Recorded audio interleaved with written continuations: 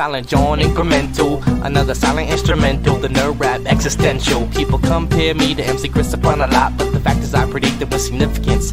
I'm the oldest geek rapper by far, save K and R, compiling kernels, open bracket, cause I racket. And my teen nerds throw your laser pen in the air and wave it all around like you had no repercussions. Now follow instructions, Professor. Why these discussions consist of nothing but incoherent rambling and babbling, but you just still take notes cause you never know what's happening. I'll drop a little nugget, a tidbit if you will. There were 4 United States presidents named Bill. Really? If you run out of hit points, the game will shout. Your life force is running out. If you dig this, then you dug this, cause I'm all about the nerd life, word life. If you dig this, then you dug this, cause I'm all about the nerd life, word life. If you dig this, then you dug this, cause I'm all about the nerd life, word life.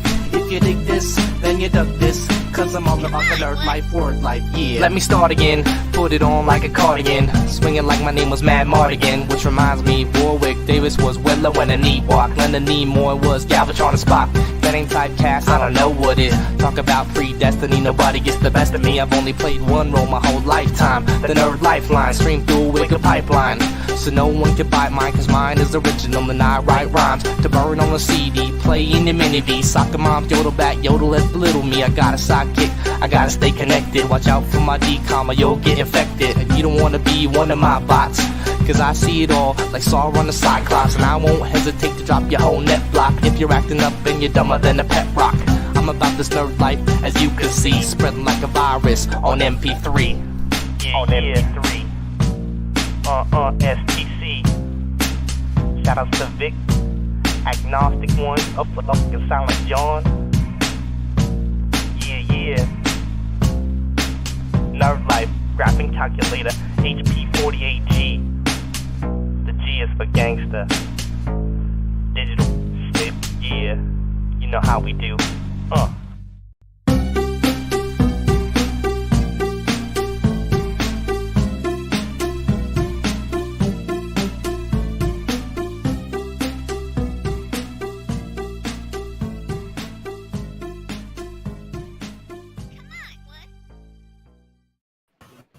What's up, meatbags? It's the often imitated, never duplicated measure of success and the voice for the voiceless Tony TGD coming at you with another Gabbing with Geeks. Joining me this week is none other than the obsessive compulsive gamer, Mr. Gary himself. What's up, Gary?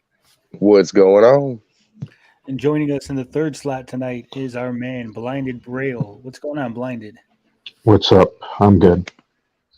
Oh, we got Blinded's got his audio fixed. Yes, I'm on my headphones. Yeah. So it looks to be a good show. We have a lot of fun topics to talk about. We have things that we want to discuss. We don't have any real pointed news to really go over like we did last week. We had the Xbox stuff. This week's going to be some general topics. Blinded and Gary are going to fight to the death and decide what is a good Pokemon game. We're going to talk a little bit about a heartwarming story. Joe Danger got back on iOS. We're going to tell you about that. We're going to discuss what is the reason to play video games. Do you play video games to beat them or to have fun? We'll discuss that later. Of course, we're going to be playing some games. We got the Celebrity Butt Challenge, new rules, same butts, and of course, what product is this? We're going to be looking at weird commercials. This time, we got a few celebrities making appearances, so keep an eye out for them. Ooh. And, we have no ad, no sponsor again this week. Nathan's is still shut down, still trying to get rid of all that expired lettuce. But he's coming back. He's coming back soon. Don't worry. With that said, I think we're going to go over to Gary and let us know how your week's been, Gary. But, nothing about the weight loss. We're going to talk about that later. Just how your week's been in general. Pretty good. I started getting back on my my animation and stuff like that. And that's probably what you guys heard before we started the show was a lot of back and forth with my my 3DS because I like to do the the art and the animating on my my Flipnote studio. It makes it so easy. But I've just been been doing that and trying to feel better, but I still feel like crap. But other than that, everything's good. Same old with the fam, taking care of the fam and making it day by day. So sounds good. Hope you Sounds feel good. better, though. What's that, Blinded? I said I hope you feel better. oh, thank you. Yeah, me too. It's been 2 months like this, man. 2 months like feeling like crap, and I'm just over it at this point. Gary's girlfriend said not to baby him. She said, "Don't baby Gary. He's just faking it. We're just giving into him." She said, "Put him to work. Don't fall for it." I see some people in the chat already asking about Carl. Carl is not here again. He, like I said last week, he's taking a little break from the internet. We could all use some of that sometime. Carl's macking on ladies right now. He has no time for the Gabbing with But anyway, Blinded, how has your week been? Pretty good. Still have class. One of the most infuriating things that happened to me this week was I soft locked Mass Effect 1. 20 hours into the game, right about to beat it, and I fucked up big time. I did something really stupid. And yeah, I never experienced a soft lock in a game before, and it just really pissed me off. So I had to run through the game again just to beat it, and it took 10 hours. It was really annoying. But I do enjoy the game. So exactly?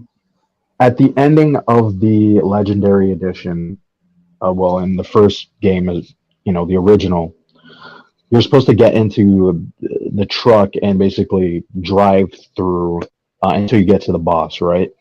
I didn't get in the truck. For some reason, I didn't think about getting into the truck, even though when I was walking through all these long corridors, I was like, why didn't I get in the truck? And I was just like, whatever, I could probably just keep walking. And then right when I got to, yeah, I know, stupid. Right when I got to this area where you jump off a ledge, in the original game, there's an invisible wall. In the remaster, there isn't. So that's where I soft locked the game. Yeah, crazy stuff. Yeah, and apparently a lot of people had this experience too, but everybody on Reddit was like, you're a dumbass for even doing this, for not getting into the truck, which, yeah, I was a dumbass, but still, it's kind of shocking that something that was in the original game was not there, and they didn't even think of it, so that's pretty crazy. Atomic Age Gamer says, what does soft lock mean? Well, basically it means that... Yeah. No, well, go ahead, Blinded. You tell us what it means. It basically means where you essentially lock yourself out of the game, right? Where you're, let's say, how do I even explain this? I think it's better to give it to you. I'm going to make it complicated. Basically, soft locking the game means you're no longer able to progress into the game proper because you did something. Maybe you forgot to pick up an item. You went to a spot you're not supposed to, and now that the game won't let you go back to where you need to go. But the game still works. It's not like it's frozen. Mm-hmm. You know, you can still walk around, do stuff, but you just can't do what you need to do to make the game continue on with the proper story. Yes. Yeah. Better than I could have explained it. Tommy Yumiko says basically every Sierra online game. Yeah. Early point-and-click adventures game had where if you missed some little item at the very beginning, you'd play 40 hours and you needed a screw that you didn't pick up at the very beginning of the game, and you just fucked your whole thing up. Yeah. It's annoying. Yeah, it's a bummer, man. Beef Jerky says, sounds like Hellblade. I believe Sensua's Sacrifice Hellblade had where you had to light some sort of candles or something, some shit. And if you didn't do it, the game would let you go to the next area, but then you couldn't go back. And that fucked that up. Wow. I still need to play that game. I think they patched it, though, from my understanding. Well, they didn't patch this, even though it's been out for 6 months. So I haven't played the remaster. I've played the original version, so never ran into that problem. Yeah, it's not in there, so yeah, it's only in the remastered. The problem we ran into, I almost soft locked the program because I didn't put the intro up on the intro. We might have to restart the whole show. Oh shit! I kind of don't understand why they didn't put the wall up on that version, or why they haven't fixed it. Yeah, I mean, it seems like it was actually a little common for people to do this, especially if you never played the original game or you just didn't think about it. Like, I know people were pointing out that some characters actually say that you're supposed to get into the truck, but I completely missed that. I don't know how I missed that, but yeah, when we're walking, they just were talking like normal. So I was just like, okay, whatever. You know what I mean? So I didn't really think much of it. But you can go off the edge with the truck, right? But but you're okay if you go off with the truck. It's because then you can get to the once you walk off, you can't get to, because the ending is basically a timer where you're supposed to drive really fast and then jump into the portal. But you can't do that when you're walking because they only give you 40 seconds. So if you start sprinting, you're not going to make it, right? So you need the truck. It's like, oh man, yeah. It's been so long since I beat that game. I mean, it's probably been, when did that come out? Like 2008. Yeah. So it's been it's been a long time. We got a quick question here. We're gonna go to MIDI Music. He says, "Why did the old intro play and not the new one that Tommy Miko made for you?" The intro that Tommy made was specific for non-Gabbing with Geeks content. The Gabbing with Geeks intro is Doug Dig by YT Cracker. I actually contacted him. We had a back and forth. He wished us well. He said, use the intro, use my song. Go ahead and enjoy your podcast, your live stream, whatever the hell it is you do. So we got artist blessing for that song. We didn't just pick it randomly. We had a whole stream thing. We did a little segment where we were looking at songs that we wanted. That one had won the choice, and like I said, I did reach out to the artist YT Cracker, and he gave us his blessing on the song. Fortunately for us, he actually is the producer, and he owns the little record label that made the song, so we don't have to go through all the red tape. He gave us his blessing, so we're good.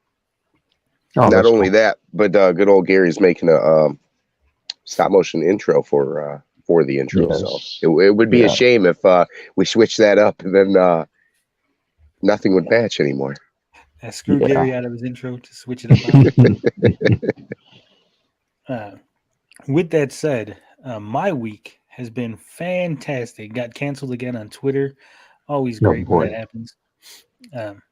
This was a small one, small canceling, but I made a joke on Twitter, and I'll set it up. I'll set the whole situation up for everybody because I don't run from controversy and I don't delete tweets and try to pretend like I don't say things that I say. But basically, what happened was someone had said on YouTube that myself and Potion Sword Run were the same person. We're the same individual. I had mentioned that to Potion Sword Run. I said, hey, people think we're the same person. He found it funny. He made a tweet. We were tweeting back and forth, making jokes about it. And then one of our haters, one of the people that don't like me, Big Retro Show, he decided to pop in and throw in his 2 cents. Call me a coward for not showing my face. Typical bullshit. So then I said something to him in Spanish, right? Knowing that he was going to reply back in Spanish. Because when you talk Spanish to somebody, their natural inclination is always to reply back in Spanish. So he did. He replied back in Spanish. And that's when I said, hey, no habla housekeeper. Apparently, that was racist. People didn't like that. Oh, shit. Wait, so can you be racist against your own kind? Yeah, I was told that I was self-hating. The funniest thing about it is Big Retro Show has more followers on Twitter than I do. But he got no support. There was no support. He didn't get any likes on his tweets. He was making a big fuss about me saying it. Eventually, Retro Complex, he joined in, and he was making a big fuss, saying how that's why people don't like me, and that's why, our show sucks or something. Another small YouTuber can't even get 1,000 subs. They're out. I don't know how you missed the drama, Retro Bro, because Potion Sword Run actually did 2 videos on it. There was so much drama. Yes, he did. Now, didn't Potion Sword Run do a video in front of the camera? Yeah, he does. He's done a couple videos. So I'm not quite sure what they're talking about. 56K warning. It's not ignorant. It's rude, disrespectful, and funny. That was the point. It was supposed to be funny. I make that joke all the time at work. All the time. So I don't understand. Either way, they got very, very upset. And these 2 gentlemen, that's why the name of the show is, because I know they're watching, because they expose themselves as watching our show, commenting about what we say. And thanks for the views, guys. Oh, boy. So they're following us. So that's why I put My Big Retro Show, or My Big Retro Complex Show is the name of this episode. Oh, boy. Just for them 2. There's been a lot of fighting going on last couple of days. Yeah. But no, I just want to put it out there. I'm not racist against Mexicans. I like Mexicans. I love Mexicans. I am Mexican. I just make funny jokes. Sometimes they're offensive. Sometimes they are very ignorant and very rude. But when you want to get somebody under their skin, you usually go for the, I go for the jugular. I'm not going to pussyfoot around. I'm going to go ahead and hit you where it hurts. That said, if George Lopez or somebody made that joke, everybody would be clapping their hands and telling him how great he is. I make a joke. Carlos Mencia. I'm the devil. But anyway, other than that, I also had a female contact me recently. Before COVID hit, I was chatting up a young lady. She was in college, but unfortunately COVID hit and she had to go back home. The campus closed down. Everyone went to remote learning. We kind of lost contact, but she contacted me this week. So, got a little thing going there. I know everybody likes to say that Tony is a basement dwelling loser that has no life or family or something. But, apparently she's into all that. So kudos on her. Are you robbing the cradle, Tony? Well, she's like 22. No. So, not really robbing the cradle. I mean, if it's legal, right? I won't judge. If the field has grass, play ball. Yeah, if not, flip it over. How's that go? Oh, that's terrible, Gary. No. Oh, jeez. Ninja Kitty says Carlos Mencia would have stole that joke from you, Tony. He probably is. He's taking notes. Oh, shit. Retro Bro says, I only called you a basement dweller once. It only counts if I say it 3 or more times. Yeah, it happens. We got Genovi in the house. I talked to him the other day. He's a big fan of the show. Says we're doing fantastic work here. Cool. So, I mean, thank you.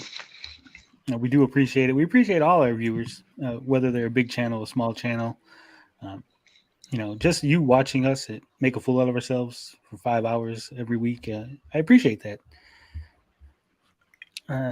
Other than that, I mean, I'm still waiting to hear back from a few people on some stuff in regards to interviews and things like that. But everything's looking up. Views are up. The clips are working. So, kudos on us for that. Other than that, I got nothing else for this week. Gentlemen, got anything else for the intro? No, I think you about covered it. Who's getting dark? Retro says getting dark, fellas, dial it down. Is that us? Is that us on the screen or the guys in the chat?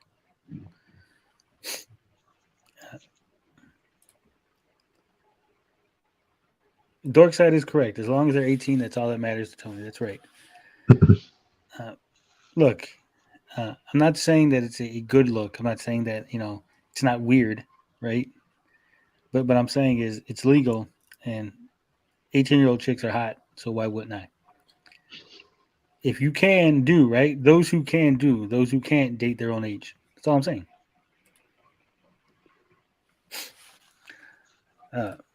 But moving on from the intro, I just would like to remind everybody, we do have these little special in-between segments that are just for you guys. If you're here live, you're going to see us make a fool of ourselves extra. You get the bonus. Last week we had about 3 hours of clipped content and 2 extra hours of us talking shit. So if you're not here live, you're gonna miss all the great action. I think Gary was dancing with a lampshade on his head last week. Blinded was doing the robot naked. It was wild. It got crazy. What the fuck? That's what I'm saying, right? But it gets crazy. So you want to be I here don't live. even remember that. Holy shit. Well, you were Maybe kind of maybe drinking I'd a lot. imagine it. Maybe that was my dreams or something. But I don't know. After 5 hours, I get tired. I don't know what the fuck's going on. I say shit sometimes, and it's just like when I open my mouth, words just come out, and I don't even know what the hell I'm saying. That's how you keep the show going. It really Yes. is. P.O. Box Christmas says, "Damn, I just got here." Yeah, it gets crazy. But it is hard to keep a show going. Sometimes I'll be stuttering. You'll notice I'll do a lot of uhs and ums. It ain't easy. It really ain't. Yeah. Especially because I can't see nobody's face. I don't know when the two gentlemen are going to jump in. Sometimes we talk over each other. But we'll get it together. We'll get better at it. We do miss Carl. Hopefully he comes back. Yes. Yeah, we need you, Carl. But Yes, now we do. we're going to go into our first segment, the most important news of the night. The most important, everybody wants to hear about this. This is what everybody's been clamoring for. Why we got 22 people in the chat, which is amazing considering our channel is so small. I've seen people with like 10,000 subs, 20,000, 30,000, 40,000 subs only get like 10 people in the chat on a live stream. So, goddamn, everybody must be waiting to hear about the weight loss challenge update. That's right. Myself, Gary, Days Gaming, and of course, Mr. Beefy, who is in the chat today. We're doing a little weight loss challenge, and this is the weekly update. Now, Gary, would you like to go first? Tell us how. I know you've been sick, but tell us how the weight loss is going. Yeah, so I haven't been eating much lately because a couple days ago I was running a fever of 103. That was like 2 days comatose in the bed. Aside from that, my stomach's kind of been bothering me these last couple of weeks. So I've been taking it easy. I'm not sure what the weigh-in is yet. I got to go Monday and donate Monday, so we'll know that weigh-in on Monday. But I would assume it feels like I feel lighter. But have I dropped any more pounds since the last week or the week before that when I weighed in? I'm not too sure, but my intake has been very minimal. So sounds good. Myself, my weight has stalled at 235. Hit that wall, huh? I don't think it's a wall. I think it's more of a because I do a lot of physical labor, so I think, and I eat a lot of protein, so I think my muscle mass is increasing slightly and offsetting some of that weight loss, which might be a problem going forward. Also, I do eat breakfast at Dunkin' Donuts every day. I eat they got these new omelet egg bites.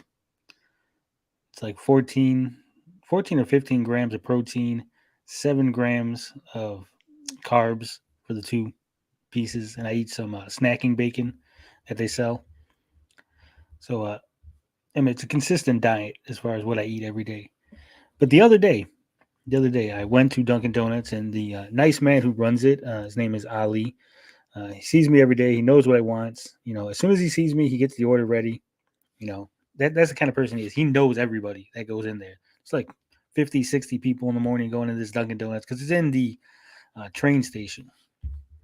So he gets everybody's order, gets my order. They screwed it up, gentlemen. They didn't give me all my food. So Ali said, "No, don't worry, I'll take care of it." They made me the rest of the food, gave me the bag. He said, "Bro, I took care of you." He said, "Habibi, I got you." I said, "Okay, right?" I didn't think nothing of it because it's early in the morning. Like, whatever, right? So I go get on my bus, go ahead to work. Yes, I do take a bus. I don't drive because driving is lame. But I get on the bus, and I'm looking at my food, right? Because it felt a little heavy. It felt a little heavy. And inside the bag with my food was 3 jelly donuts. Oh, damn. Gentlemen, I love jelly donuts. If I go to Dunkin' Donuts, if I go to any donut shop, jelly donut is the donut of choice for me. And there in the bag, it's 3 of them. I have not eaten a donut since the weight loss challenge, since we began this whole journey. And I could smell them, and they smell delicious. The powdered sugar is there. God has willed these 3 donuts into a bag in my hand. I was tempted, gentlemen. I was tempted. But I gave them to my boss. Damn. Which is a good thing because I was a half hour late for work. So him eating the donuts kind of got me out of trouble. So thank you, Jesus, for the 3 donuts. I did pass them on. Other than that, weight loss has been going pretty good. I don't know how Beefy and Dazed are doing. I imagine they're having similar issues. I think Beefy said he was getting over the COVID or something like that. So he was having a little issue. Well, the old lady's got Punchkis in the fridge, which means Fat Tuesday should be coming up here soon. And I am a fellow Polak here, but it's a good thing I don't like Punchkis. Show says only Tony can think he can get away with saying driving is lame. I didn't think it. I did it. I said it, and I got away with it. But yeah, like I said, hopefully I'm able to keep my willpower because I really want to beat Gary. I really don't want to lose this. So we'll see. What about the other 2 guys? Well, Beefy and Days, they're not on the show as often, so it's harder for me to really focus on beating them. But you, Gary, because we're about the same height. We started off about the same weight. I really want to beat you. Nobody's going to beat me. Ooh, Beefy's here. He says, I'm down 4, going to start getting serious. Oh, got some more competition. Says, still generally feel like butt from COVID. I still haven't got COVID. I don't have any vaccinations. No COVID. Fingers crossed. But other than that, the weight loss has been going good for me. Apparently, Gary is stumbling. I'm going to start sending him pizzas. As soon as I figure out his address, just going to deliver. It's too late. Is it? Oh, the other thing. The other day, I had bought I don't know if I said this. I bought a cauliflower crust pizza, thinking it was going to be, better, healthy. It's not going to have any carbs. Little did I know, it actually had carbs in it, and so I wasn't able to eat the pizza that I bought. Damn. So if you are dieting, if you are doing this, read the label. Don't be like me and just buy things thinking stuff and then fucking yourself over. Read the label. I always read those labels. And another thing is, thanks to our friend Rhea, I discovered you could substitute protein powder for flour. So I might be having some cookies and cupcakes and stuff pretty soon here. I'm going to try to get Sidekick Max to get in the kitchen and do some work. Oh, damn. What the? You gonna make him cook your food? Yeah. Well, why wouldn't I? Why do you have kids? To make them do work, okay? They shovel your snow. They cut your grass. They clean up, do the laundry, wash the dishes, take the garbage out. Yep. Let's not pretend. Right? Like the way you think. Gary's house, then they just run wild and dance in front of you while he's on stream. No, I'm just playing with you, Gary. His kids are funny though. If you ever hear them when they're in the background, very entertaining. No, Tony's right. They do run the household. Oh no. Thank you, Retro Bro, for the congratulations. I will be hitting you up soon for some inside track because I know you got the weight loss stuff. All the powders and stuff, the nutrition. I might have to hire you as my new consigliere of weight loss. He says, I think you need to get Retro Bro in on the challenge. No, I don't think he has any weight to lose. I think Retro Bro he'd lose the challenge because he's already more fit than the rest of us. But we're gonna go ahead and move on. I did see some comments here in the chat I want to get back to. If you leave a comment that's on something else, not on the topic, I'll probably not answer it till after or in between the segments. I want to try to keep the segments focused. So don't think I'm ignoring you if you make a comment or something. But I want to get back here. I think this is from Genovi. Where the hell is it? Oh, yeah, he goes, have you ever had someone on cam when on show? I believe Rhea was on camera. Saggy was on camera for a little bit. She may have shut hers down. When Vito first hopped on, he was on camera, and then he looked. He's like, what? I'm the only one on camera? Fuck that. And he turned his camera off. I've been on camera plenty of times. Yeah, we have one-offs where people like Gary will put the camera on for a little bit, or Carl put a camera on for a little bit. But generally, we don't have anybody on camera. I think this allows people to just sit back and listen, not have to worry about what we look like or what's going on. Other than the segments where we do put stuff on camera, then they got to focus. And I'm currently trying to get a cam and better microphone and all that stuff here soon, and then we should be getting internet here within the next couple of weeks. Once that happens, hopefully I'll have a better setup, and I'll probably do that more often. Ninja Kitty says the fourth co-host usually goes on the show topless for the lady viewers, of course. Of course. We are going to have a game coming up, the commercial. So if you want to get in on that, let me know. I'm going to put the link in the chat if you want to hop on just for that segment. I'm not going to put you on for all the segments, but for the commercial segment, guessing that way we have more contestants than just the two here.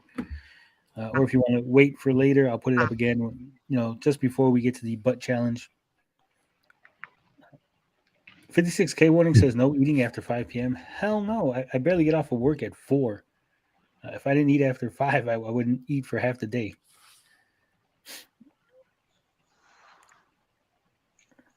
Let's see what else we got here.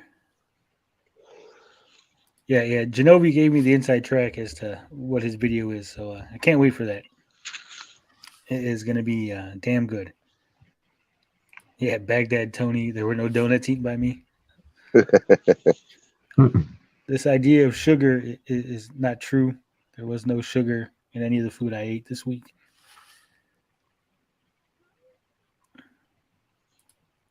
No Call, No Show says, honestly, I never had to watch what I eat. I'm now 42. I put on 15 plus pounds since the pandemic. Limiting my calories is very difficult for me. I never really watched what I ate growing up. I just eat way too much. Way too much. Like I said before, a normal person go to McDonald's, get a number one. I'm getting a number one plus an extra Big Mac. I'm eating half of a pizza. I'm thankful I don't blow up. I should be way fatter than I am, considering what I used to eat and how I used to eat.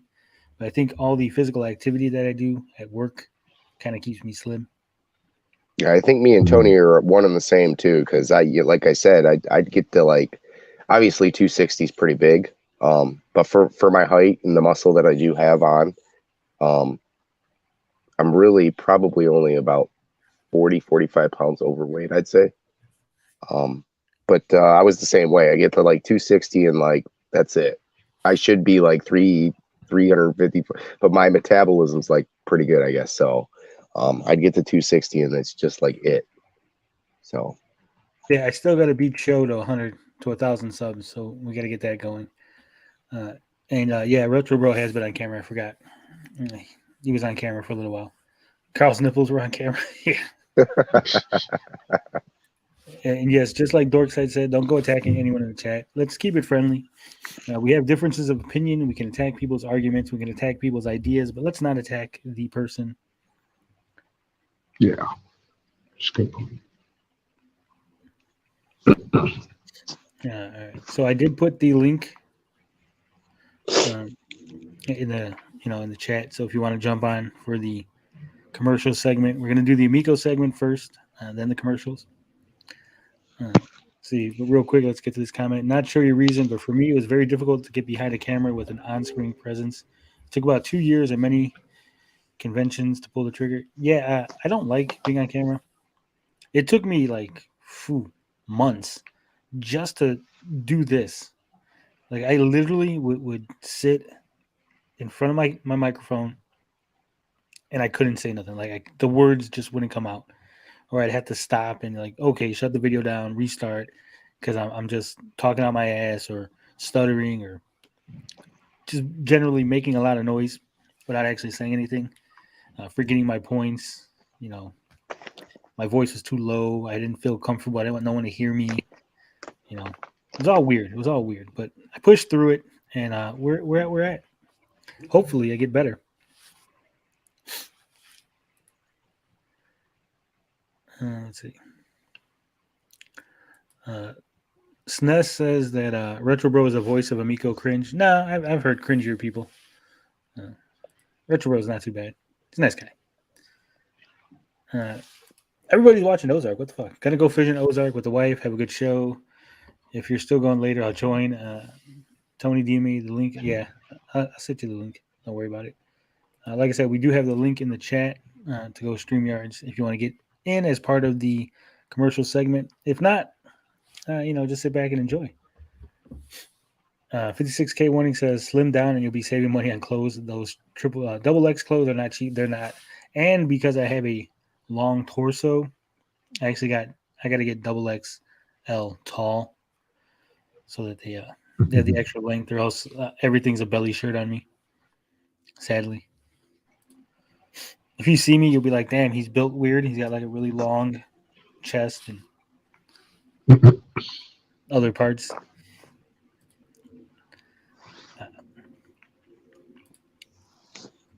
All right, gentlemen. There has been some Intellivision Amico news. I don't know if you've heard this, but recently, as recent as 10 days ago, Intellivision Entertainment Incorporated has appeared within Delaware. From some inside sources that I have, because I always got the inside track, there's going to be a restructuring of the Intellivision Entertainment Company. I'm being told that it's going to look bad, but it's actually a good thing. I don't have the full details. We're digging into it. We're going to find out. But yeah, so in Delaware, and that is the reason, according to my source, why they let the 3 LLCs lapse, which I still think is a dumb idea because that doesn't close the LLCs. They're still responsible for them. They still got to pay taxes and everything on them in California.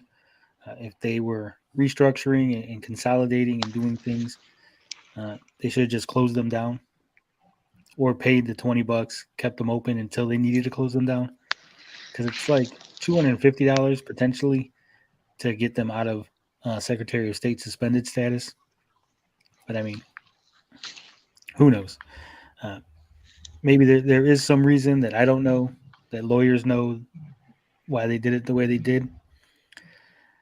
But who knows? But what do you think about that? What do you think about them now being incorporated in Delaware? Thoughts, Gary? Yeah, not really. Yeah, I mean, what would be the benefit of it? I guess because I wouldn't know. Well, I do know that they're very friendly to corporate taxes. They're very friendly to liability as far as owners of LLCs and stuff. It could be, which is weird because you would think they would have done it outright. Because a lot of companies incorporate in Delaware for the taxes and everything, and I believe they have a weird loophole where you actually can pay the Delaware tax in lieu of paying taxes in other places, even if your product is being sold somewhere else. So like you could have a company that's selling products in California, but then pay the Delaware tax because you're incorporated in Delaware, which is cheaper than the California tax, and then not have to pay the California tax. And it's probably considerably cheaper too. I mean, California is like one of the highest, isn't it? Yeah. Like New York and in California. Mike Garcia says, why didn't they do that from the start? No idea. Maybe the only thing I can think of, and it is pure speculation at this point, but the only thing I can think of is perhaps They just wanted to be in California because that's where they were. They weren't really making anything or selling anything at the time. And now that they are prepared to move forward with actually selling a product and making money, they're going to be in Delaware so they can pay cheaper taxes. And perhaps California has some sort of break for them, since they weren't making money. And because there's all kind of business loopholes. So there might have been a loophole where, hey, if we start off in California and we lose a bunch of money, we can recoup taxes that way and then incorporate in Delaware and then start selling product and get through a tax loophole over there on that. Again, speculation. I'm not saying this is what it is. I'm just saying this is a possibility. Beef jerky, yeah, Tommy does live in Cali. That could be another reason. P.O. Box Christmas says, sounds like they're looking to avoid legal charges. No idea. Atomic Age Gamer says, yep, there's a reason the term Delaware LLC is a thing. Exactly. Escape from Cali law. Yeah.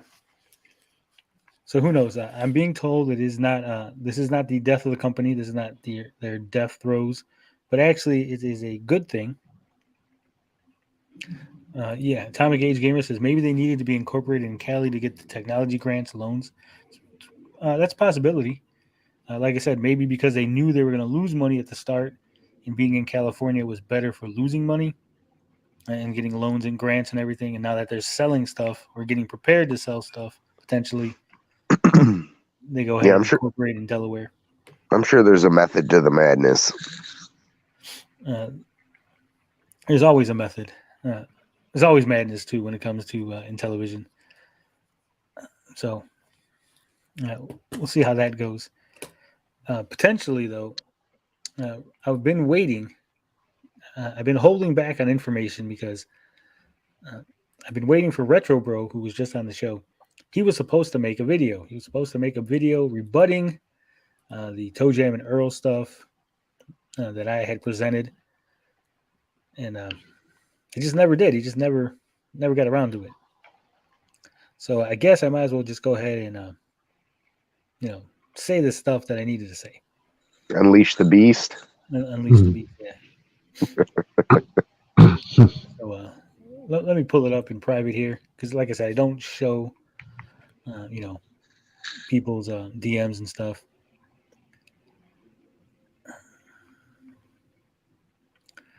So the man I spoke to, his name is Nap. He works for Human Nature. Human Nature, I don't know how to pronounce it. I think they use that N for both human and nature. But anyway, he's who I spoke to. Let's see.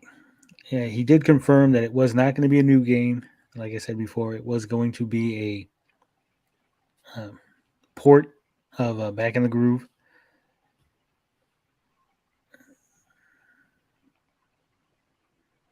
He says they're not holding anything against Intellivision. It's not really uncommon for projects like this to fall apart.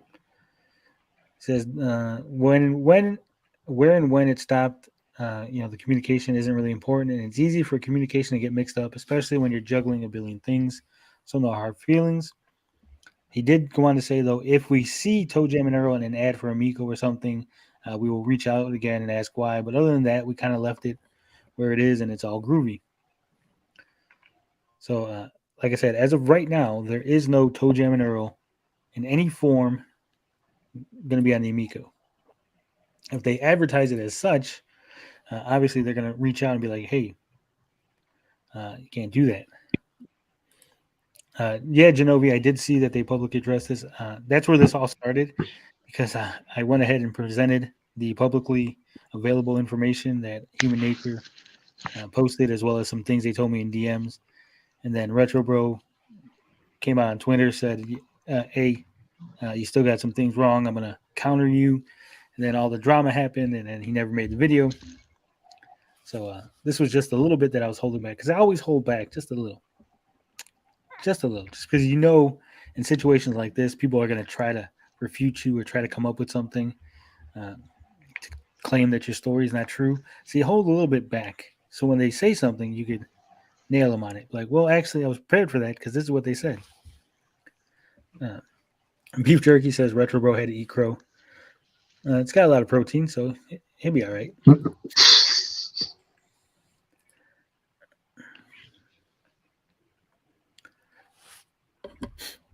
He says it's rare you get indie devs like us to communicate about the stuff, but it's just our MO. We like transparency.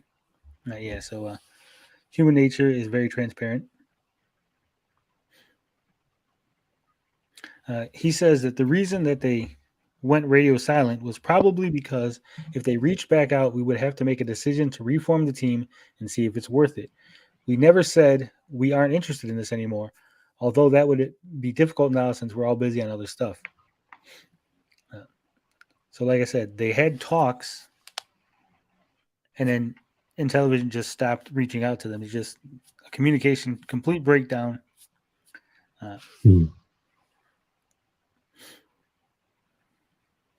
I wonder why that happened.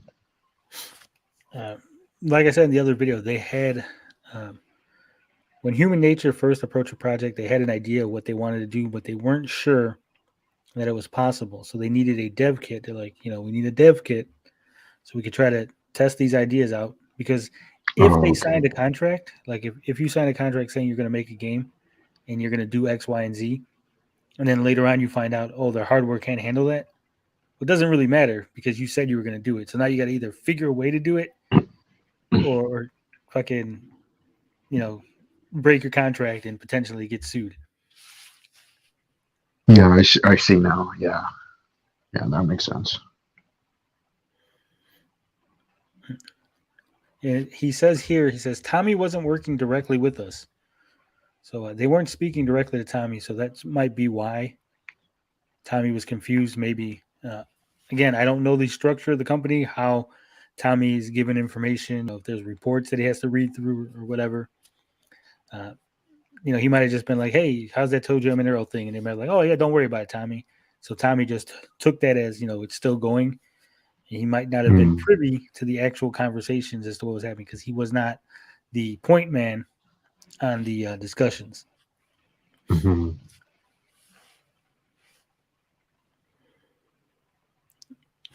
So he says, there really is no one else that would know about this other than Greg, and he's working on 2 other projects at the moment, not ToeJam and Arrow related. So yeah, so Tommy didn't handle the negotiations himself.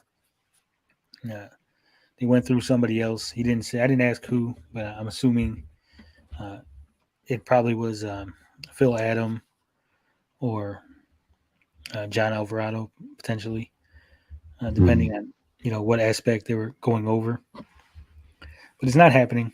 There's going to be no ToeJam and Arrow. Realistically, I don't think it was that big of a franchise to begin with. I know a lot of people are like, "Oh my God, it's going to be the system seller." That's a system seller potentially. I don't really think so. Back in the Groove didn't really make that big of a wave. Well, here's the thing. I mean, the original ToeJam and Earl was a fantastic game. I think the art style and the way what they did with the Back in the Groove really didn't excite me, and I kind of skipped it. I didn't really care about the digital, and they even had the physical came out on I think it was limited run. And I skipped it. It just didn't appeal to me. Not like the first one did. The first one is fantastic. If you want to go check either one of them out, I'd say go and definitely check out the first one for Sega Genesis. Is by far is amazing. I think the graphics and the style and the way they did that one was perfect. But in the Groove didn't do it for me. So. Yeah. Atomic Age Gamer says, now I'm curious about Dolphin Quest. Was that actually co-developed with Intellivision, or was that exaggerating by Tommy? I think that was exaggerating by Tommy. Again, I know DJC has recently made a video about it saying that, and in the comment section, someone asked if that footage was actually the Amico footage, and DJC says, according to his inside source, that was Amico footage. But I will remind everybody that when they played the trailer for Evel Knievel the first time, they used footage from the actual mobile game trailer, and Tommy was still claiming that no, that was actually running on Amico hardware, when clearly it was the exact same footage to promote the game when it was on mobile. as well as the Sesame Street footage, which was the web footage for the trailers. And they also did there was a VR racing game, I think. Yeah. They used that footage too, and that wasn't Amico footage. Nitro So Derby. Oh, yeah. yeah. Yep. So it's not like it's the only time they've done it. So there's a good chance. Yeah, there is a good chance that footage was not running on Amico hardware. It was running on something a little more powerful because it does look really good.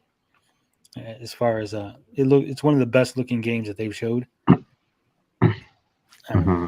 But I did reach out to Ed Annunziata, the guy behind Echo in this game. Like I said, I'm waiting to hear back from him. He was really happy to hear from us. He was really excited about the questions we sent him. He's just busy, so I can't expect him to answer us, within a day or whatever. But we should be hearing back from him soon. So we'll see how that goes. Genobi says, why did talks end? One guess, money. I'm not sure it was money. I really think in this instance with Toe Jam and Earl, I'm really convinced that it was the lack of dev kits. As we know, all the way up to when they had Space Strikers, I think that was in 2021, they still didn't have any dev kits. They were using Xbox controllers because they couldn't make enough controllers. So if a game like Toe Jam and Earl, which was going to be heavily reliant on using the controller for the new features, and you don't have controllers to give the devs, it's going to be really embarrassing, right? So they probably were like, just don't reach back out until we got the controllers, and they just never had enough. And so they never reached back out.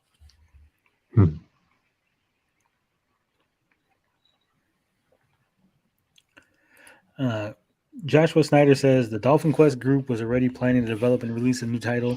Tommy just spun it to fit his weird definition of exclusive. They've been working on games, dolphin-related games, off and on for a while.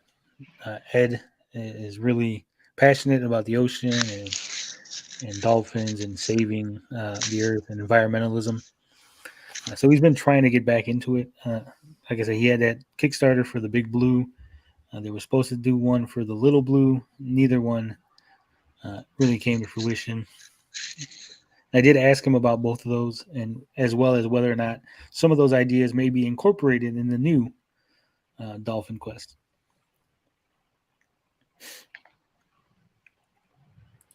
Mike Garcia says, Intellivision Entertainment is a publisher and don't want them talking. No, I don't know about that. They don't want anybody talking. I don't think Intellivision wants anybody saying anything about anything, to be honest.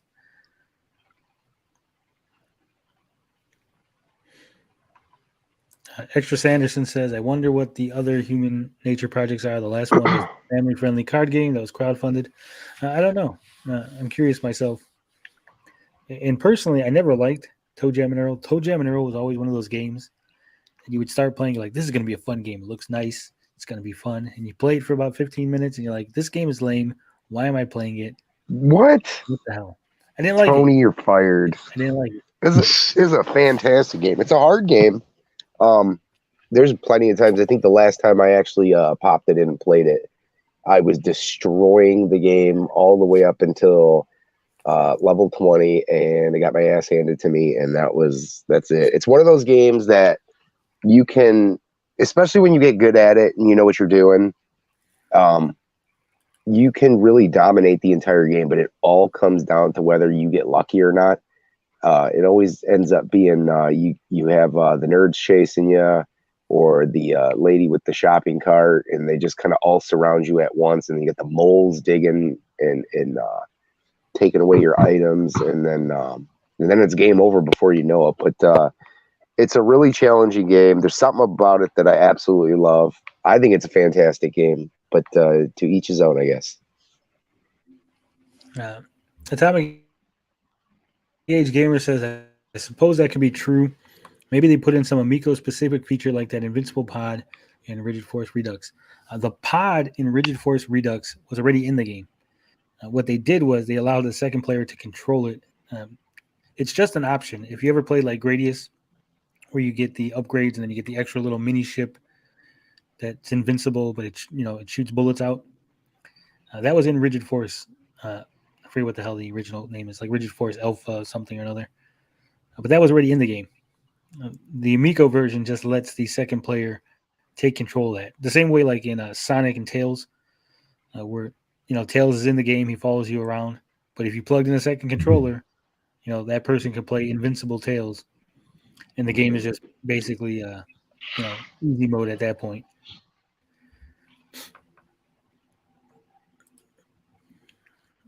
Peel Box says, "What about the Tron game for Amico? I feel sure that isn't happening, but haven't seen it mentioned. I know Tommy's a big Tron fan. I don't think there's going to be a Tron game. I think there's going to be the game based on Tron. Like the what was it, like Deadly Disc? I think it'll be like in television's Deadly Disc, but without any of the Tron logos or anything slapped on it." Right, and I don't think it'll be Light Cycle, because Light Cycle is basically what Snafu is. So yeah, Atomic Age Gamer says, when Dolphin Quest comes out on other platforms, will Intellivision be the publishers? No, I don't think so.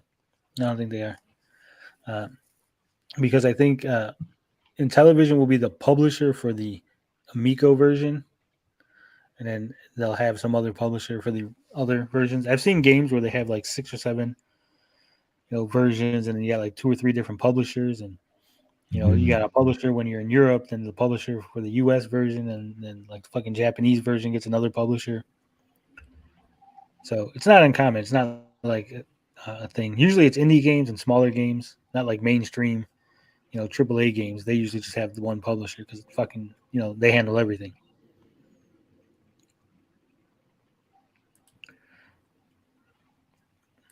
Mike Garcia said, "Did Bro confirm a soft launch in March?" I don't think he did, and I don't think it's happening. I am 100% convinced that if there was any sort of work being done on the Founders Editions, if there was people in the offices, if they went to Home Depot and picked up a bunch of my, countrymen and put them to work, I think we'd have pictures of it. I think Tommy would be bragging how he's got people hand assembling them, and they'd be like a Willy Wonka segment, and Tommy dancing through and watching people assemble shit. But we haven't got any of that, so I don't think it's happening. Thoughts on this, Gary? I mean, I'd like to think that they've taken our advice and kept quiet, but we both know that that's not happening. So yeah, I agree. We go over this probably every week, and I'd say that it doesn't look like they're in production right now. My guess is, around maybe April, May is about the time that they should be going into production. But obviously stranger things have happened with them. Obviously we discussed that they definitely need to get this thing out this year. But I don't think anything's in production right now, and I don't think you're going to see anything coming by March or April. So just buckle up. We barely got pilot plastics last month. So Atomic Age Gamer says, yeah, we'd be seeing production photos. Exactly. We'd have something. He would be bragging. There's no way he would keep his mouth shut, because this wouldn't be bad news. This wouldn't be like something where you could spin. I couldn't spin this in any way if he was like, hey, here's people assembling the Amigos in the factory, right? How could you can't spin that, other than saying, well, it took long enough. Damn, it took you long enough, but it's still doing it, right? So Peel Box Christmas says, I think I remember it being listed by Intellivision as an actual Tron game, but that could be placeholder title. The Intellivision Amico Wikipedia page is just, it lists anytime Tommy's looked at a game or held up a game that potentially might be on the Amico, they just listed it. It's got like 100 games that are listed that maybe Tommy said, maybe. Would that be something? So unless you see it on the actual website, no, it's not. It was never announced. Peel Box also says, so what do you think will come of this? Will the Pro Amico side acknowledge Toe Jam and Earl is dead, or keep the whole maybe narrative? I think they're going to keep the whole maybe narrative. I think they'll continue to say, well, Tommy says it's still a possibility. And as I said before, everything is a possibility, right? Skyrim is coming to the Amico, possibly. Wouldn't that be something? He's really good friends with Jeez. Carl would be happy. effectively. You know, um,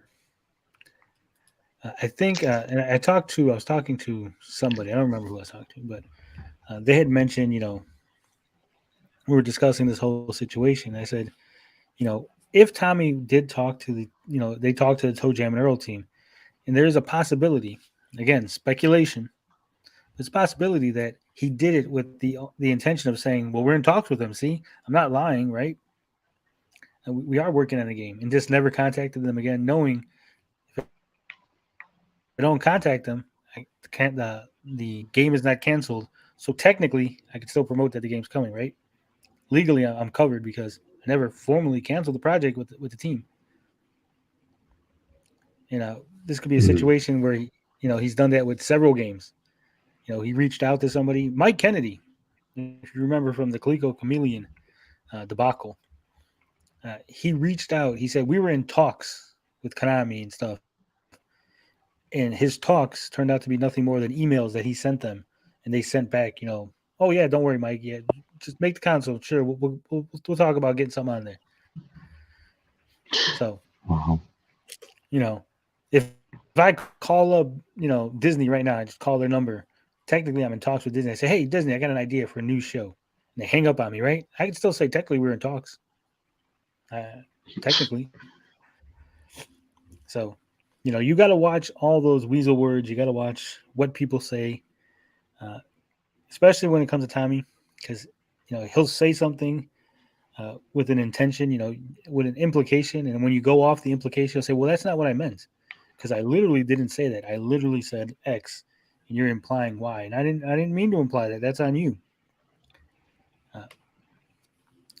I think that does hurt the company. But like I said, in this situation, if they were developing something, if they had consoles being manufactured, there's no way to spin it other than it took long enough.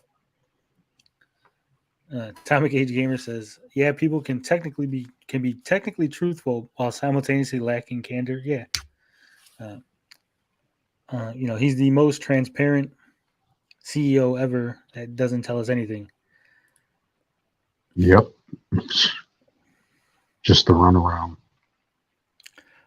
Someone's asking, what is Mr. Beefy listing? Beefy's letting us know what's going on with the Royal Rumble, female Royal Rumble. I think there's two of them. There's a male and a female now.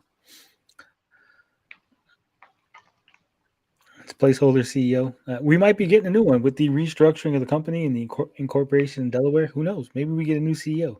Maybe they're finally going to put me in charge of the company and let me do what I should have been doing for a long time. Other than that, I really don't got nothing. No other news. Anything that you guys can think of going on in Amico land that we need to cover before we move on? I don't think so. No, not really. All right, we'll move on.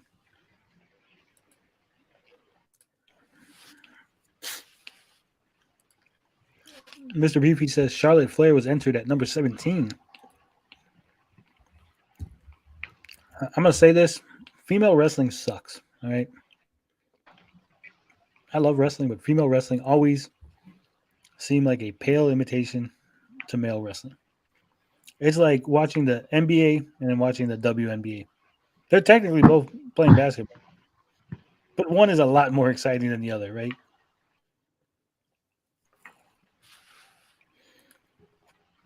I always liked Stacy Keibler. She wasn't really a female wrestler, though. She was a valet who occasionally wrestled in matches. Ooh, Vince McMahon buying in television. I can see that happening. Could you imagine? Yeah, I heard that. And Vince on stage together? Is that how bad the WWE is doing? Is AEW really crushing them in viewership? No, they're not. They're not even close. AEW has a solid in-ring product. It's a little boring for me, but they got a solid in-ring product. But Tony Khan, they're just spending money buying all kind of wrestlers. It's like a kid in a candy store with a blank check. They're not doing anything, what's the word I'm looking for here? They're not doing anything special or building up the brand, but they are spending a lot of money.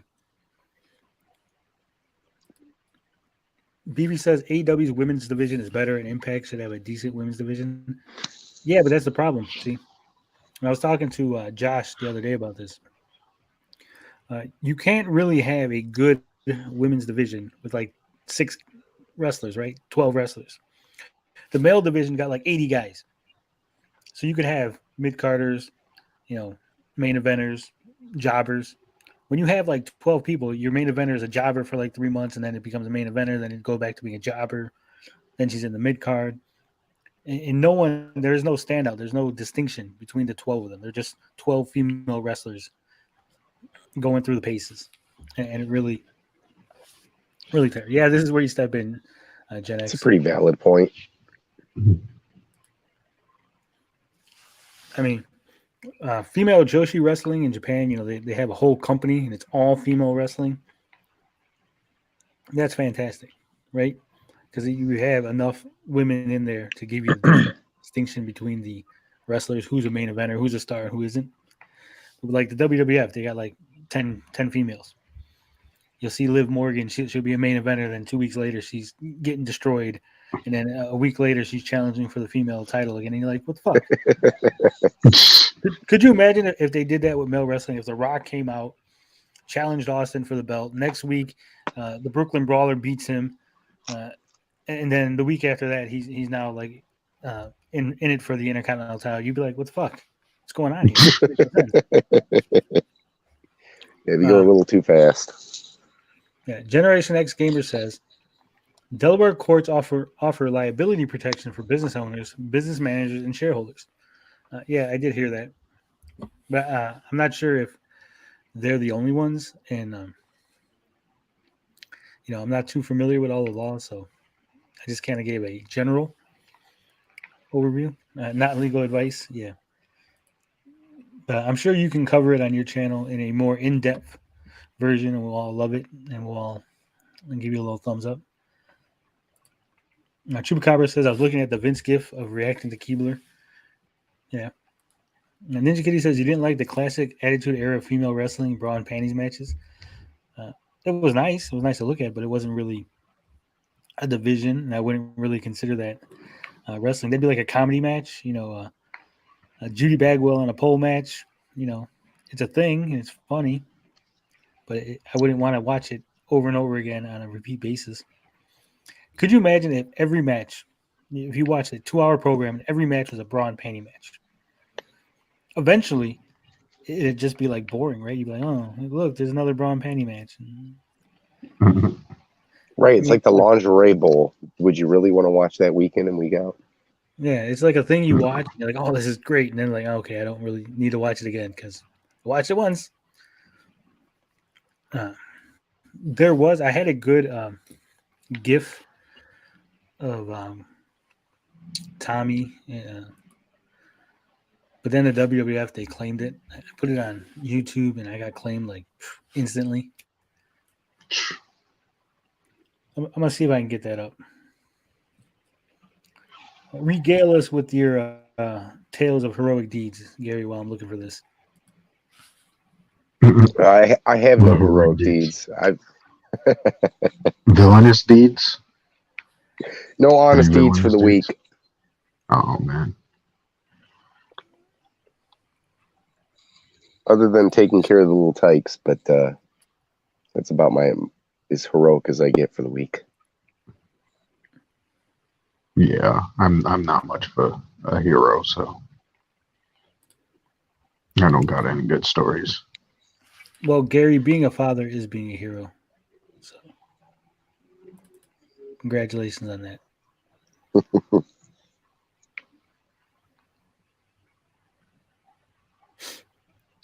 I gotta use my phone to do What was this. the chat saying? Let's I have see no here. idea.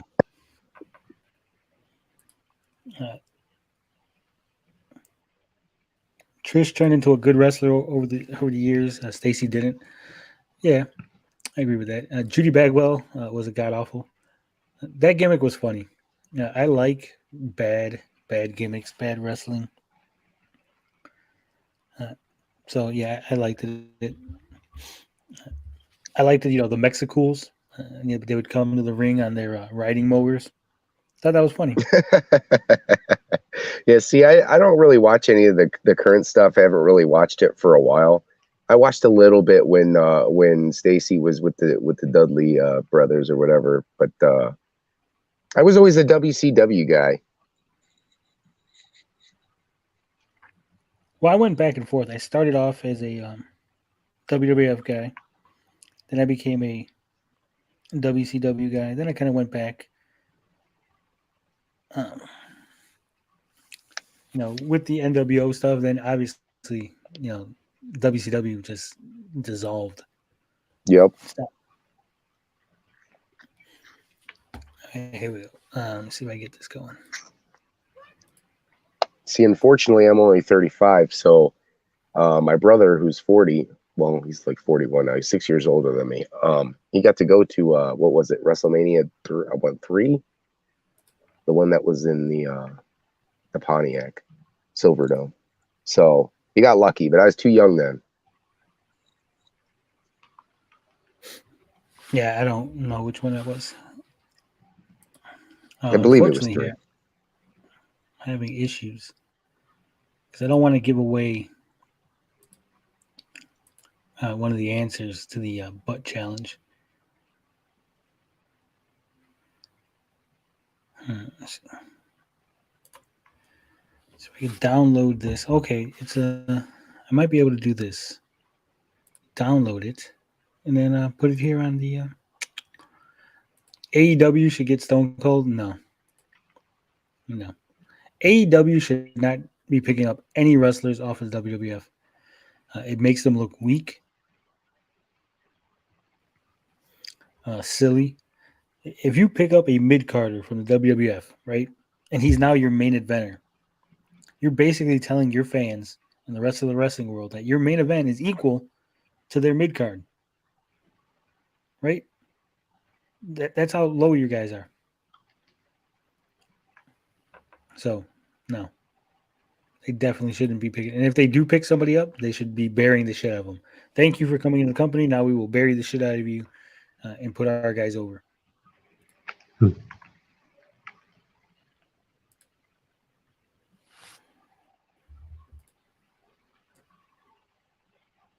Maybe I'm just old school mentality.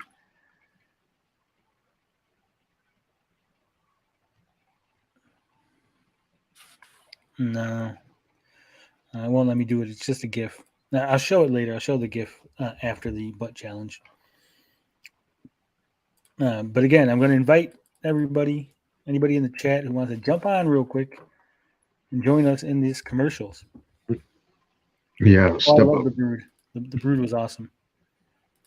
Come on, we need. Oh, that's actually a good movie.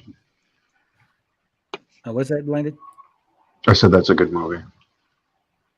No, he's talking about the Brood as a wrestling gimmick. There was 3 wrestlers that they dressed up as vampires.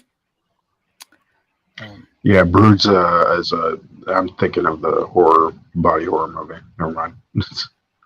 Yeah, they would literally dump blood from the ceiling. They would call it a viscous liquid. It would bathe the wrestler in the ring. Oh, that actually kind of sounds cool. I don't know why. I'm not too big into wrestling, but yeah.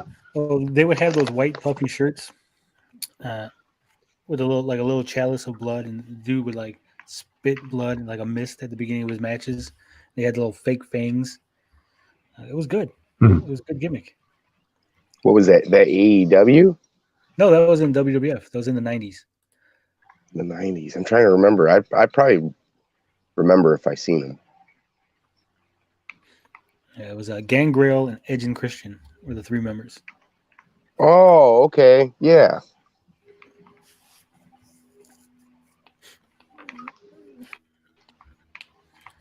Our Gangrel has real fangs, though. Yeah, they're not real. I mean, he just sharpened his teeth down. Yeah, it was at the height of the 90s goth classy vampire era. All right, gentlemen. Looks like nobody's joining us to jump in. Oh, damn. and be part of this. Let me see here. There's got to be somebody. Who can I hit up? Fuck it. We'll just go. We'll just do it. One last call.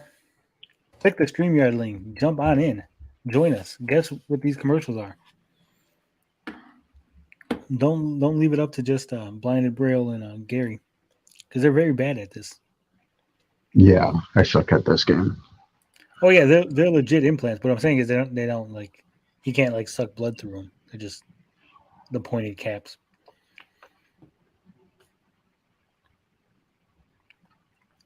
Atomic Age says, if you give me 5 minutes, I can join. Yeah, we'll wait. We'll wait 5 minutes. Yeah, sure.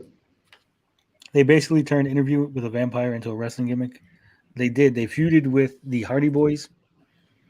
Eventually, the Hardy Boys got Michael P.S. Hayes as their manager. And then they switched, and the Hardy Boys went with Gangrel as the new brood. And Edge and Christian went with Michael Hayes, who was wildly out of shape at that point and shouldn't be doing any kind of wrestling, even though I loved him when he was part of the Freebirds, which is the best wrestling group of all time. Fight me. Yeah, P.O. Box wrestling. Tag team wrestling, I miss the old days. When you had tag teams that were actually, had a gimmick, and the two wrestlers followed a set pattern. It wasn't just two guys thrown together. Chappie says, if you can't suck blood, then what's the point? It's to look cool. That's why you get the little pointed fangs. At one point, I did want them because they do look cool. But then I was like, man, I'm going to get old, and you're going to have these, like, the only two teeth left are your fucking fake implants. You'd be the old folks' home.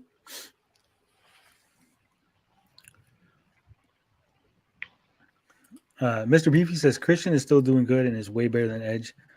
Hell no. Edge was always the better wrestler. Edge just got hurt, and then that ended his career. Rated R Superstar, him and Lita, live sex celebration. Come on, you can't beat that. Christian was boring. He got better over the years, but he was boring. He didn't get good until he went to TNA.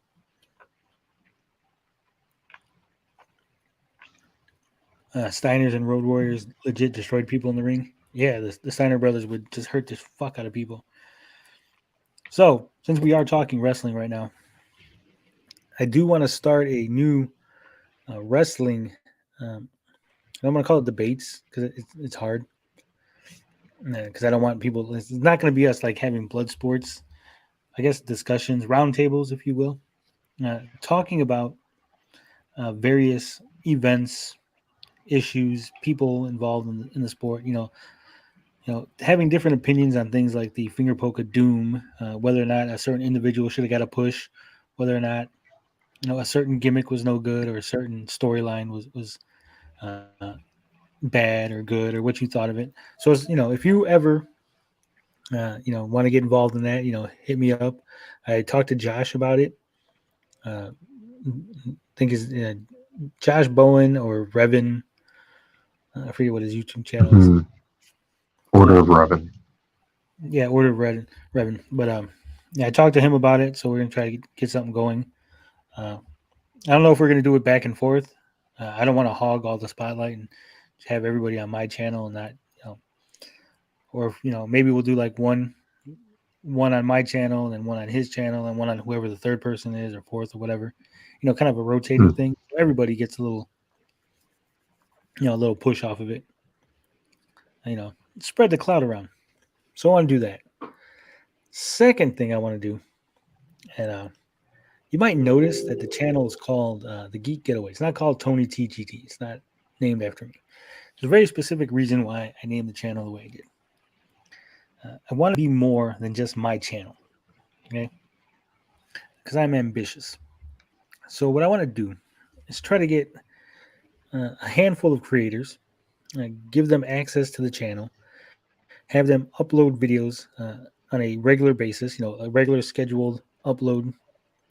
Like for instance, Gary, like say every Monday, 3:00, Gary's dropping a Pokemon video. every Tuesday, 5 o'clock, Blinded's dropping a video on taking pictures or whatever. Right? Obviously it's all going to be focused on geeky activities, video games, wrestling, comic books, movies, what have you.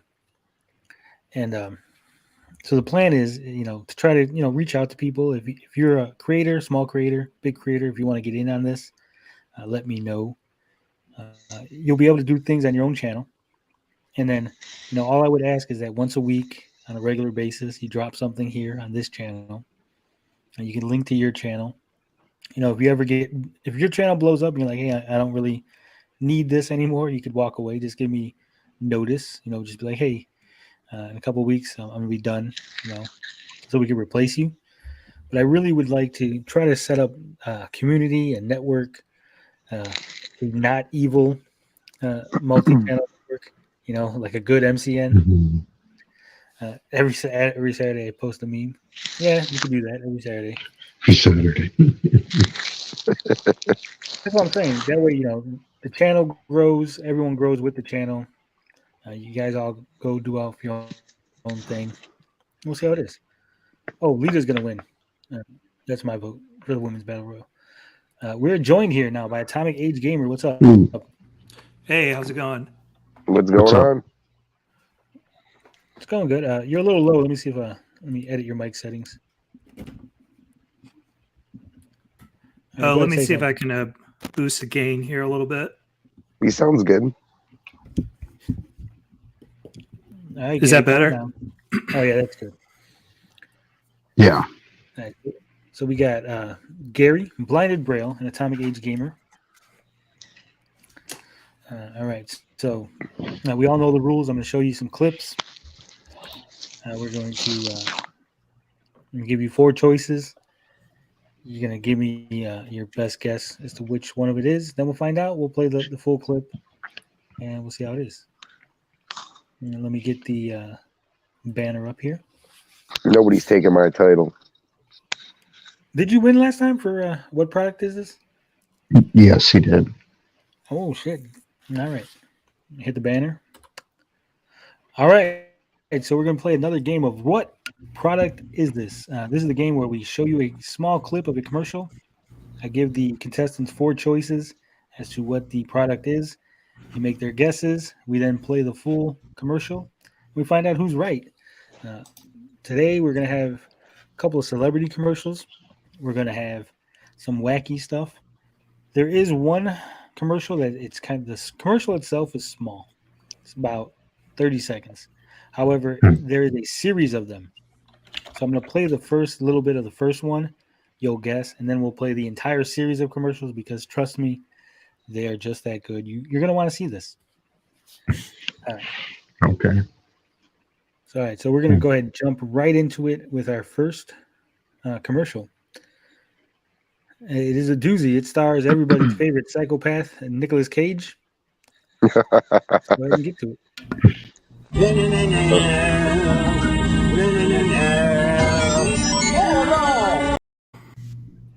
All right, that's what you get, gentlemen. What in the world? Is this the Las Vegas Tourism Bureau? Yeah. All right. So here are your 4 choices. Is it a commercial for a pachinko parlor? Is it a commercial for a movie starring Nicolas Cage? Is it a commercial for a new video game? Or is it a mental health commercial? Gary, what do you think? Oh, Jesus. I'm going to have to go with, God, it's either a movie or a video game commercial. I'm going to go with, maybe it was a Destroy All Humans commercial back in the day that I might have missed, but I'm going to go with that. I'm going to go with the video game commercial. Gary's going with C. All right, Blinded Braille, what are you going with? Pinko machine. Pachinko. Pinko. I don't remember. A. Blinded Braille is going with A. Pachinko. And Atomic Age Gamer, you're the guest. What product do you think this is? So, do you guys remember that movie, Lost in Translation? When Bill Murray goes to Japan to do all the commercials? I'm going to guess that maybe this was a foreign market commercial so Nick Cage could really cut loose. So I'll go with that pachinko machine. Those are good guesses. All right. Let's see what the chat says. Oscar Award winner Nick Cage. Let's go. Beef Jerky says pachinko. All right. Yes, it just had that vibe. Like something crazy is going to happen.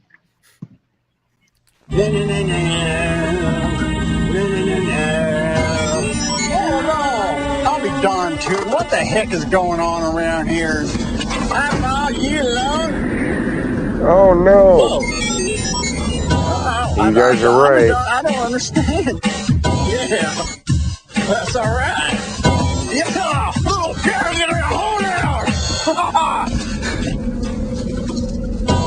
Pachinko. Thank you. Yep. It was a pachinko commercial. Gary, the champion from last week, is the first one who was wrong. If it was weird and stars an American actor, it's probably a Japanese commercial. So, all right. Here's our just a second rule of commercial. thumb. We're going to give you a little taste of the craziness.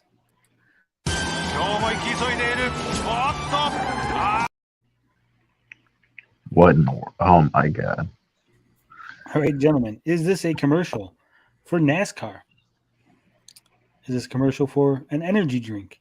Is this a commercial for Toyota? Or is this a commercial for candy? Gary, you're up first. What are you guessing? I'm gonna go. This is for an energy drink. All right, Gary's going with B. Blinded Braille. What's your guess? I'm gonna go with Toyota. All right, Atomic Age Gamer. It had the vibe of like one of those really off the wall Skittles commercials. So I'm going to say candy. All right, let's check out the commercial and see what we're talking about.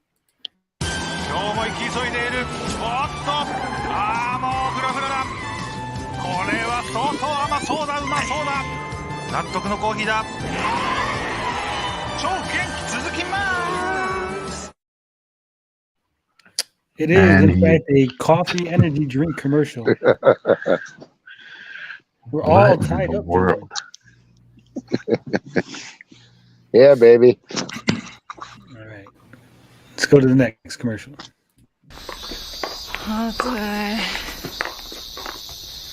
ただいま。うわ、また家の中さ。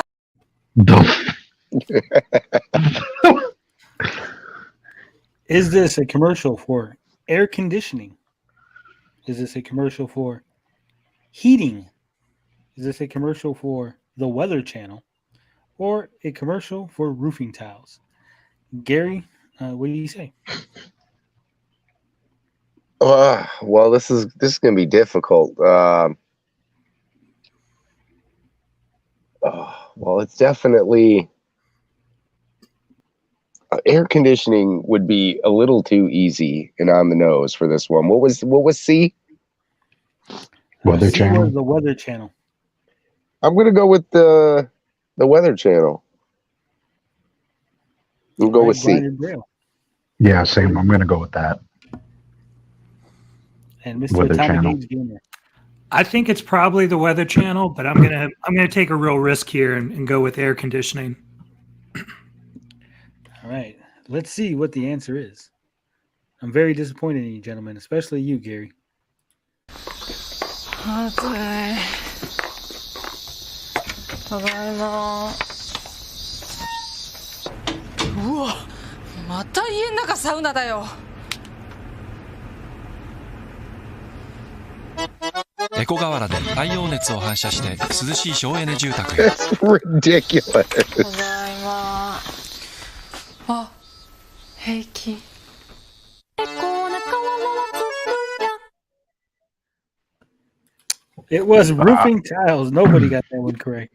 Another man. another roofing tile commercial. What does that have to do with the? What the hell? It's a really overcrowded market.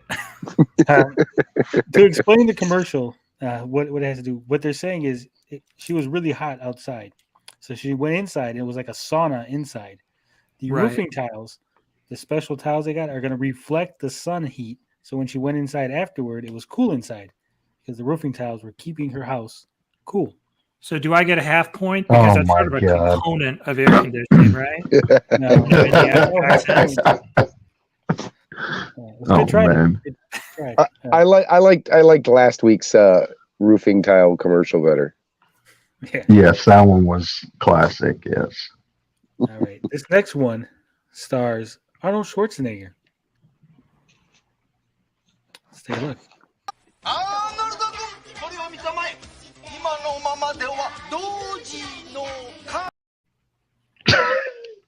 He looks so confused. Holy shit. Is this a commercial for laundry detergent? Is this a commercial for tax help? Is this a commercial for an energy drink? Or is this a commercial for eyewear, specifically glasses? Gary, go ahead. What's your guess? Ooh, oh man, I can't tell if it was the suit or the glasses. It's got to be one of those. I'm gonna say laundry detergent. All right, Blinded Braille. What's your choice? Can you say the options again? Is it for A, laundry detergent, B, help with your taxes, C, an energy drink, or D, eyewear? I'm going to go with help with your taxes. That just it looks random.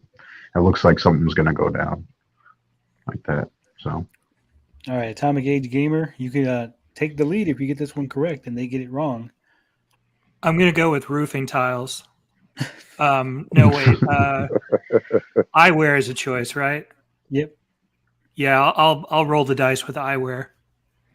All right, let's take a look at this is a famous commercial from Arnold Schwarzenegger. He has a whole series of commercials for this product. We're going to look at two of them right now.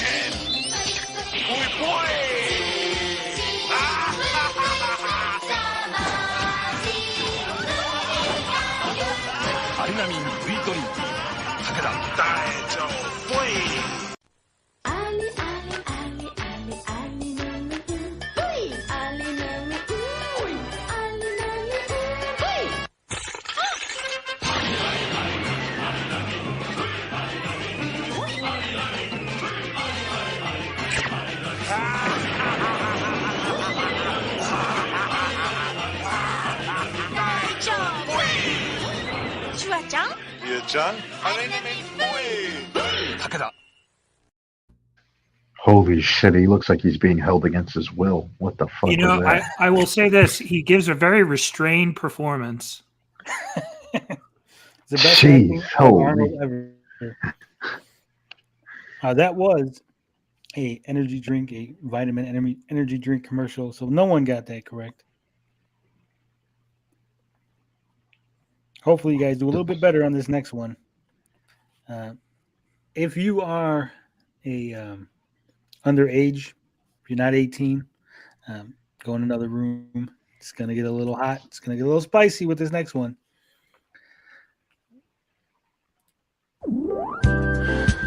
I always use Gentle Orangina. Damn, what was that? Oh, that's for the furries out there. All right. So is this one a commercial for a soda drink? Is this one a commercial for zoos? Is this a commercial for an animal shelter? Or is this a pet food commercial? Go ahead, Gary. You are up first. I'm going to go with pet food. All right. Blinded Braille. What was the first option again? A soda drink. Oh, soda drink. I might as well go with that one. You seem to be picking a lot of drinks, so energy drinks. Atomic Gauge Gamer, what is your guess? What did Gary pick? Soda. A. No, I picked the pet food. Oh, Gary? Oh. Blinded went with the drink. Soda. Yes. What were the other choices? It is a soda commercial, a zoo commercial, an animal shelter commercial, or a pet food commercial. Yeah, I'm gonna go with pet food. Yeah, that's what Gary picked. Pet food. All right, the chat is going wild here. Let's see what the chat say. Beef jerky says pet food. Arnold Schwarzenegger. Oh no, Arnold has escaped. Yeah, those commercials. It's a Panda sub commercial. Yeah. No. All right, here it is. The very sexy commercial. Actually, this is the one that I was talking about. There's going to be a series of commercials. Each one is more wild than the last. The director obviously has a fetish. Let's take a look. I always use Gentle Orangina. It ensures I feel fresh and comfortable all day long. Orangina, naturally. For breakfast, I always give them Orangina. It's packed with goodness and keeps them strong and healthy. Orangina, naturally. In the morning, I just love that fruity, fresh Orangina feeling in my mouth. It fights bad breath all day long. Orangina, naturally. Special formula Orangina lifts the dirt and enhances the shine in just one step. Orangina, naturally. In just 3 days, using Orangina gives me a clear skin confidence, making breakouts a thing of the past. Orangina, naturally. An active bear doesn't always have the time to take a shower. My secret, a few drops of Orangina. Orangina, naturally. New formula Orangina leaves my hair with strength and shine. Every time. Orangina, naturally. Après chaque rasage, le bon réflexe Orangina. Pour rafraîchir la peau et adoucir son cuir. Orangina, naturellement. Avec une goutte d'Orangina dans ma machine, mon linge rayonne et respire. I have no idea what this product is. Orangina, naturellement.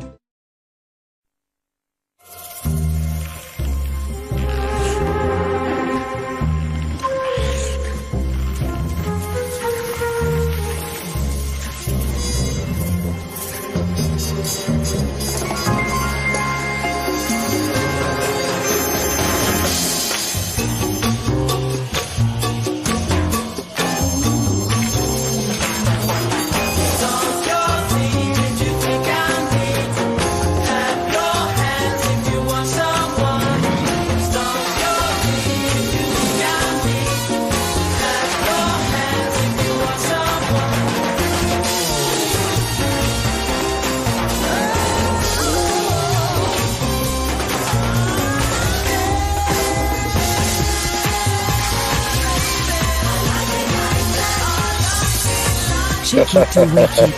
Orangina, life is juicy. Life is juicy.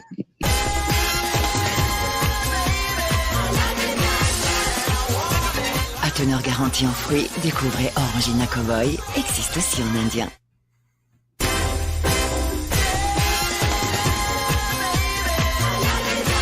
À teneur garantie en fruits, découvrez Orangina indien, existe aussi en cowboy.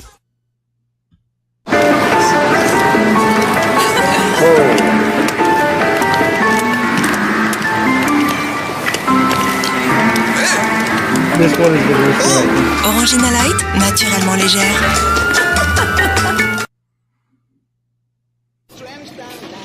There's more? Good God. Sorry, man. Hey, découvrez Orangina Rastaman Saveur Tropical. They are giving you a lot of good health messages at the bottom here. Telling you to eat at least 5 fruits and vegetables a day and exercise. Yeah, but all these weird animals definitely. I lived in France for a year. This is exactly how it is. It's like BoJack Horseman.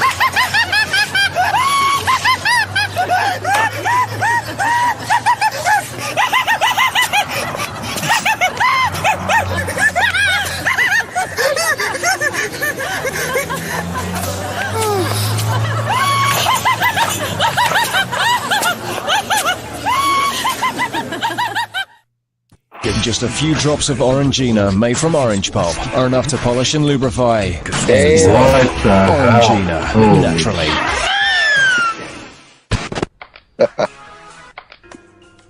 Oh, there's a lot. So, is this like, are some of these like meta commercial jokes because they're telling you to put like orange drink in your laundry and stuff? Yeah, I think it's supposed to be a joke. That's pretty clever. Yeah, they were putting it in the cereal and Yeah, but like I wonder whoever if was someone doing the actually voiceover, did the cadence was perfect for like that. just add 2 drops to every load. Yeah. Why didn't they make that one Megan Fox? Yeah, that would have been good. See?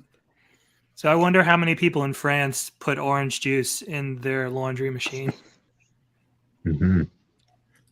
Chappie says, I mean, furries are one thing, but that giraffe is about to have sex with that even man. Yeah. Definitely Wiley sexually assaulting a man. Yeah. Have you guys And seen Europeans were BoJack different. Horseman or that there's another one that's like in that universe? Yes. I didn't see the other one, but I seen BoJack. wasn't that like Mike Tyson? No. No, it's Will Arnett. He plays like this what's the word? Anthropomorphized horse who used to be on a sitcom. Like animals walk around like they're people basically, and nobody, I guess that's a gag, like nobody ever talks about it being weird. It's just how the universe works. There is humans in that show though, but yeah. Yeah, the humans are just mixed in. Max Leonard says it's orange tang soda. Yeah, you gotta like shake it to unleash it or something. It's got some weird tagline. Very Back bizarre. when ads were funny or furry, either way. So we got one more. And right now, Blinded is in the lead. He's winning 2-1. So we're gonna make this last one worth 2 points. Give Gary and Atomic Age Gamer a chance to come back. Only if Blinded gets it wrong. But there is nipple in this next commercial. So if you are offended by nipples, you might want to leave. Bye, Susan. 絞りたての牛乳をできる限り早く子供たちに届けたい。 All right. Is this a commercial for water? Is this a commercial for playgrounds? Is this a milk commercial? Or is this a military ad? I didn't even get to see it. Oh, well, we'll play it again then. Okay. 絞りたての牛乳をできる限り早く子供たちに届けたい。 So what do you think, Gary? Water, playgrounds, milk, or military ad? Well, I mean, you did say nipple. They're holding the glasses up. You're trying to get me on it, milk here, but damn it. I mean, I gotta go with milk. Gary's going with milk. Blinded Braille. Yeah, you did say nipple, which completely throws everything off. Yeah, I guess I'll go with milk. Just remember, people have nipples. Cows have udders. Just so you know. Then water? I don't know. And so you're going with water. Yeah, I guess so. All right, Atomic Age Gamer. Roofing tile for the win. Roofing tiles for the win. Let's see. Yeah, this could be a classic case of misdirection. Like, what do cows drink? And everybody says milk, but they don't. They drink water. So, yeah, I'll go for the glory. Let's say water. All right. Let's take a look. Who is going to win? Will Gary's title be handed off to somebody else? 絞りたての牛乳をできる限り早く子供たちに届けたい。そんな思いから酪農牛乳は配送にもこだわっています。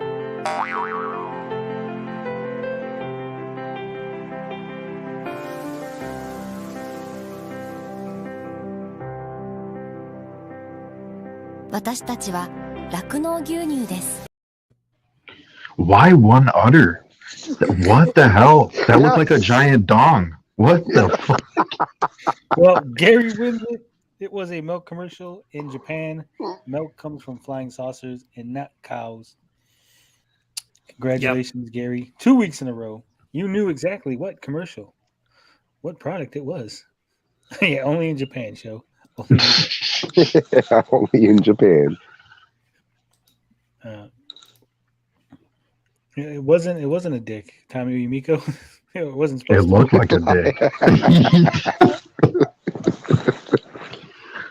If you saw that thing in the sky as a kid, you would be running. What the hell? Happy says it was nipple juice. Yeah.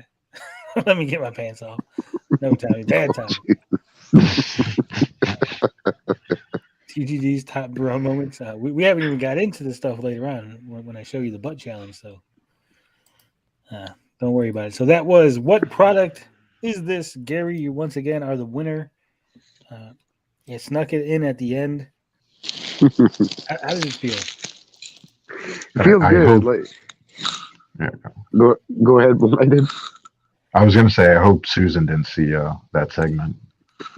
Susan loves this show. She loves what we do here on this channel. She's a big fan. Susan Wojcicki, we love her.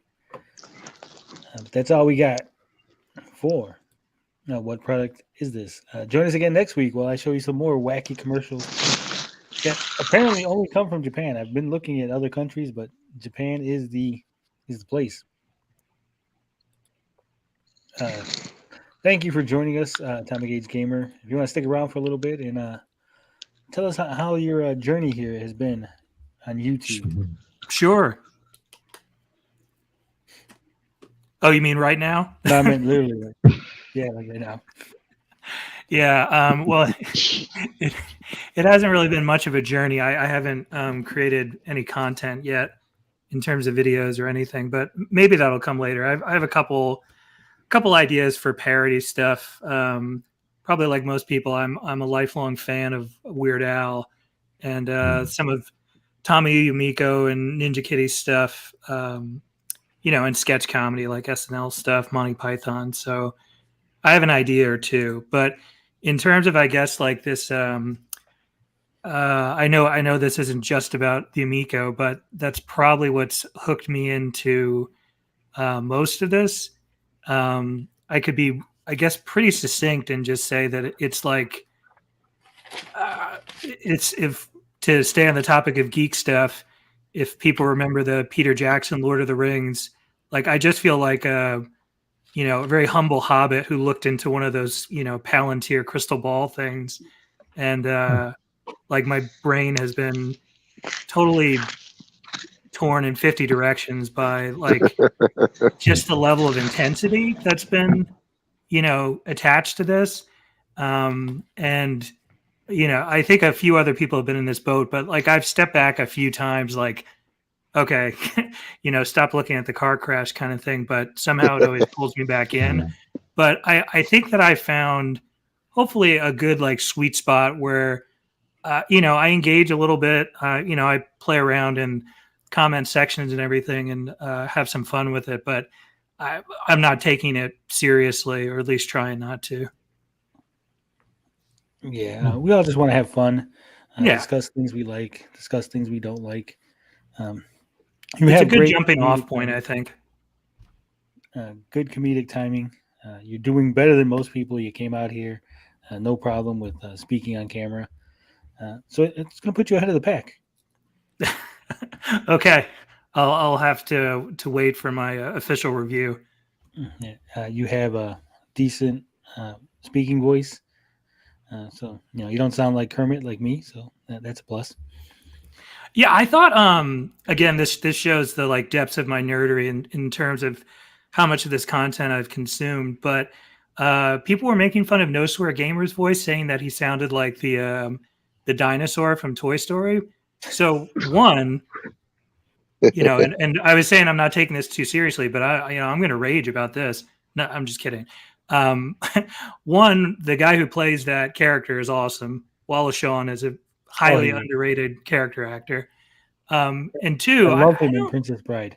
Absolutely. And the Grand Nagus and Deep Space Nine, like he's all over kind of the nerd universe.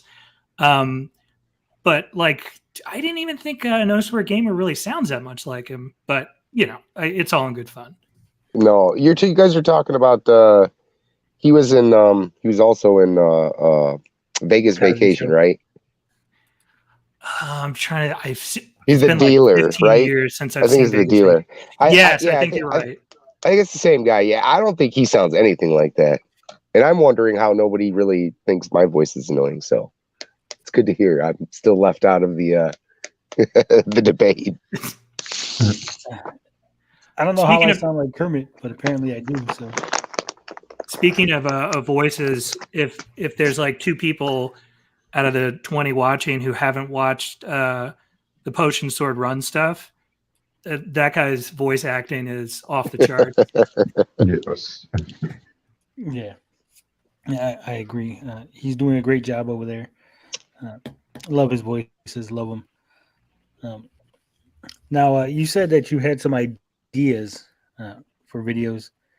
I will say, as someone who's been on here for a year, a little over a year, who's had many, many ideas that I've never done and never came to fruition.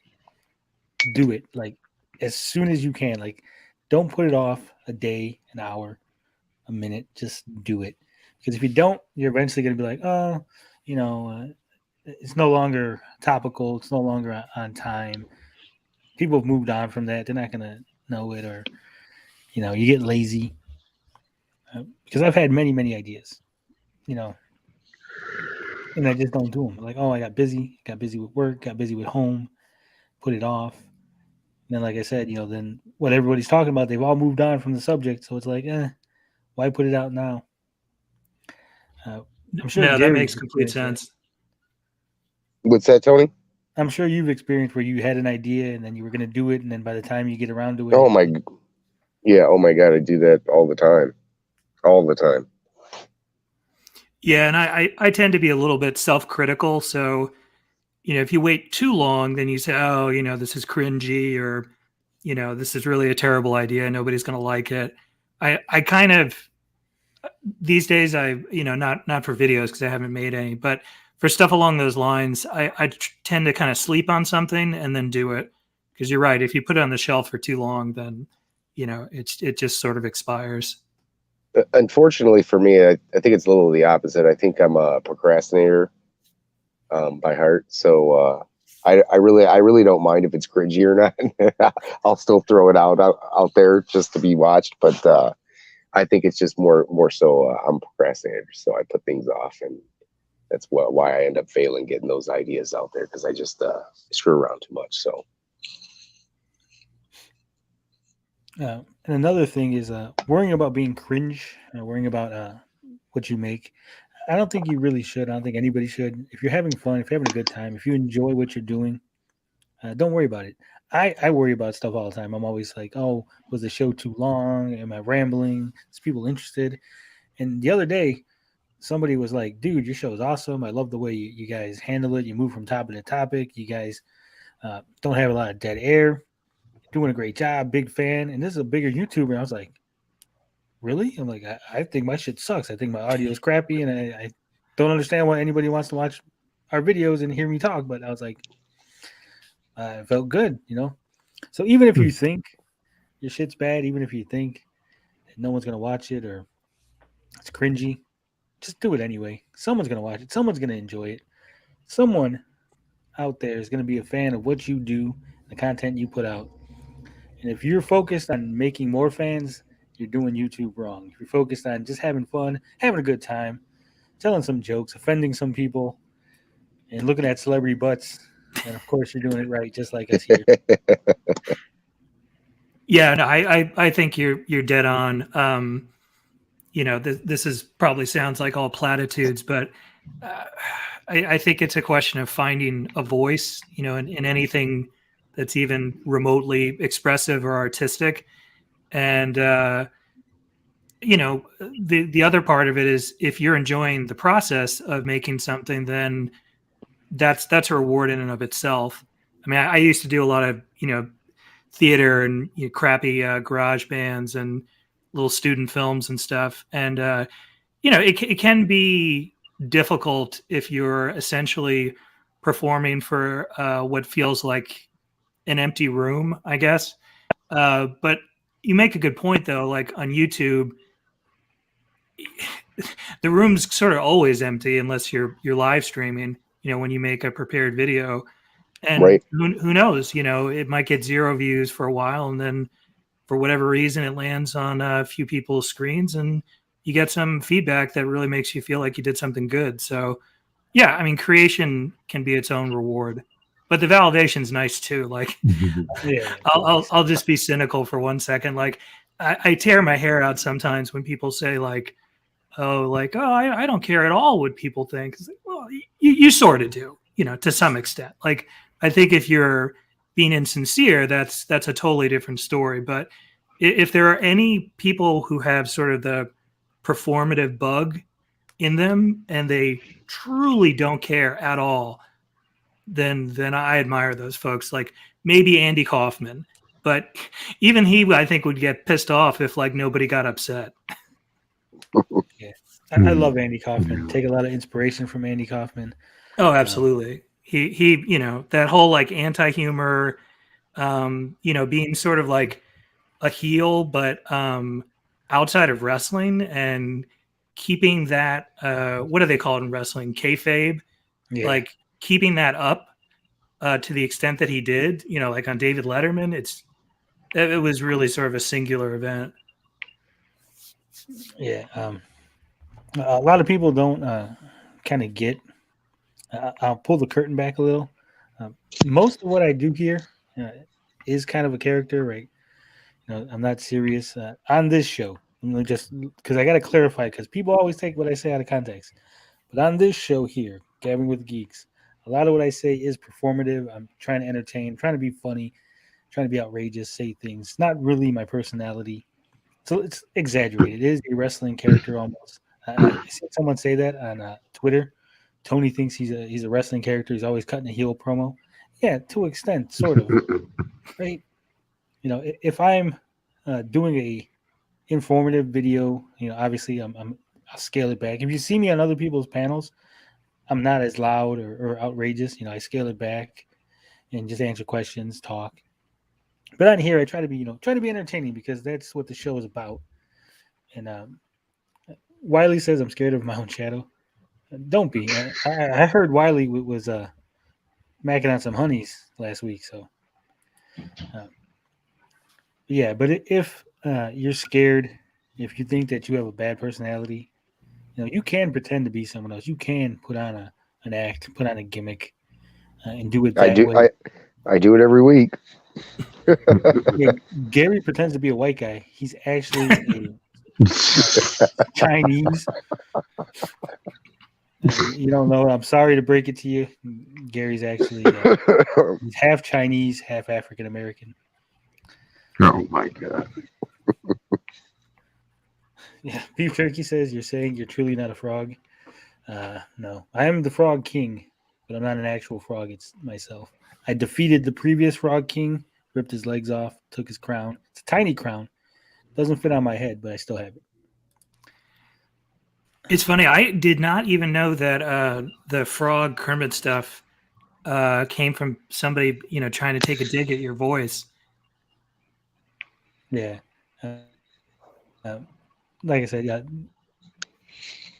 I tried to take a dig at my voice.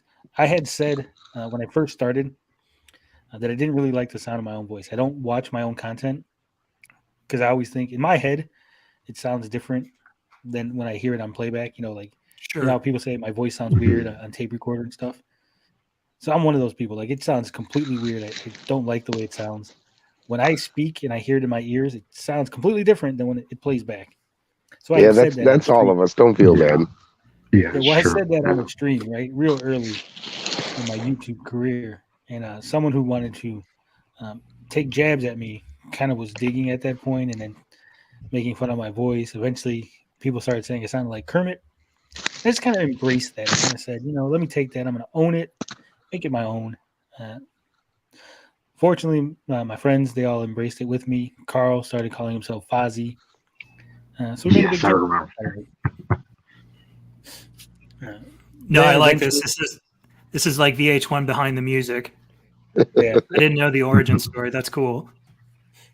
Yeah. Then eventually, as the channel started growing, I said, I started making videos talking about,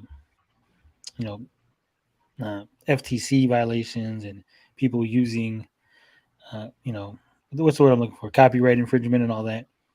And at that point, I said, well, I can't really use the Kermit icon anymore because I don't own it. I didn't have a license for it or nothing. So I found this picture. I really liked it.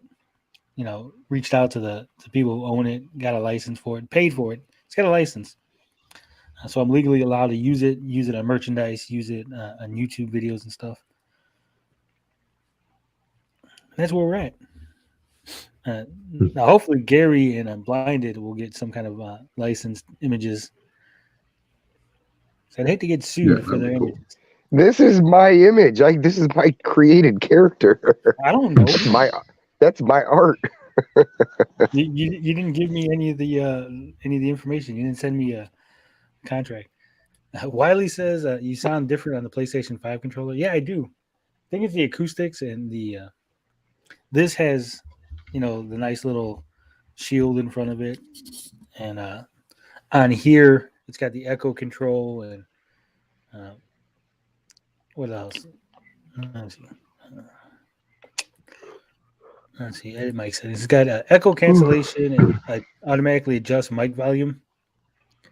Whereas on the PlayStation 5 controller, it's just hearing, and because of where it's at and the position, my hands, you'll get a lot of clicking from the buttons and stuff. Yeah. No, I don't need you to make me a character, Beefy. I own the Frog King logo. It's mine. I licensed it.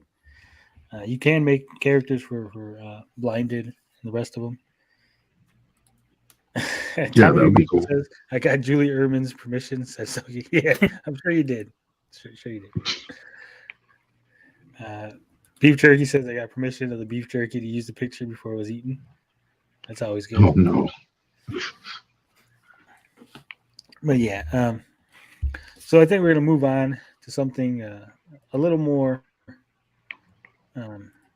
lighthearted, a little more uplifting.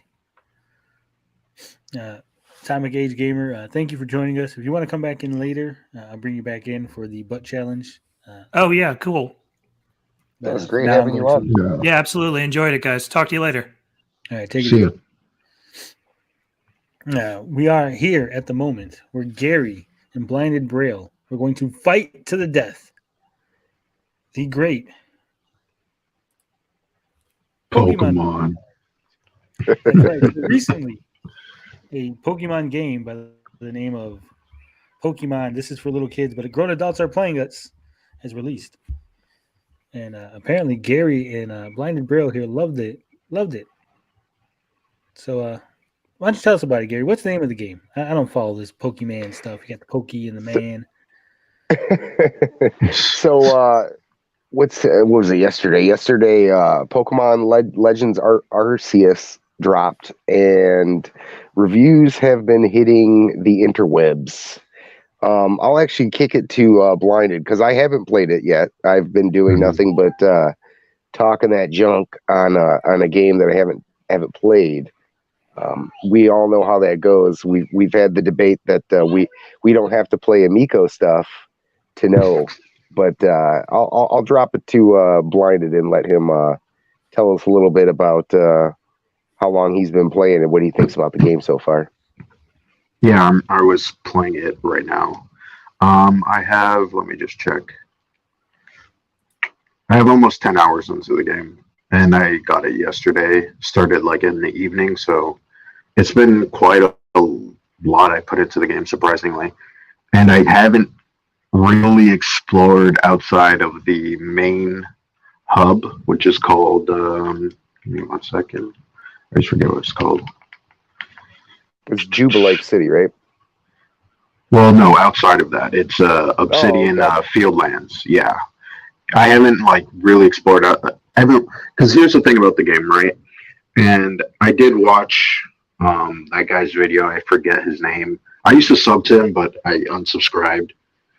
Gary knows the guy that was kind of trash in the game. Verlicify. Yes, that guy. Yeah, he's pretty much a hardcore Pokemon channel. I used to follow back in the day, but I just didn't like his content anymore. And he's kind of he tends to do that a lot, where he just kind of hates on stuff. He's done that before in the past, from what I can remember. But yeah, he had a really kind of scathing review where he was just kind of like, the game's like objectively bad. And there is some things that he did say that so far I kind of do agree with, which is the whole beginning of the game is very handholdy. Like it is probably like 2 hours of tutorial, which is a lot for a game like this. Yeah, and I can understand why, because they're trying to set up the basics, and there's a lot to set up. Even though it's very simplistic once you get to know what to do, like, because the whole, at least right now, for me, the whole objective of the game is just catching Pokemon, which for other games, I haven't really done, right? Like, sometimes I would breed and stuff, but that's usually for specific Pokemon. But this one, you're going to be constantly catching Pokemon, and you're going to be catching the same Pokemon over and over again, right? And that may sound kind of lame for a lot of people, but for some reason, it's just kind of addicting, at least so far. That's why I haven't moved on and done much with the main mission, is because like I want to explore the side missions and, you know, the open world hubs, because the game's not really open world, which is something that a lot of people have been saying. It's more hub worlds, right? Like I think people are making that comparison to Monster Hunter, which it's more like Monster Hunter than Breath of the Wild. Right. I think it's fair, because I mean, it's kind of mixed. I think a lot of people are under the impression that it has the open world feel to it, but that it plays kind of like Zelda. But to me, I see the Zelda aspect, especially like the crafting menu. When you get into that crafting menu, and it has that feel of it. But the thing is, the crafting is probably more diverse than Breath of the Wild, because in Breath of the Wild you were just crafting food, right? So, or am I like completely blanking out on that one? I'm pretty sure you were just making food in the game. Like you couldn't craft weapons. I mean, I put a lot of hours into it, but for some reason I'm completely blanking. Yeah, it was just food you were making in the game. Like, which was a big criticism of mine. It's like, why do you have this like really in-depth system where you can, bring in different ingredients, make a really special dish, but not have a crafting weapon system? It was really mind-boggling, especially because your weapons can break over time, right? So yeah, food and elixirs, right? Yeah, food and elixirs. Yeah, potions and elixirs, where it's like helping your stamina. So yeah, it was a little weird that they did that. I really hope in the sequel they have a weapon crafting system or armor crafting system. Like, you know what I mean? Like well, you could dye your armor in the game, but that's not a big deal, right? You go to a merchant and then you pay them. So you know what I mean? Like I feel like that had its own issues. Well, here in Pokemon Legends Arceus, you're kind of crafting Pokeballs, you're crafting potions, and lots of different items to actually catch Pokemon, right? So, you know, that's one of the things where it is a little different, because you're able to craft a lot of things that you're going to be using in combat and catching Pokemon, right? Which is, you know, that's the whole gameplay loop. Right. And I think it really like, the thing that really shocks me is that there are a lot of people going in on this, And to me, it feels like obviously everybody's wanted this, and I think they're giving it high scores because this is something they've kind of felt like growing up. This was the game they've always been playing, you know, and it's finally realized like this is the direction that a lot of fans want Game Freak to go in. And to me, it just feels a little dishonest. At least a lot of these people are downplaying, and maybe they're not downplaying, but they're failing to kind of shine a light on the fact that the game it's bare bones. And I understand why it's bare bones. You did have like, I think you messaged or tweeted out on Twitter that the game, the graphics aren't bad. And I totally agree. I don't think the style is bad at all. I think, you know, they went for this watercolored painting type style, and I think it really works with the game. There are just certain segments in the game where you'll be in a field and it'll look gorgeous, and then you'll kind of run across the top of a mountain and you'll see like what looks like you're looking over, and it looks kind of bad in that sense. Not that the style I is think bad, this is more like draw distance problems, right? Because that's like one thing people were talking about is like, oh, if you look in the you know, far distance, you're going to see a tree that's like really blurry and it looks weird, right? And there was a lot of pop-in for this game, but there was pop-in for Breath of the Wild. So, you know what I mean? Like, this was such a stretch, in my opinion, where it's like, what were you expecting from this game, right? Like, I understand that it's on a Switch too. So, I mean, obviously, anybody who is realistic, they understand that the Switch hardware is, you know, is at least 2 years behind, you know, PS5 and the Xbox Series X. So, that never really was a problem for me. It's more along the lines of, even like the bareness of the world is not a huge problem. It's just the amount of gameplay that's actually there. Because really, what it boils down to is, from at least what I've watched, and I've watched quite a few hours of this game being played. I think you hit it, you know, right on the head, and I think Verlisify hit it right on the head with it being kind of, you know, a lot of hand holding at the beginning of the game.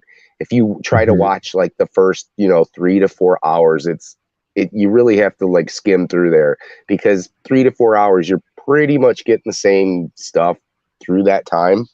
I wouldn't say you're getting the same stuff through that time. It's just more so you're very much on rails, right? Where at a certain point, even now, I still technically feel like I'm on rails, but they allowed me to be like, you know, to go out and, you know, do whatever I want. And I've been using that time to just catch Pokemon and do the Pokedex, right? So I just, in terms of the bare bones thing, or not even the bare bones, but like in terms of how when you go to the hub worlds, right, and you're going around catching Pokemon like that, I mean, I can't really see what else they could have done. You know what I mean? It's just like there's Pokemon that are running around out there, and it's not like Sword and Shield, right? Where, you know, you could just run up to a Pokemon and they're not going to do anything. Like, different Pokemon have different reactions to how you approach them, which I think is really good, because it's not like, hey, it's bare bones and then the Pokemon in that world are just non-reactive to you, right? Like, if you go up to a Starly, it's going to run away, right? It's going to fly away. So you have to have a different strategy of how to catch that Pokemon, which I think is cool. I think that's a good idea, right? Because they're supposed to be like animals. So, and it's probably my actually favorite part of the game. I mean, in those terms, I think the game looks fantastic. It really boils down to, you know, if this is what people want from Pokemon moving forward, as a hardcore player, as someone who enjoys, you know, training the best, let's say, Charmander into a Charizard, right? I mean, obviously there are ways to go about it. You breed, you have to actually go and train it into its stats that you want to maximize. I think the game falls apart in that sense, but for the main gist of it is, if people want this as a mainline game going forward, What I have a problem with is them replacing the formula that already exists in original Pokemon games. The fact that there aren't things like doing, every game had its like gimmick of like a beauty contest or things like going to the Safari Zone, whereas basically the game is one big giant Safari Zone now. And it's changed ultimately the core features of Pokemon. So there's no more from what I understand is that there's very little trainer battles in the game anymore. Like not to say that you're not fighting trainers. I haven't really fought. Well, I have fought. It's not Dawn, but I forget her name. Yeah, right at the beginning, right? Yeah, so there are trainers out there, and there's even this girl in the Jubilife village where she's going to basically help you with your movesets, right? But the game isn't really so far leaning toward fighting, right? I haven't played a lot of the game, even though I'm 10 hours in. But you can kind of approach whatever way you want. You don't necessarily need to battle Pokemon out in the wild, right? You're only really going to battle when you approach an alpha Pokemon, right? Because they tend to be really strong and you can't catch them, right? So it forces you to kind of interact with them and have a battle. But I don't really think it's here's the thing, right? The reason why people really are liking this game is not because it's an open world Pokemon game. I think a lot of people think it's that, but I think it's because Pokemon has been a franchise where people really want to have a game where you can kind of interact with the world, right? It's the reason why people have plushies and people, in Japan they have Poke Centers and all of this stuff. And this is why the franchise has continued so long, is because, either the anime or whatever it may be, it's a franchise that has kind of this, it's an RPG, you're role playing, right? You're pretending to be in this world and catch Pokemon and battle and all that stuff, right? So it would kind of be natural for this series to have a game like this, right? And the thing is, I can't see this being a mainline Pokemon game because they took away a lot of things, like trade. You could trade in this game, but it really doesn't matter, right? Because there are Pokemon that don't need to be traded to evolve, right? So, either through new items, right? There's like a cable link item now that you can, put on like Abracadabra or whatever and trade him and get his evolution, whatever it may be. I always mix up their names, but you get the point. But yeah, I really don't see the problem with this game, right? I think they could, like I said, I think they're going to split the series, but at the same time, I think if they were to do only this, this right now, it has a foundation that you can build upon. I really don't think this would be inherently a bad idea. I would really love to see this sort of format, but with gyms and the Elite Four and all of that stuff. Well, definitely. I think that's going to come. Yeah. Yeah, I think, when the Switch hardware gets better, I think it's definitely... if this was just kind of delay the groundwork for future games, I'm totally okay with that. If they do happen to take over the core series in the mainline games, I'm okay with that too, as long as it's done right. But I definitely think that, it wasn't the time now. Maybe it was just, like I said, to lay the groundwork for it. For future games, but the day that the Switch or Switch 2 or Switch 3, when it gets to the graphical powers, well, yeah, we hope so, right? We hope that's the way that the Switch actually evolves in the future. I'd love to see a nice, beautiful, Switch OLED 3 that has the power of maybe like a PS5 or Xbox One X. It'd be fantastic. And I definitely could see the series moving that way, with, more attention to detail and all the things that, guys and gamers like about, current systems right now, because I mean, there's nothing to knock that, ultra realistic and having that detail is, it's not a bad thing. It's a good thing. I just don't want to see the core, elements of Pokemon, what made Pokemon good for 20 years, 25 years. I just don't want to see it thrown away, because I think, there's a special formula for Pokemon, and it'd be sad to see it go. Can I ask you a question, Gary? Yes. I've been mostly sitting out of this debate. I'm not a big Pokemon fan. I haven't played the new game. But you said, I'm listening to you, and you're basically saying you want Pokemon to stay the same. You don't want it to really venture far off from the current model of the game, Correct. Isn't that kind of what we criticize a lot of things, for not moving, Astro Smash on the Amico is basically Astro Smash from 40 years ago. Don't you think it is time that the series, it's been 25 years, like you said. Well, it has moved. Well, obviously, with this game, it has evolved. I think there's a difference, though. I think when you look at games that are as basic as something that was on the Intellivision, it has to move forward, right? It's so basic that it has to move forward in some kind of upgraded fashion. And I'm not asking for, Pokemon not to stay stale. I mean, obviously we've moved forward quite a bit. If you look at, from the beginning, we had, static sprites that didn't move. Slowly they had, animations were added to them. From Team Rocket to Team Galactic. I mean, those, they're not big changes. I will always be a core fan. Like, I love that core gameplay. I could play games like as long as they kept making new regions to explore, new Pokemon. Now, unfortunately, that's another big issue I have with Legends Arceus, is that the Pokemon are starting to get really off the wall. It seems like they're kind of running out of about fuel for the tank here, and that the people that they have Pokemon at this point. Well, there's I believe there's about 800, 900, and then you got regional forums and all that stuff. So there are quite a bit, and I can understand that they can't fit all the Pokemon into a single game. Was that Game Freak? Game Freak is making this game, yeah. Game Freak, if you're listening, if you happen to stumble on this stream or this clip, here's an idea for your next Pokemon game. It'll be 3 Pokemon, like evolutions.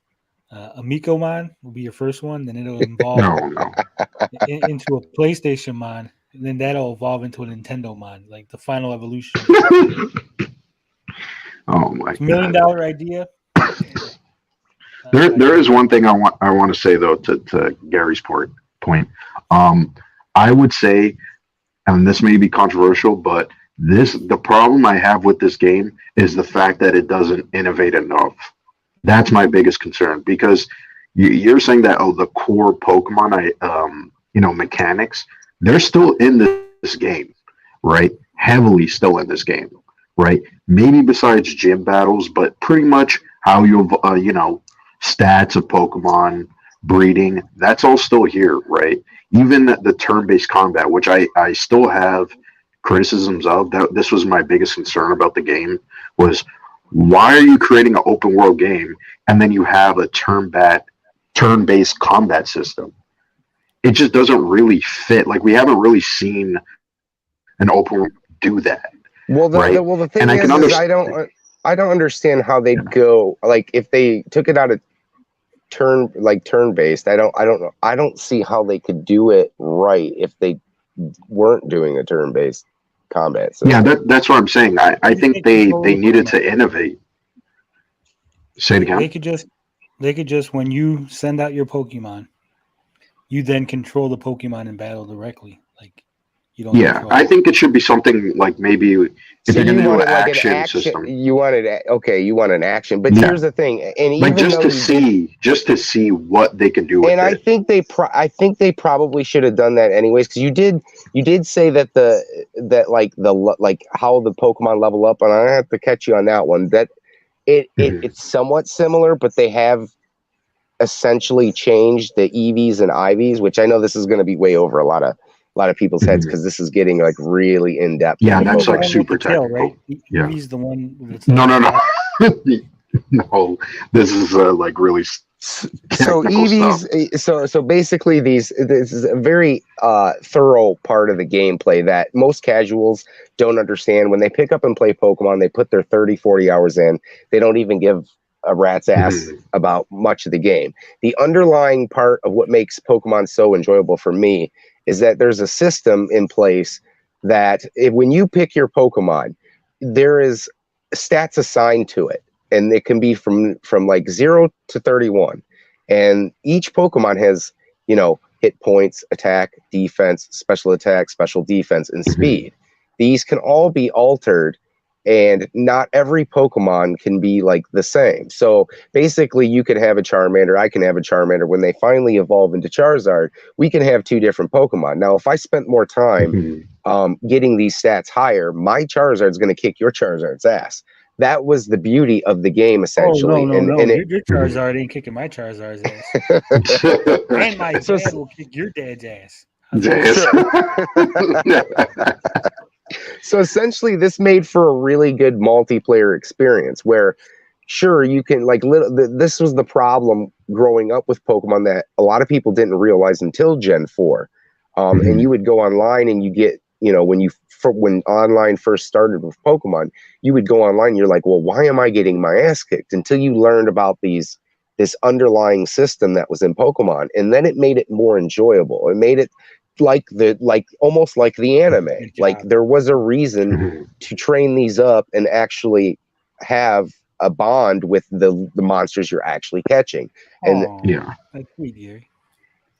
So I think a lot of that was lost on this. I think it's somewhat still there, but it is different. Like these effort values and initial values are kind of gone. You can still train these up. They can still be powerful versus, each one's not the same. But it does lose a little something, and it's just a minor gripe that I would hope to not see it be washed away in future Pokemon games. So if you were to do an action system, you couldn't really do all those things. Right. So Well, here's another question for my two Pokemon friends here. Do you think Pokemon, the next game, should just be like Pokemon Devastation? You cut down from the 1,000 Pokemon, be like, hey, there's a cataclysmic event, and unfortunately, 700 of the fucking Pokemon are dead. Just never coming back. Well, they're gonna have to get. I mean, they're obviously gonna have to get to a point where they focus on a. I don't think they'll ever reboot it because they're never gonna get you. They're never gonna get rid of Pikachu. Gen 5 was a soft reboot because it didn't even have Pikachu in it. That was like a big step. But you could always. But here's the thing: you could always trade him into it. So he is like sure, but that was after the game, though, which a lot of people won't do, right? Right. Like what you were saying, right? For casual people, you play the game and you beat it and you put it down. You don't do the post game, right? So it's like to have a Pokemon game with a bunch of characters that you don't know. That's a pretty big step, right? And I remember back in the day, people were like complaining. They were like, "Oh, this is the worst gen. It has the worst designs. I hate these Pokemon." And a lot of people hated it. And then now, like 10 years later, people are like, yeah, that was like one of the best games. That was like the last good game, right? So I think they're going to have to go back and do a soft reboot. I think they will. I don't think you'll ever see like Pikachu will be gone. I think those staples will always be, in future games. As long as they do these things right. At the end of the day, I think a lot of people are pushing this game and they want this as the future of games. And if they come back to the drawing board and kind of marry old Pokemon with Legends Arceus, I think it can definitely be something special. But I just personally hope that we don't see. That's my take on it. Just keep it separate. I mean, if they do that and they keep like both series, I'm totally okay with that too. So, and I think they could. Obviously, they had Ilka come in and do the remakes, and I definitely think that the black and white remakes are going to be on the block to get made next. I think you're probably going to see Gen 9 and those other remakes are going to probably be the next couple of games. I think the Switch has at least 3 years left in the tank. So I would expect those 2 games and maybe another, like a mystery dungeon, because Pokemon's almost a yearly release now. So, or a Let's Go. I think there's been rumors of a Johto Let's Go game. Yeah. So, yeah. Oh my god. Pokemon Let's Go to the polls with Pokemon Let's Go to the polls. She actually said that, Blind. Did she? Yeah, I know. Okay. I remember that. Okay. That was hilarious. So what do you think? So at the end of the day, Blinded, what would you say? You played 10 hours of this new Pokemon game. If you had to give what it a would you score, rate it? twisted your arm, what would you say? I've seen a lot of people say that this is close to being Game of the Year. I would say that this game is really good so far. Like, I think it has a lot of ambition, and I think it's going to be a game that people will continue to talk about. So I will give it a high praise, right? Like, I would even recommend it to people that don't necessarily like Pokemon, but they're familiar with it. Like an 8? Yeah, I would say it's an 8. Yeah, so far it's an 8. Yeah, I'd be putting like at least 80 hours into this game. Like, that's how good I think it is. I agree with you. Just what you saw, Gary, because you haven't actually played the game, right? Based on what you saw and what you've heard about the game, what would you say you think it's going to end up being? In your opinion? I think he's like right on the mark. I think a 9. I think giving it like an A is too high. I think a B is perfect for this game, because even though I sound like I'm like very irritated over the game, it's more so that I just don't want to see the original formula die. But I do agree with a lot of the assessments and Metacritic going on, and all the reviewers out there with Nintendo Life and all these YouTubers, their scores that they're giving it. I think 9's a little too high, but I think 8 out of 10 is probably right for this game, because there are a lot of things that I do like. If the story is good, I will probably give it a 9. But I haven't gone so deep into the story yet, so I can't say. Sounds good. Hopefully we'll see a open world Pokemon game with violence where you could just attack them with swords and knives and stuff. There was a guy who made a shooting game. Well, I wonder what's going to happen with the mod community, if you're going to see like Thanos and Goku's roaming around the open world like you do in GTA 5. So we might get Grand Theft Pokemon. Grand Theft Pokemon. Oh man, I'm looking forward to that. That was Pokemon debate. They actually didn't debate too much, and they didn't yell at each other. I'm very disappointed. I was looking for blood sports. Yeah, damn. We didn't get any. They almost agreed on their assessment of the game. Hopefully Gary gets it so he can give us a more in-depth assessment. Mm-hmm. I might eventually get it. I do have a Switch that just sits there collecting dust, begging me to play. It's like, please play me. I'm like, no, I like my PlayStation 5. No Genshin Impact. Yeah. I haven't been playing Genshin Impact that much lately. But that's the end of the Pokemon debate. We're going to move on.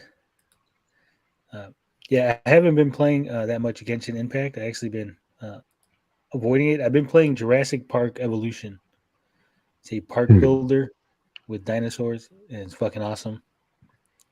Oh, the oldest plays that like you wouldn't believe. He's big into the dinosaurs, and he loves that. He's dying to get the second one came out not too long ago. So yeah, I did. The first one is great, and I like that they don't let you pause the game while you make decisions. Like I had a fence break, and fucking all these dinosaurs just started fucking flooding out into the park and trampling people, and I was like, oh shit. I gotta fucking tranquilize all of them and then throw them back in the tank. It was ridiculous. It was fun. I was up to like 3 a.m. one day playing it. I'm like, what the fuck? I gotta go to work. Why am I playing this damn fucking Jurassic Park? It's not even. There's not even really a story. Yeah. Oh man, that was crazy. Holy. Yeah, when I get into a game, I get huge into it, and then I just like. If I stop playing for a couple of days, I'm like, I can't get back into it. I don't want to play it anymore. Really weird that way. Max says, how many of you guys have a 3DS? I used to have one. I got the game. I had too many of them. Yeah, I have 2. have two of the new 3DSs. I got rid of my third one, which was the original, my aqua sandwich one that's got like the 3 different tones. I got rid of that one, but I do have a Galaxy and a Pikachu 3DS, and yeah, just hold on to those because they are definitely climbing and skyrocketing in price right now. It's expensive to get your hands on a new 3DS. They're upwards of $200. So don't tell anybody, but I have a 3DS emulator on the laptop. So if I want to play 3DS games. Damn. But see, I love the stereo. 3DS was a great library. So. Yeah. Oh, it has an incredible library, and there's a ton of fantastic games. Whether or not you like RPGs and platformers and all that good stuff, but definitely shines if you can actually play it in the stereoscopic 3D. I think that's its biggest feature. I absolutely love mine. So yeah, Beef Jerky says he lost his PSP too. I got my PSP. I lost all my games. I don't know where all my games are. Same. I think we actually threw them out. Yeah. So, shout out to the PS Vita. Still a great console. Don't care what anybody says.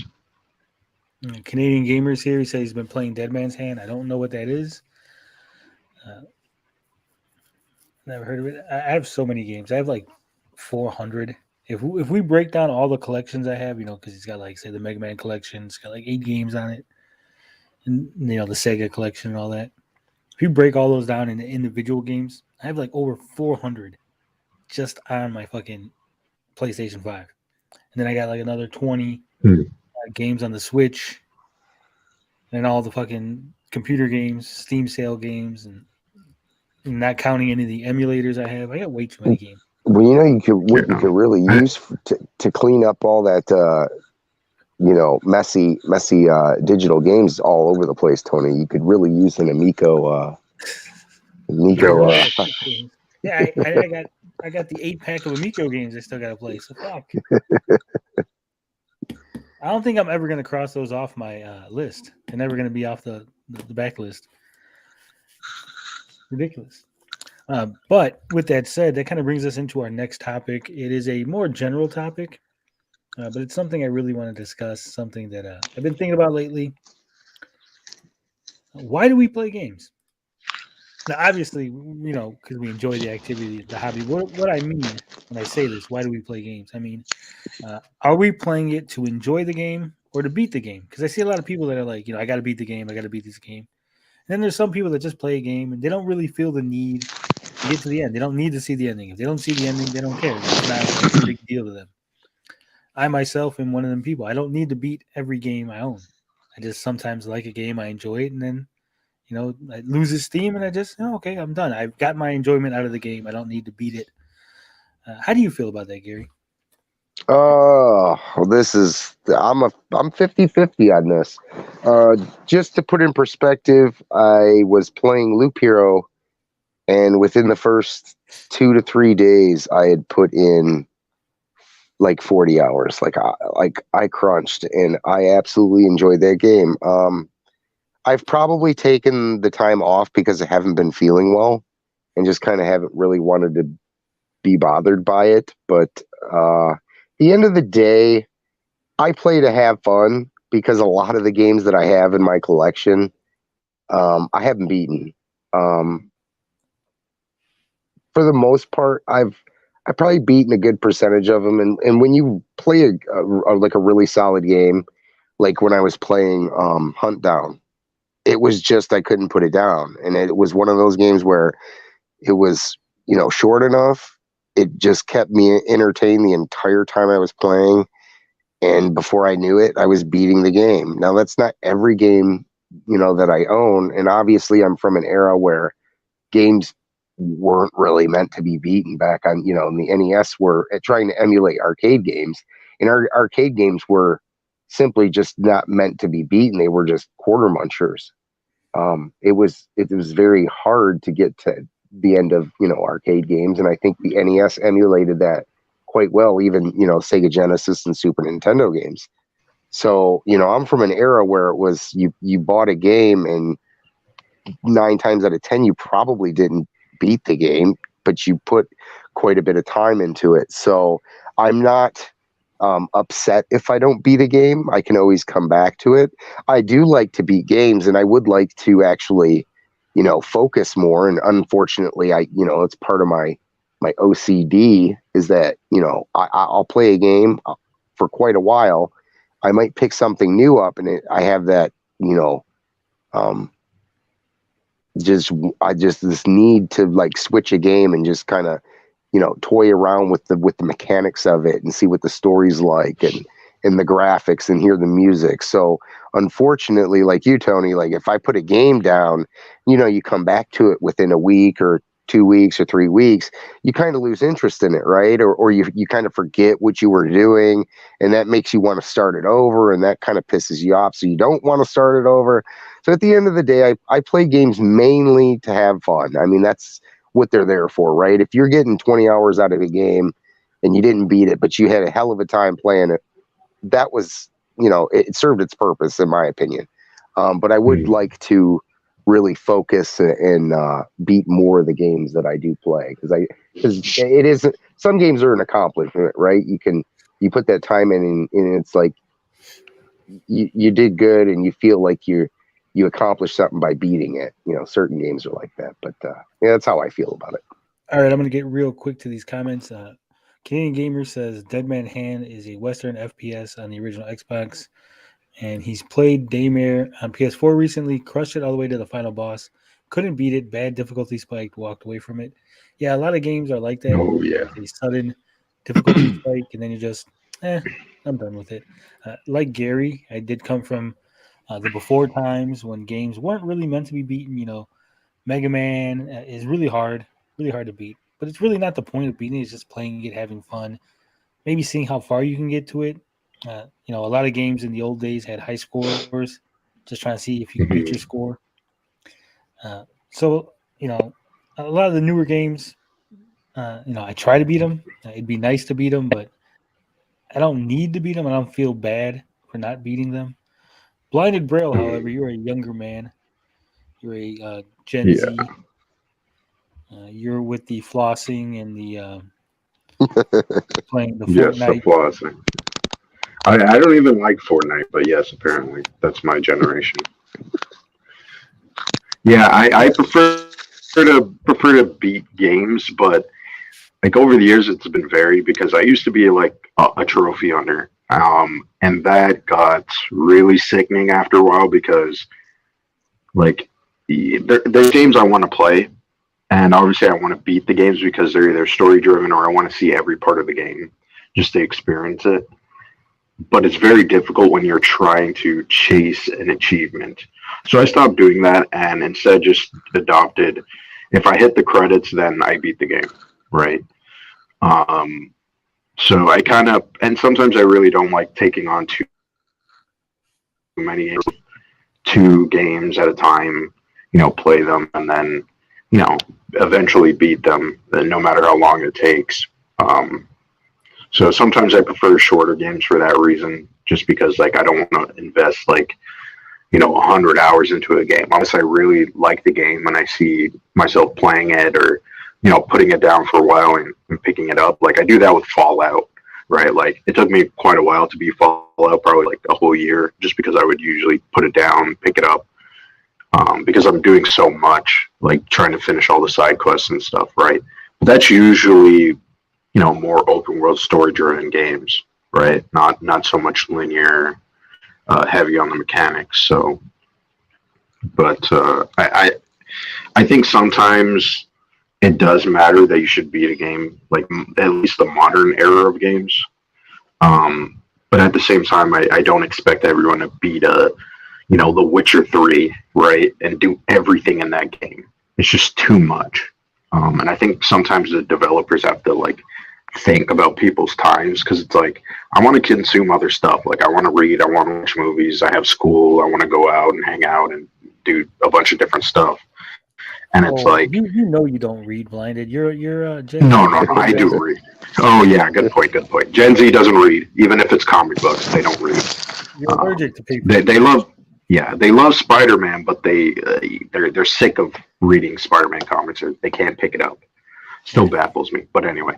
But yeah, like I just think sometimes game developers, and this is a problem with gamers. I use that in the full term of what it is, and there's a stigma of it. But gamers really love, oh, this game has to have X amount of hours of content, and that's worth the $70 asking price, right? I don't really like that mentality. I just think it's just like when that happens, you either get Ubisoft games where it's just a boatload of content and a lot of it is worthless crap that you do not want to play. It's just a chore. And I think developers need to stop doing stuff like that. Just make the game and put the content that you want to put in. Don't put filler, because that's just annoying and it's dumb.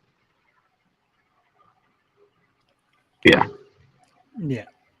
So, as a subtopic, like Atomic Age Gamer here brings up, beating versus completing 100%ing. So, how do you feel about this, guys? Me personally, I can beat a game. Some games are fun, but getting 100% is just so ridiculous in some games. They ask you to grind until you find the secret hidden treasure, so you can unlock something that gives you a little achievement, and then you get 100% of the game.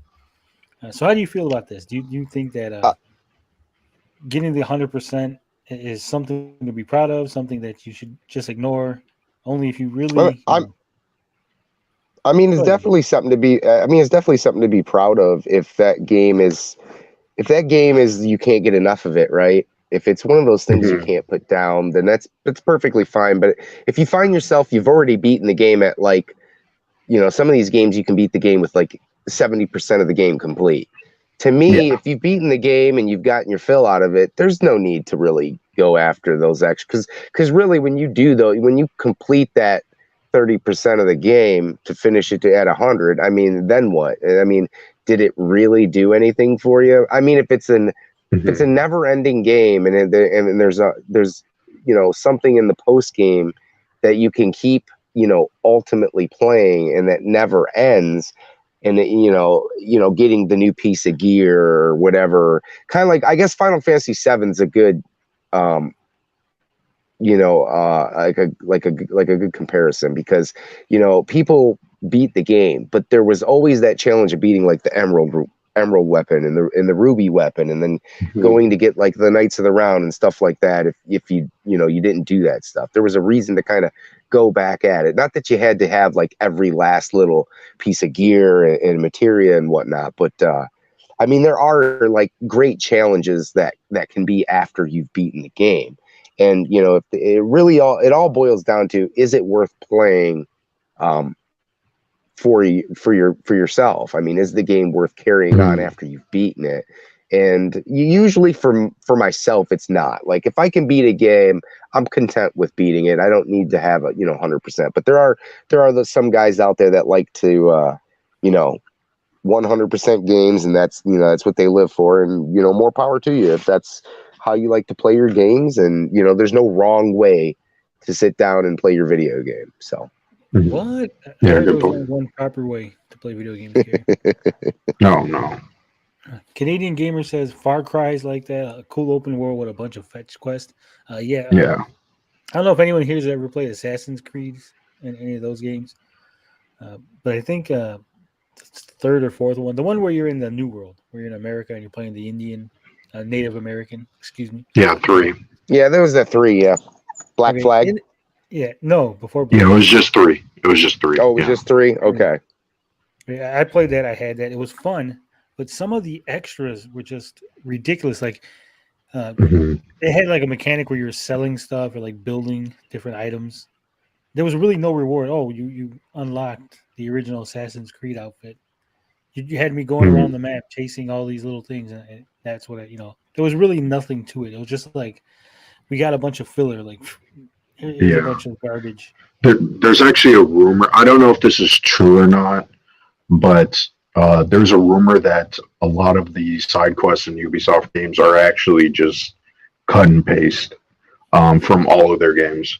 Like you will find quests that were in Assassin's Creed in Far Cry, right? So you know what I mean. I know that that's been a topic of cut and paste, but I mean this is the most egregious form where it's just like instead of actually giving us deeds that are story driven, they just go, yeah, do this fetch quest or go help this person out or whatever it may be.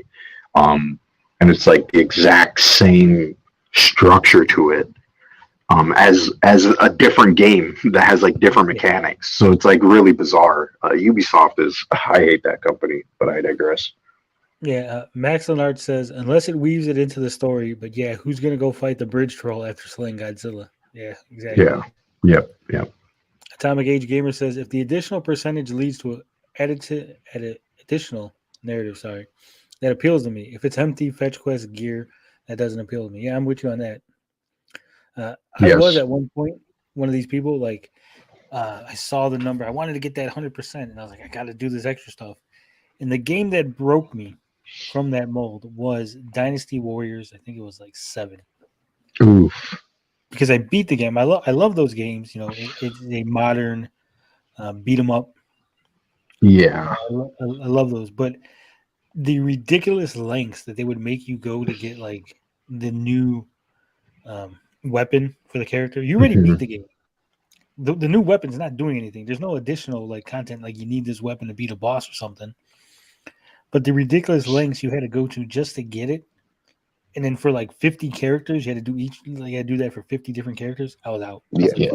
On super hard mode. And see, it's something kind of like you would think that it'd be much more of a reward if they were to give it to you in the course of the game so that you could use it by the time you got to the end of the game, right? Right. Yeah.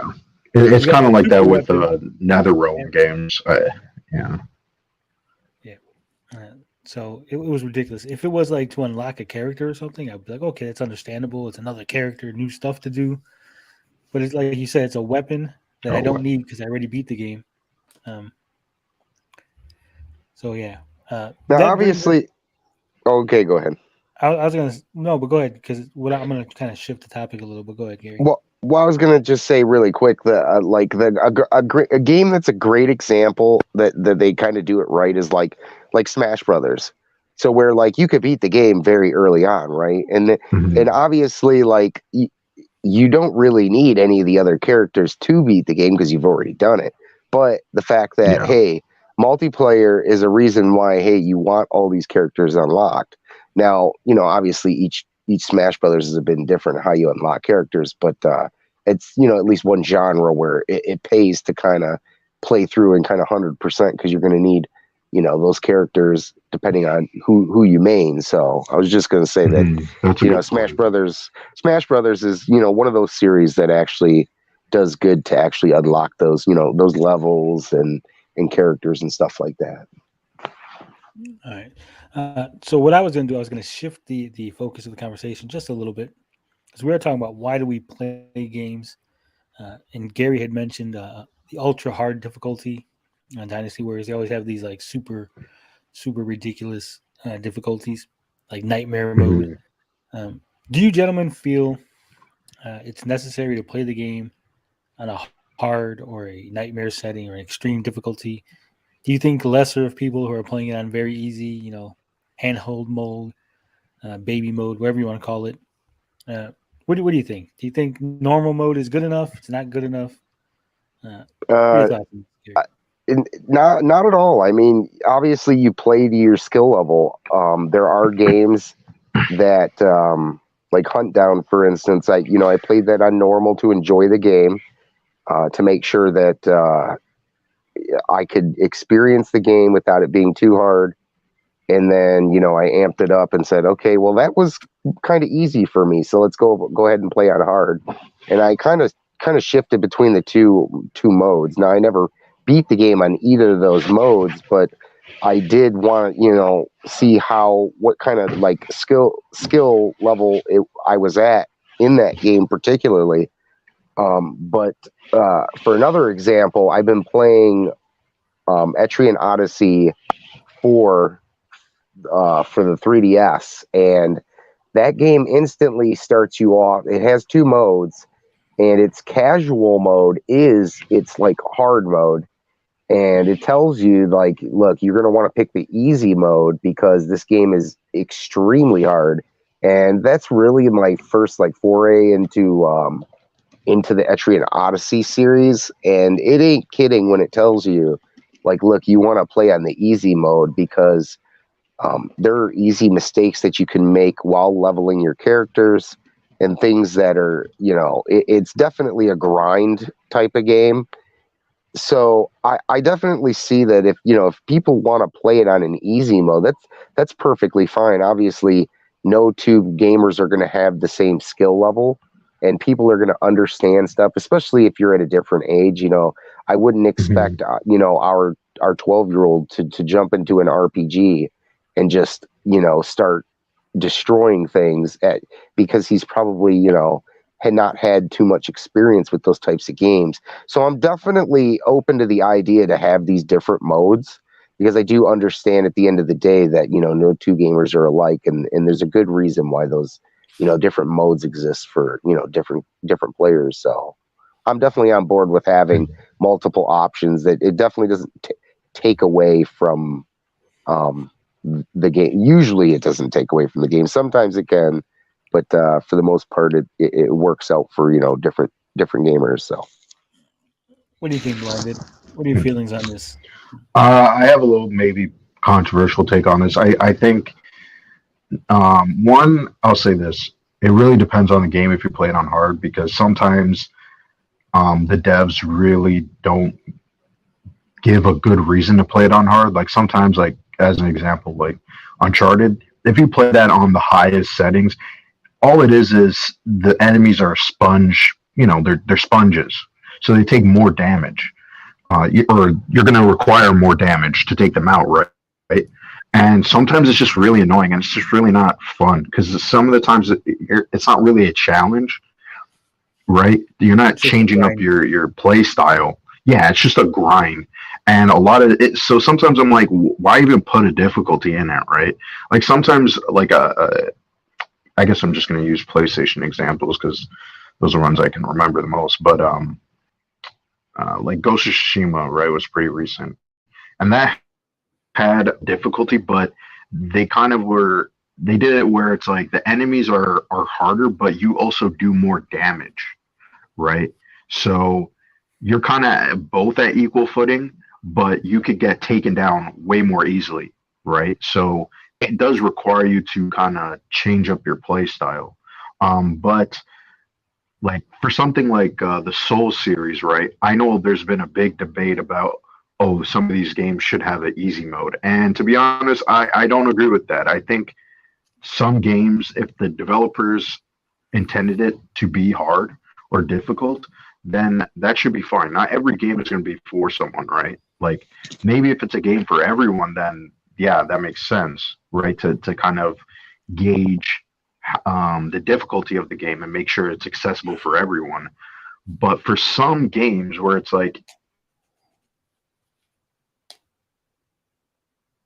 it's just like, who doesn't have accessibility issues or whatever it may be, and is like, hey, I just want this game to be simpler, so I can enjoy it. But it's like the whole point of the game is because it's difficult, right? I just have a problem with that, where it's just like, if you play games for the challenge, right? So right. Yeah, as the hot take on my end, I think, in my opinion, that you should play the game on the difficulty that the developers intended for you to play the game. And what I mean is some games, like Blinded said, increasing the difficulty doesn't actually change anything. It just makes the bad guys absorb more damage, you take more damage, or you deal out less damage, something along that line. And I think that's a cheap cop out to increase difficulty. But some games actually have mechanics. Certain mechanics don't work on the easy, or they're irrelevant. Like you'll play a game on easy, but you really don't need to delve into the mechanics of the game because everything's so easy to beat. It doesn't even matter if you fuck up your build or whatever. Mhm. For example, was it Fallout 4, the new one? Yes, they have a survival mode. Right. Survival mode has new mechanics in it that aren't available in any other mode. Yeah, And I like you really could get think, diseases and things like that. Yeah. yeah, I really think that's the way to play the game. That's what the developers intended. That's how they wanted you to play. But I do understand that it's not for everybody because there are certain things like not being able to save anywhere. Like you Mhm. said, the diseases, needing to drink water, to actually eat food on a regular basis. But I think that is, their intention. That was what the developers wanted. That's the experience that they wanted to impart on the gamer, the player. So I think a lot of times we should be playing on the mode or difficulty that was intended by the developers. Now, Mhm. sometimes that's not always the normal mode. I know it says normal or it says average or whatever, but sometimes the hard mode is what the developers wanted. But the studio forced them to include an easier mode because the general audiences want to be able to beat games. Right, to make Mhm. it more accessible. Yeah, Yeah. there's a big fuss about Metroid Dread because it was a difficult game and a lot of people criticized it for that. Like a lot of people dropped the game once they got to the final boss because the final Right. boss is extremely hard for a lot of people, right?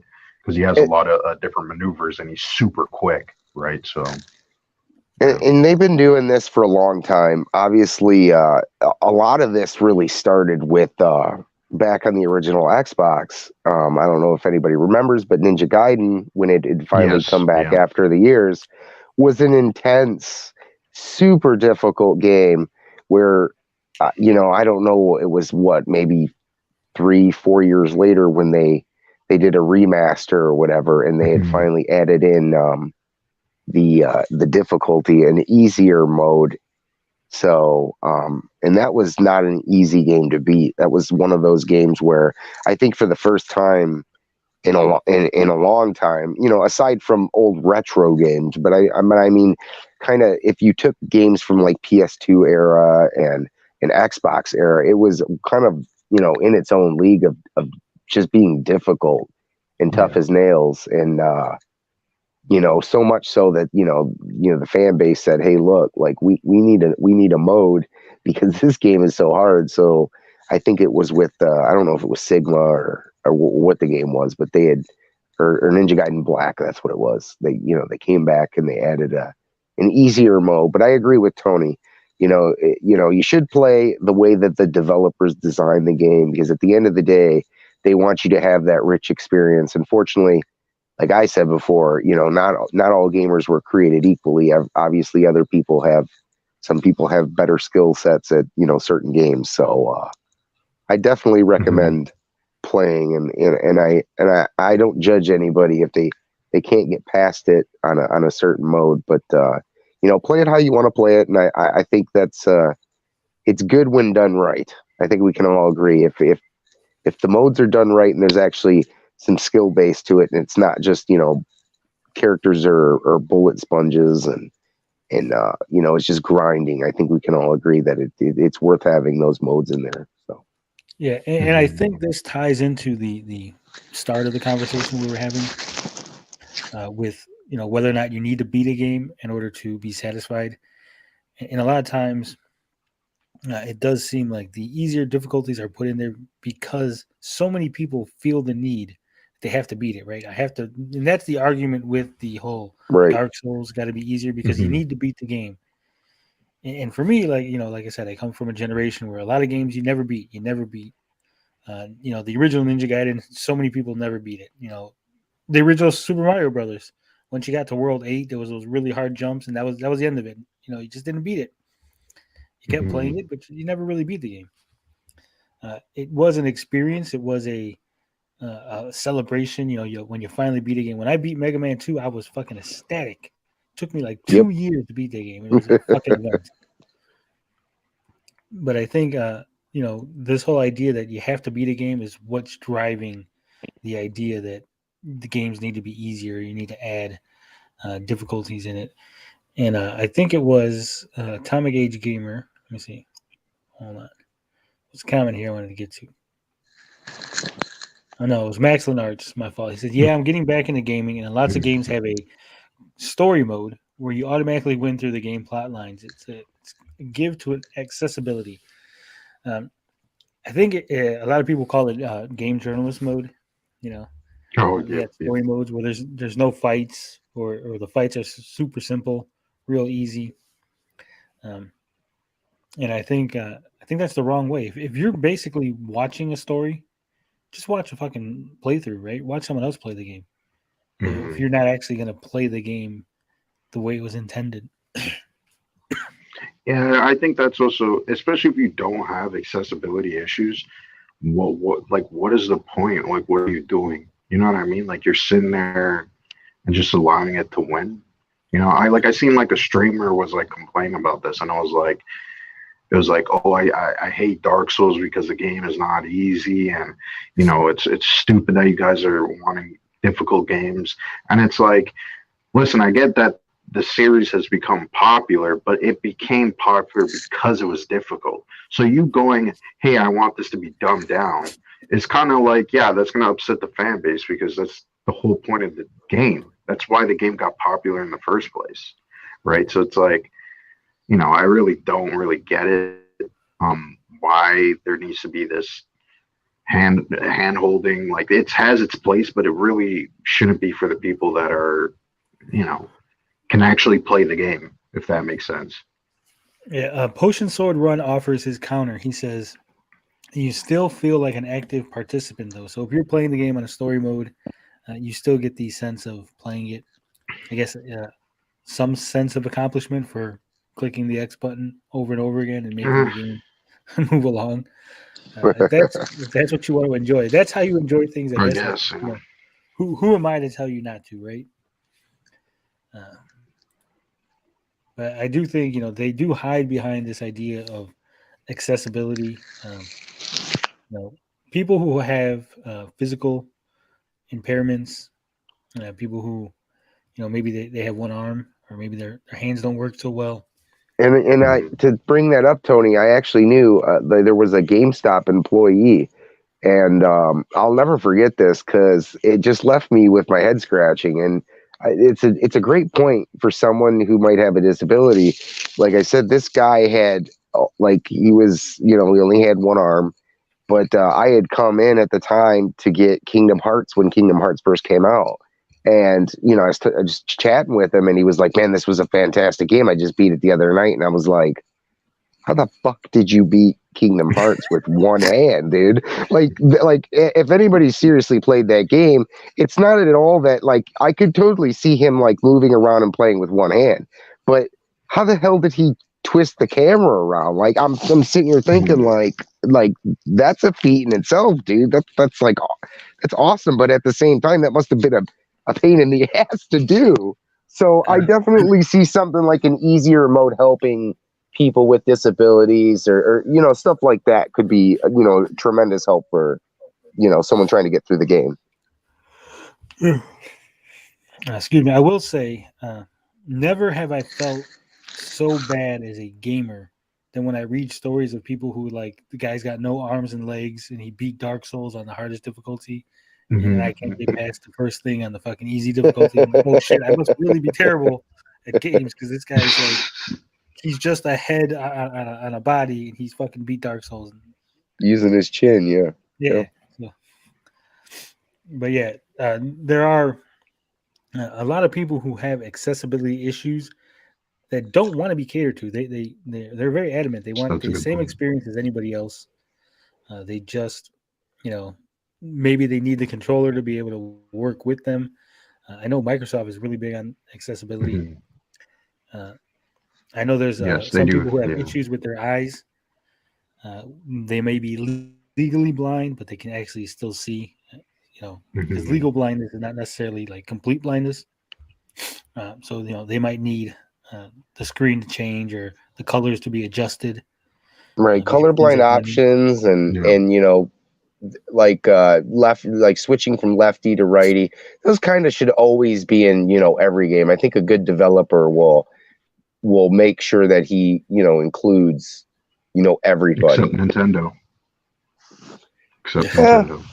I mean, there's always some games. I mean, it always is like developers usually are pretty good about getting those features in there. But yeah, I mean, everybody's got their fair share of letdowns over the Nintendo's like the years. only one who doesn't do it. It's like really shocking. Like they are like kind of behind, especially with Sony and Microsoft.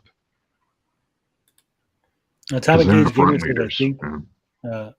I think Ben Heck makes customized one-handed controllers. Yeah, I think so too. I will say this: I do beat games like I beat children. Not very often. Not very often. Getting spicy. Yeah, but yeah, I play for fun.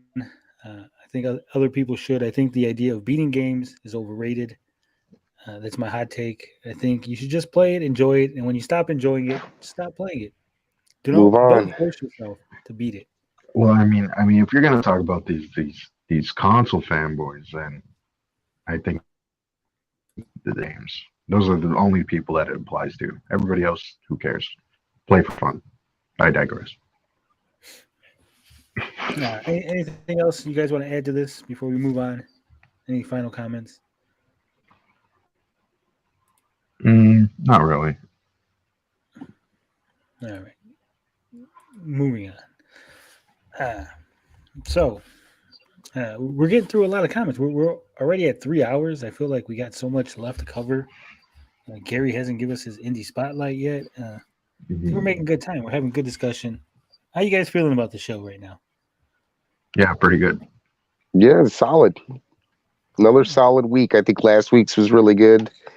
There was a topic that we didn't have on the docket that we could talk about a little bit about. That not so much Microsoft this week, but has anybody heard the Sega news? No, I did not hear this. Sega might be getting out of the arcade business. I did not hear that. Oh wow! I have to look it up because I had just caught it. I think that was either yesterday's news or it was recent, but something about them getting out of the arcade business. I thought they just released that big cloud arcade gaming thing like last year or something. I see what you're talking about. Sega is officially ending its arcade center businesses. Yeah. Says the company reveals that it intends to sell the remaining 14.9% of shares it holds within the arcade division to another company named Genda Inc. Sega stores across the country will be switching their store names to Gigo to express our gratitude for Sega's 56 years of history and our desire to be an oasis that quenches people's thirst for real entertainment. So they're getting out of the arcade ownership business. But I don't think they're getting out of making arcade machines. No. Well, they're not. Sega's not done making games, obviously, and stuff I like think that. They make more than games, is what I'm saying. I think they make right claw machines and other stuff like that. Right, stuff that goes to. That was my opinion. That was my thought when I read the topic, that they were going to no longer be creating those, outrun cabinets and stuff. You know what I mean? Stuff like that. The current arcade games that they make these days. Yeah, that'll be interesting to see what happens with that. Which is kind of a bummer. Yeah. In all the Yakuza games, you can go to the little Sega Fun Time Center. So it'll be interesting to see in the next one if the Sega arcade center is replaced.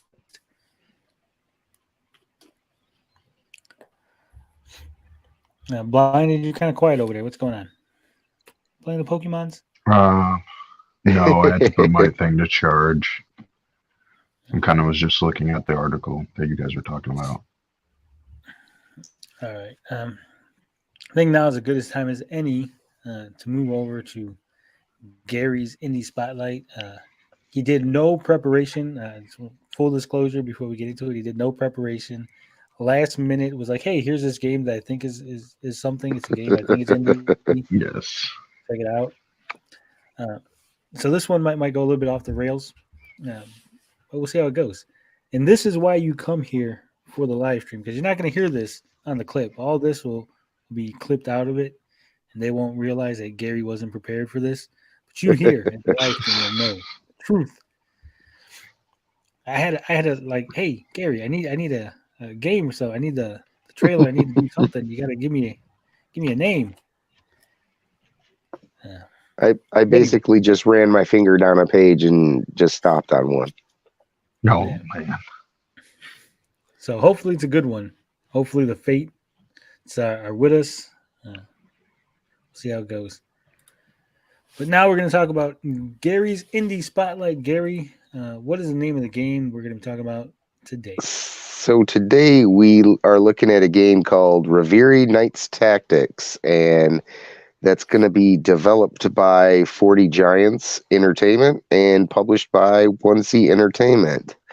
We're basically looking at a turn-based tactical RPG today, with a very unique, what you called before the show, a mobile game art style. And to be honest, I think it looks rather well myself. And, I'm always a sucker for, great animations and stuff like that. And I think it has a very, very nice style to it. And it's definitely one within the fantasy style, and, orcs, elves, and things like that. So, yeah, take it away and let's take a look at this bad boy. Before we get to the trailer, the game is going to be released actually it's available already. PC, Nintendo Switch, PlayStation 4, Xbox One, and of course playable on the new generation of consoles via backward compatibility. It was developed by a Brazilian developer, and the art style, I did say it was very mobile-ish, but when I heard it was a Brazilian company behind it, it made sense. I played some other games by Brazilian developers, and they have this similar art style. It's not quite anime. Like, you'll see it and you're like, it's kind of anime-ish, but there's something off. Malaysia, they also have a similar thing where like their art has this look, and you can just tell like it's not Japanese, but it's Asian. It's like an Asian country that made it. This has that little bit of Brazilian flair. You'll see it. If you've played any games from Brazil, you'll know exactly what I'm talking about. We're going to take a look at the trailer for Reverie Night Tactics. Hopefully I said that right. Yeah, we probably didn't. Yeah, I didn't either. Who knows? Becoming a leader was the most difficult part of my adventure. I am grateful for my best friend, so loyal that she stowed away on our ship to join me. But there was also our rough, bitter, and cynical guide. And my master and mentor, more human than he may seem at first glance. Only together could we save my father from Rarnak.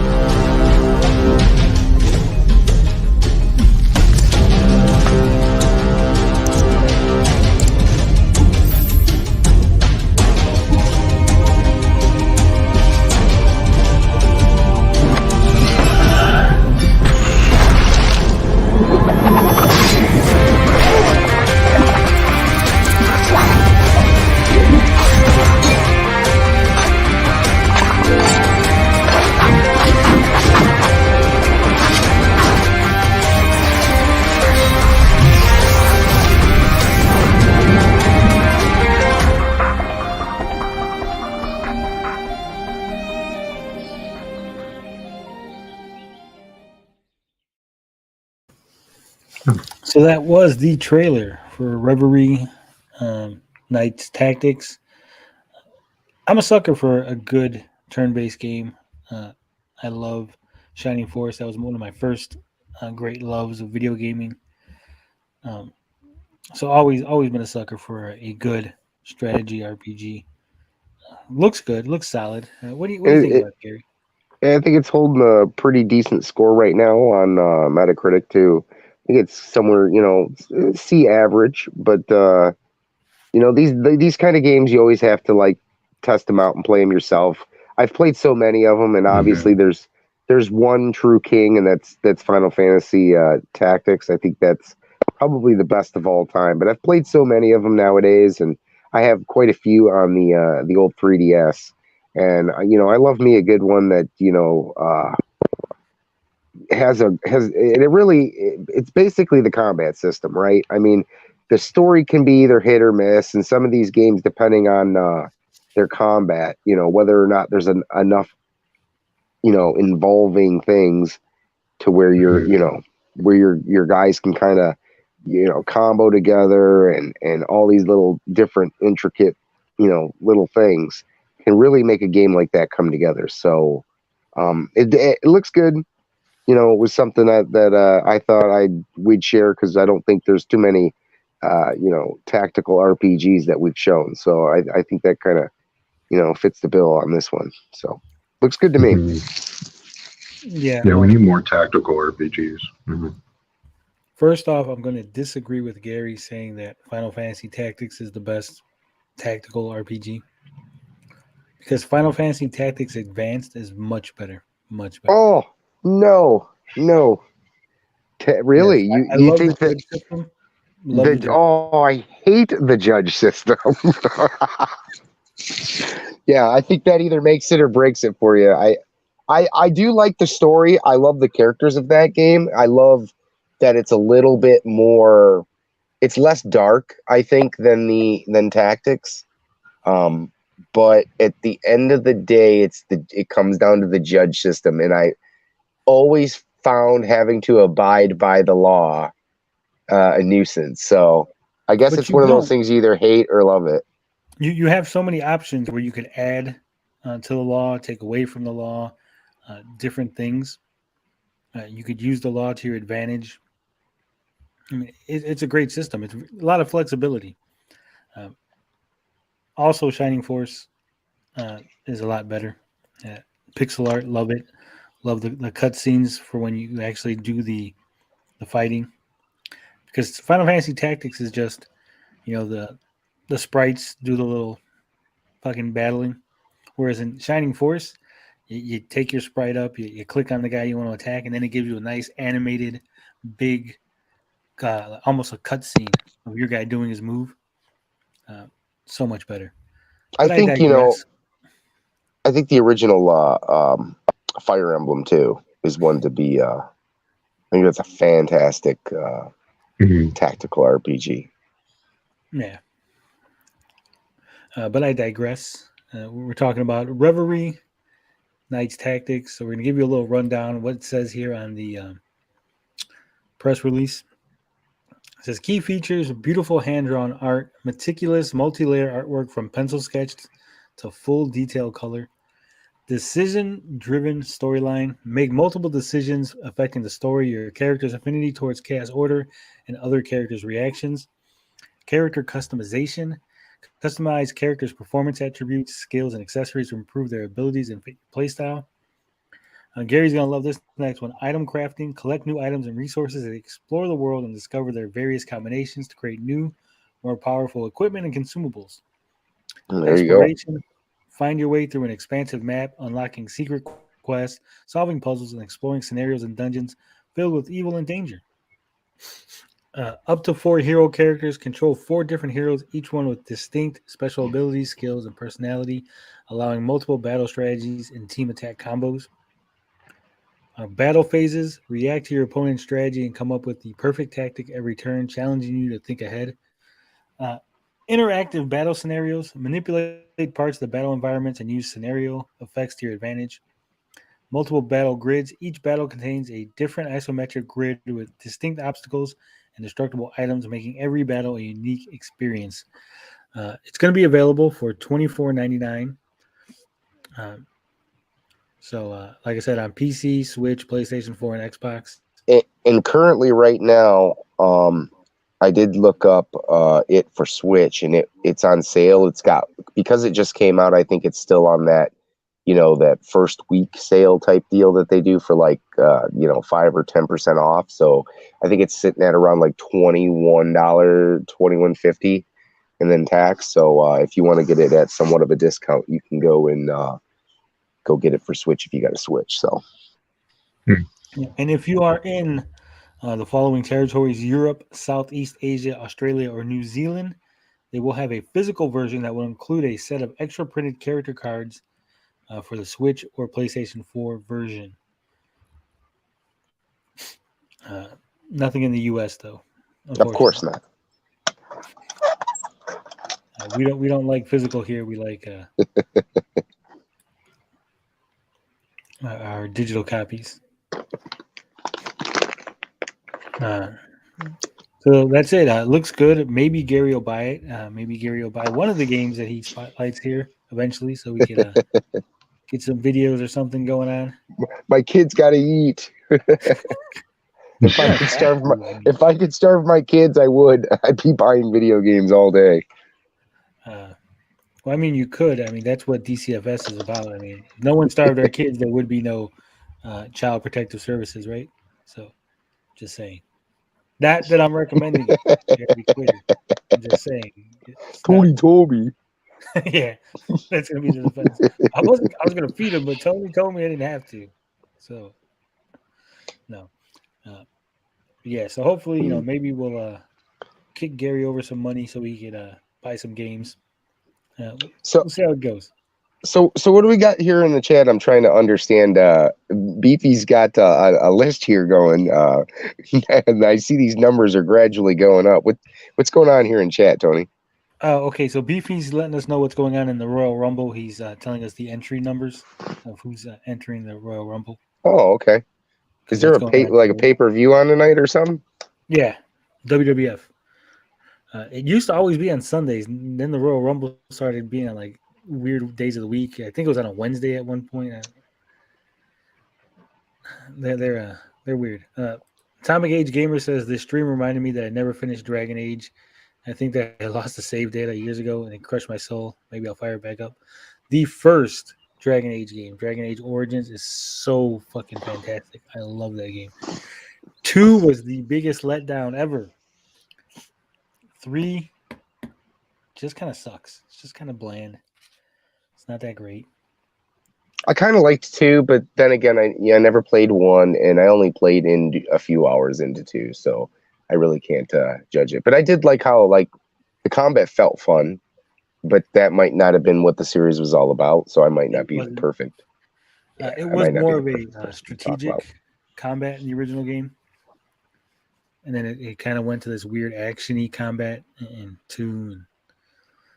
The maps were the same. If you played 2, like you went into a cave, every cave looked the same. Every dungeon. It was like 4 maps that they just kept recycling over and over and over again. Yeah, that's kind of a bummer. Mr. 804 says, "What Inquisition is pretty great." It's not great. It's kind of bland. I don't like some of the characters. The characters in the original game had so much personality, and the ones in the new one are so. I hate to say it, SJW, but that's what they are. They're so SJW. Like the one, there's a storyline. All right, I don't know if anyone's played any of the Dragon Age games, but one of the main themes is that the mages they get their powers from birth. Like you just get born, and one day you just start doing magic, right? And the people of this universe are like, hey, that's kind of dangerous. It's almost like mutants. Like, hey, wait a minute. We can't just let people just run around doing magic, right? So they lock them up into this, like, what they call an academy or whatever, right? But it's really like basically prison. Like, hey, we're going to put you in prison and teach you how to do magic and make sure you're not fucking crazy and not an evil person, right? So there's a big war between the mages and the non-mages. But in Inquisition, you meet a mage, right? And because magic, you can do lots of weird things. They got like blood magic. You can control people and change their mind, right? So the mage in the game complains that his father tried to use blood magic on him to make him straight because he's gay. Serious? What? Seriously. That's the storyline. Every character has a personal storyline. That's his storyline. that he's gay, and the dad wanted an heir to the throne or an heir to his house or whatever. So he tried to use magic to turn the son straight. That's his storyline. Yeah, I mean, I'm not against it, but it does seem a little weird to put that in a. I mean, I'd have to see that. Play the game, it's so heavy-handed in its delivery and everything. Because this is a universe where your main character could be gay or straight, right? He could be gay, straight, bi. Yeah. That's why I'm like, well, why is that even a concern in the game? In the first two games, there was no like any indication that like being gay was any kind of like stigma in the games, right? It was just, it was just the thing. Like people were gay, people weren't gay, whatever, right? I was gonna say that's the thing. Blinded. Why is it a thing in real life? Yeah, it's a thing that's in that we know, conversion therapy, right? But it's like, I don't know, like you could do that. I'm not opposed to it, but like given the nature of Dragon Age, yeah, I didn't know that was in the plot of that game. I'm kind of shocked. Yeah, like I said, and it comes out of nowhere because the character is pretty cool. It's a pretty cool character. He's got a fantastic voice actor. His lines are really good, and then all of a sudden, when you get so far into your relationship status with each character, they open up to you more. And that's his like personal like story or whatever, and you're like, okay, that just came out of nowhere, like left field, like just like what the fuck's going on. Yeah, I think sometimes some games need to pick what social commentary they're going for. Like in a Dragon Age game, you could do something with race, I guess, but like sexuality, when the game kind of makes you be able to do whatever you want sexually, kind of makes it weird to pick that kind of commentary. I don't know, like sometimes they just want to shove, social commentary where it's not really needed, if that makes sense. Yeah. One of the companions in the game, like, I don't want to spoil it, but spoiler alert. One of the companions you have, just by the end of the game, he does a 180, and he's being set up as the villain for the next game. Oh, wow. But it comes out of like, again, it just comes out of nowhere. It's like, oh, yeah, now I'm bad. Yeah, BioWare. So it's gone down. Kind of sucks. One of the other characters is very, very annoying. And isn't the next Dragon Age game a reboot? Or like, am I mixing that up? You're mixing that up because it's supposed to be a part 4, a continuation of the story, but it has been delayed. I think it just got another delay. Yeah. I wouldn't be surprised if they shut down BioWare soon, especially if that game bombs. Yeah. It wasn't great. Like I said, some of the characters were just bad, just not as entertaining or fun as the characters in the previous game. The first game was called Origins, and you were able to pick the origin of your character, and it had a sort of a backstory that you almost created yourself. You know what I'm saying? Like, so if you were the elf ranger, you'd have like a different backstory than if you were a dwarf. You can't be a mage, so you had to pick the rogue or the warrior class, and then you could pick whether he was a poor dwarf or like he was the son of the dwarf king or whatever, right?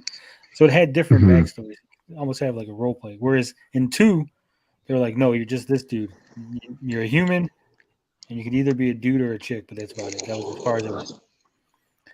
And in the next one, they kind of opened it up a little more. Not as much as the first game, but a little more than the second. They're like, well, you can pick what race you are, but only these certain ones. You can only be these certain races. So it wasn't great. And there was no different backstory. It was just kind of like, no matter which character you picked in Inquisition, it was all basically the same. Like, oh, yeah. You're just some dude that showed up and there was a fucking explosion, and now you're fucking the Inquisition guy. Fucking your life sucks. Yeah. With it.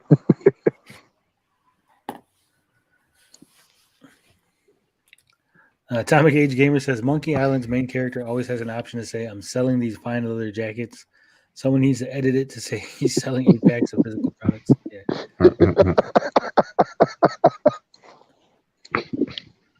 Chappie says, "I've heard Baldur's Gate 3 is turning out well. Fingers crossed." Yeah. Chappie, Yeah. the list that Beefy's talking about is the Royal Rumble entrance. He's just kind of giving us a play-by-play. Hopefully, he doesn't get tired before it ends.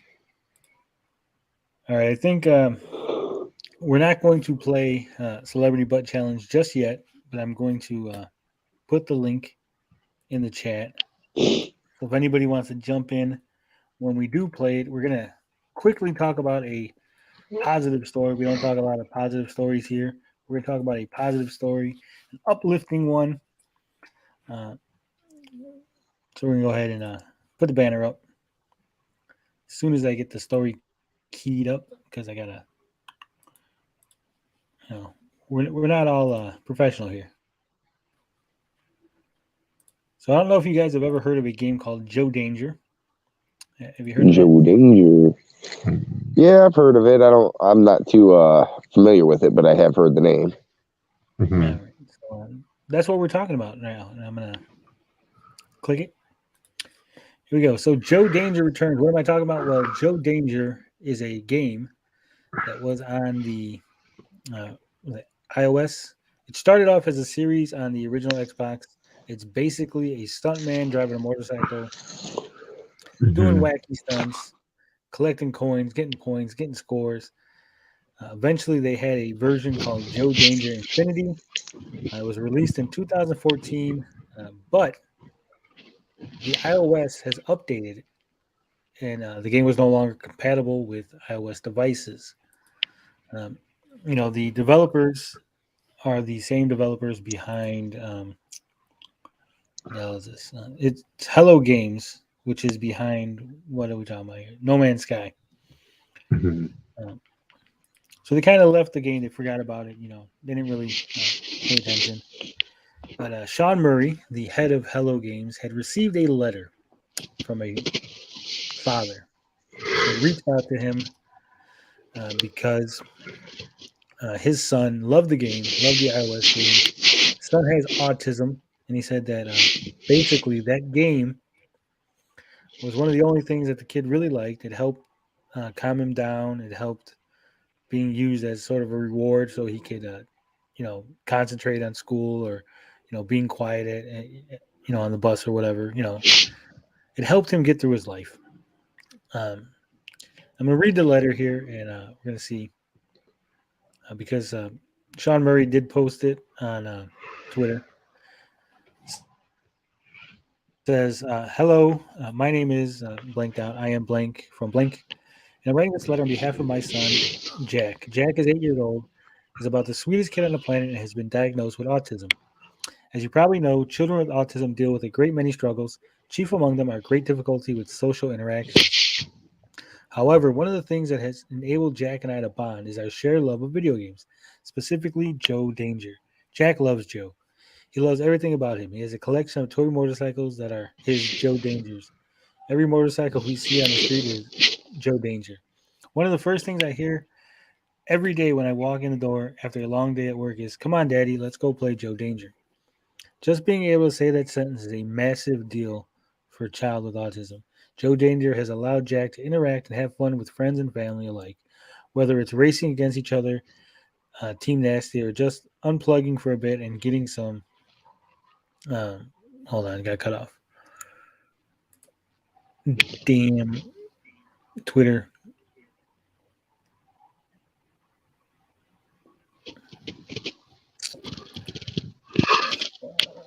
Unplugging. What was it? Unplugging for a bit and getting some huge air. In short, playing with Joe has allowed Jack to experience normal kid stuff. As a parent, it's hard to put into words the feeling I got seeing the pure joy in Jack's face Joe Danger brings, knowing the other struggles he experiences every day. But I can assure you the feeling is a good one. Now, this is the part where I ask for help. Not only has Joe Danger helped Jack with friends, but it has become an important coping mechanism for him. The iPhone version of Joe Danger has become a reward for Jack getting through situations that those not on the spectrum take for granted. Sitting in a loud restaurant, walking into a crowded room, sitting through classwork can all be significantly stressful, and I am definitely that parent who says, get through this and you can have the phone for a bit. But I don't care. It helps him. There have been times too numerous to count where I know Jack is uneasy with a given situation because he will just look at me and say, then I get Joe Danger. It's his way of saying this is going to suck for me for a bit, but I know I can get through it. And he does. And Joe Danger helps him do it. The problem is that ever since iOS updated a while back, Joe Danger hasn't worked with the new versions. And one isn't even able to find it on the App Store anymore. As children with autism have difficulty with change, any other version just won't do. The App Store, rather casually, I must admit, suggests contacting the developers to update the app to get it to work, as if that were something that was done every day. But Jack asked me to do it for him, so here I am. I don't even know if it's even something that would be possible, or if possible, how much time and effort would have to be put into getting Joe back up and running and riding with the newest version of iOS. But it would mean the world to at least one little boy. And if it doesn't pull at your heartstrings enough, think of all the positive press. If that doesn't work, I'm sure there is some money to be made by getting Joe Danger back on the App Store. I figured appealing to both sentiment and cynicism would effectively hedge my bets. Anyway, if nothing else, I want to thank you and your team for the endless hours of entertainment and joy that you have provided my son, and for all the times you've helped me and Jack be able to forget about difficulties, therapy appointments, doctor visits, and all the rest for a bit, and just let him be a kid. I can honestly say it has made a difference in his life. Helping children with disabilities may not be something that you realized you would be doing when you made Joe Danger all those years ago, but it's something that you do, and I'm grateful for it. And that was the letter sent to Sean Murray, the developer, the head developer of Hello Games. And he actually did it. He remastered with improved visuals, high frame rate, ProMotion, and gamepad support Joe Danger back on iOS, available to be played by all the little boys and girls, all the little Jacks in the world. And I think that's something that we don't see a lot of. We don't see a lot of people just doing the right thing because it's the right thing to do. And I think that Hello Game, Sean Murray, should get a good round of kudos, pat on the back, whatever you want to call it, for doing it. And I think that highlighting it, I mean, we're just a little small channel here, but I think, everybody who can should be highlighting this because it is a special story. I got a little tear in my eye. I'm not joking, because it is something that we do take for granted. People who don't have autism, or children with autism, or relatives with autism, we don't understand the struggles that they go through, and it is struggles, just simple everyday things. And so it's nice to hear that this child got his coping mechanism back. And what do you think about this, guys? Gary?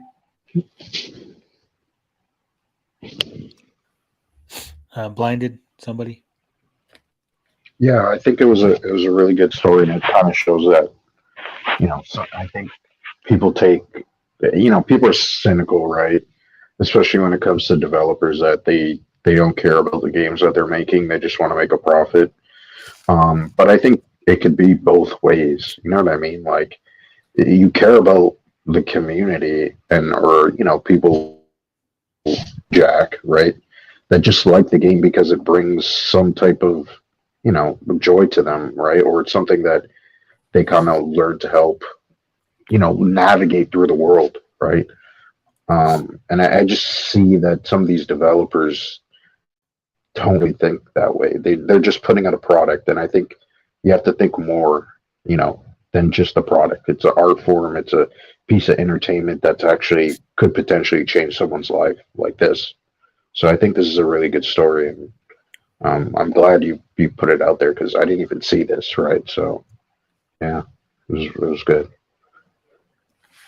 Yeah, and I think to what I was saying earlier,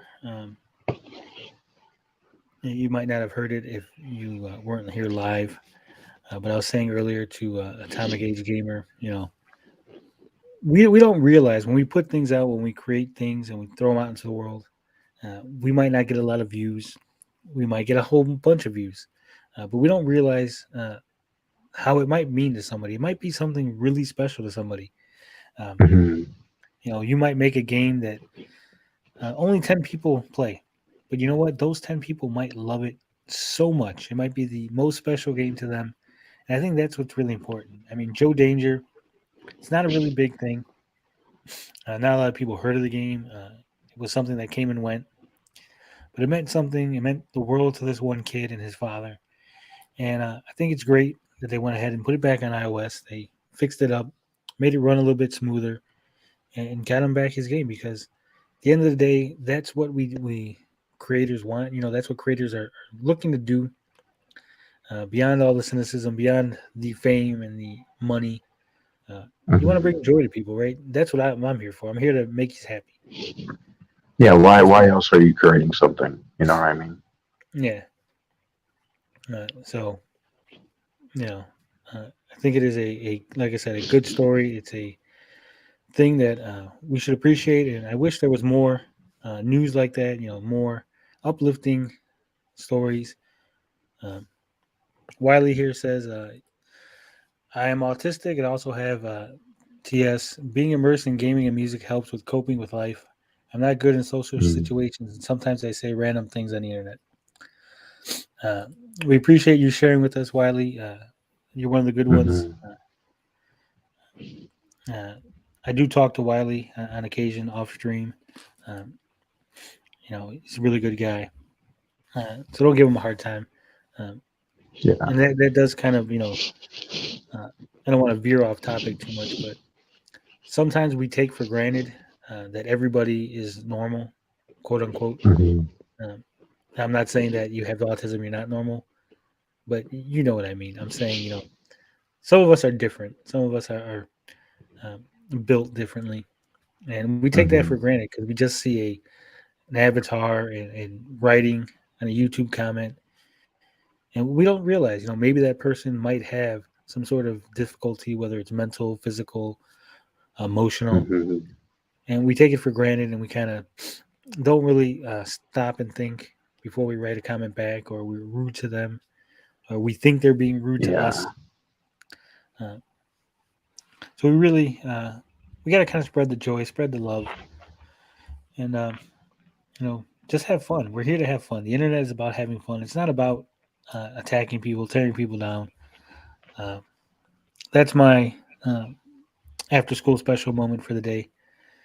Called typical versus atypical. But I think even that, I mean, I don't want to get on the whole naming conventions and because typical sounds like normal, and I know some people get upset, some people don't, and I don't really want to get into that argument. I just think that you just treat everybody good. We should always assume people have good intentions.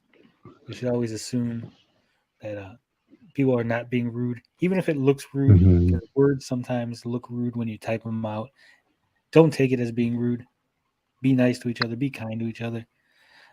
We all got to share this planet, and I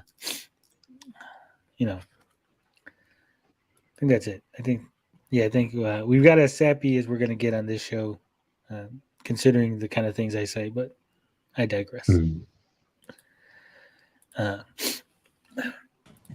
Atomic Age Gamer, welcome back to the show. How's it been out there hanging in the chat? It's been magical. Here for the bucks we now. have a magical show here. We appreciate you jumping on and playing some games with us. Yeah, I always wanted to be a game show contestant, so this is a real dream. I did. I want to be a contestant on Jeopardy because I know a lot of stuff. I think I'd be good. Yeah, I think I paid like $2.99 a month for a while to get the pro version of the Jeopardy, whatever it's called, the Jeopardy app on Amazon Alexa. It's actually pretty fun. I gotta take a look at that. Huh? Yeah, there's a free version. At least there was. I don't know if it's still around. This was like sometime last year. You get new questions every morning. Oh, that's interesting. I didn't even know that was a thing. Yeah, and I Everything's a think, thing. I mean, it's a little bit of a stretch, but you could even call it gaming because I think you get extra points if you gave the answer more quickly. But I'm a little rusty. But I definitely enjoyed it.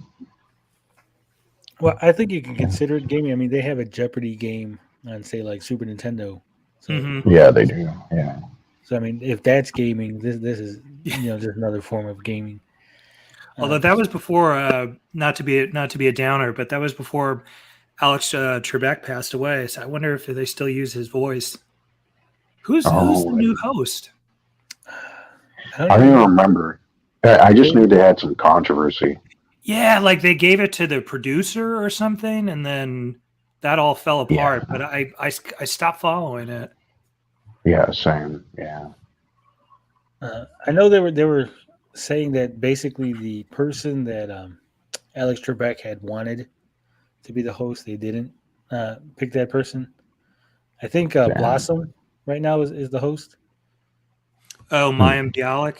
Yeah, her and Ken Jennings. Okay.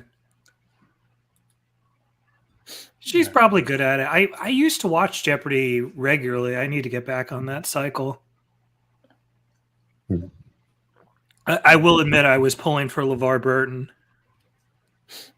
Well, Trebek's personal choice for a replacement was CNN anchor, author, and Sirius XM radio host Laura Coates. Laura Coates? Who is that? I have to look that up. But sorry, I didn't mean to derail you. But yeah, I'm joking around, but at the same time, I have real clear memories as a kid thinking, man, it'd be so much fun to be on a game show. Oh yeah, game shows are always. I don't know how everybody else's experience is because I'm a little older than some of our audience, but missing school and then sitting home and watching all the game shows, daytime game shows, Jeopardies, your Press Your Lucks, your fucking Price is Right. Love them. I wanted to be on a game show. You probably watched your fair share of personal injury commercials, I'm guessing. Yeah. For law firms. Those were always on in the middle of the day. Wiley says, what American game show has a trombone sound? Let's Make a Deal, I think. Wah, wah. That's when you would get. I always wondered on Let's Make a Deal when they open the curtain. They're like, when you get zonked. Like, did you keep the donkey? Did you get to keep the donkey? Or yeah, I think. Let's see. Price is Right for sure. That was like the best sick day watching. I just turned 41, so I'm probably a little bit older than the average too. But when I was a younger kid, I remember watching what was it, $64,000 Pyramid? Oh, and yeah. I don't know why that format isn't around now. Like, you have celebrities mixed with regular people. It's like a pro-am. And like, there was something about the dynamic of having to explain, the clue without actually giving it away. Like, it sounds so simple, but I'm sure when you're I think they have a show with that now. With the celebrity and regular people. I forget what it's called, but it's almost like charades, but with celebrities and like normal people. Oh yeah, like a Pictionary almost. I forget what it was called. Yeah, you're right. This is like fairly recent. Yeah, a couple years ago. That was pretty good. No, there's a new one called 25 Words or Less that has celebrities and regular people, and they got to work together to try to guess the word. I was always a big fan of Supermarket Sweep. Oh, that's another good one. I don't like the new one. But I was a fan of that show too. Price is Right. It's great. So many good shows. Didn't mean to get you off topic though. Oh, you didn't. We always have a little segment in the middle. And thank you for enjoying the craft services in the green room. I actually said that joke on another channel, and they had no idea what a green room was. I explained to them, and it kind of made the joke fall flat. When you have to explain a joke, it never lands. Yeah. I've been there. I've wasted way too much of my life watching Conan O'Brien and all those kind of late night talk shows. So I don't know. I always like when they give you like little snippets of kind of acknowledging that stuff's rehearsed or like that it's it's a show. So like I always like when you get somebody like Norm Macdonald or somebody come on and rip them for having like, hey, you got 2 carrots out there. It's like, come on, guys, you're running out of money,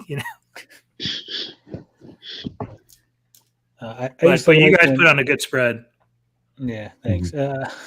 We try to cater it to our guests, so there's a different spread for each person that comes on.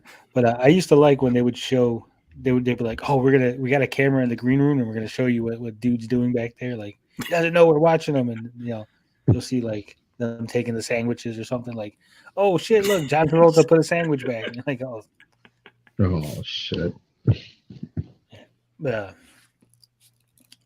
Wiley says, "What is a green room? Like a It's like film? No, a backstage. green room. It's the so you got when you have guests on like a talk show. There's a room that they would sit in." As they're waiting to be called out to go on stage. And it usually has like snacks, refreshments. Yeah. You're getting a little low there, Blinded. Oh yeah, because I'm starting to. Can you hear me now? No. Oh, it's not louder. No, like you're really low all of a sudden. Oh, that's weird. Yeah, fiddle with the settings here. Oh yeah, that's something's going on with the settings. Let's see. Say something now. Yeah, can you hear me? Yeah, it's a little better. All right. Yeah. I'm saying I can't hear him, and then like on the playback, like Blinded's gonna be fucking loud as shit, and everyone's gonna be like, "Why the fuck's Blinded so loud on this?" Oh fuck. Yeah, that tends to happen. So we're gonna go ahead and play the next game. My I favorite think game. Gary, did you win last time, or did our guest? No, I think Blinded won. I'm the winning champ. I should have won. I gave everybody the answers last week. All right, so this week we're going to do things a little differently. Make it a little more fair. Excuse me. But let's go ahead and put the banner up. All right, ladies and gentlemen, welcome. This is the favorite part of the show, a Celebrity Butt Challenge, as endorsed by Susan Wojcicki from YouTube. She called me personally, said she loves this. She loves doing it. She wants to be on it. I said, Susan, not really a celebrity. You can be a contestant, but you can't really be one of the models. But we will find out whose knowledge of celebrity posterior will reign superior. Joining us today, we have Gary, Blinded Braille, and Atomic Age Gamer coming back for his second appearance on the show. Welcome, gentlemen. Are you ready to take a look at some butts? Yep, Fire let's away. name that derriere. Right. Now, we're going to do things a little bit differently this week. The first 3 versions of the show, we showed a butt, gave people a chance to pass or take a guess. If they guessed wrong, they would be eliminated, and then we'd give clues and reduce the points. This week, we're going to do things a little bit differently. Just like guess the product, we're going to actually give you choices. I'm going to show the butt. I'm going to give everybody 4 choices. You guys will pick from the choices, and we'll see who's correct on each choice. I got 8 lined up with a bonus 9th butt in case there's a tie. There will be no clues given. Maybe one or 2 clues. We'll find out. We'll see how it goes. But let me get it up on screen.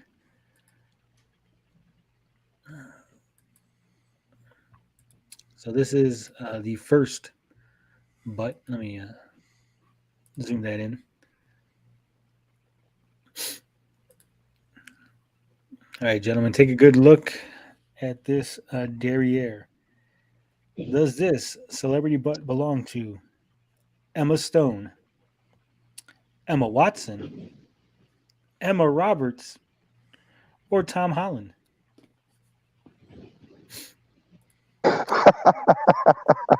You got a curveball there. A little curveball. So, go ahead, Gary. What's your choice? Oh man, B, C, or D? I hope it's not Tom Holland. I don't know who the third option is.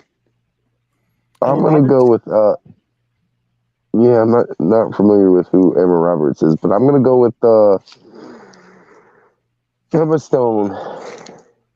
Gary's going with Emma Stone. All right, Blinded. So no hints, right? Was that? No hints. No hints. Emma Stone, Emma Watson, Emma Roberts, or Tom Holland?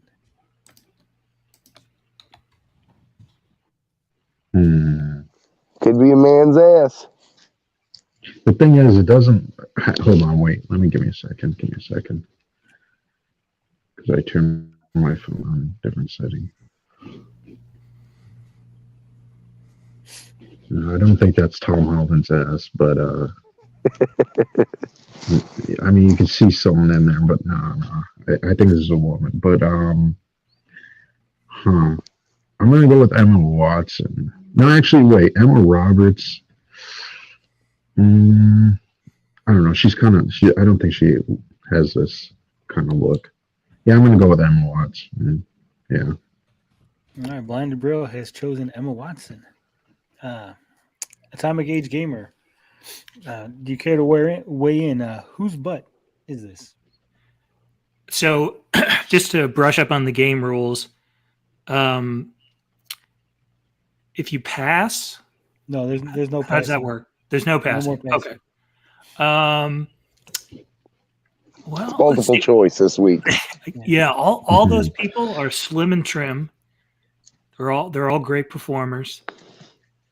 So this really not getting much of a clue. So I was leaning more towards Emma Watson, but I'm going to be strategic and go with Emma Roberts, and hopefully the luck will let me pull off to an early lead. All right, okay, I just want to say something really quick. There's no way in hell that's Emma Watson's ass. I don't know. It kind of does look like it. It's either Emma Stone or her. But she's got a flat butt. So we got one for Emma Stone, one for Emma Watson, and one for Emma Roberts. No one picked Tom Holland. Now, Gary, I mean, it could be. He's a slender man. He is. Gary's unfamiliar with Emma Roberts. That is the niece of Julia Roberts. What movies was she in? Can't think of any off the top of my head. I think she was in Scream 4. I can't remember what else. Yeah.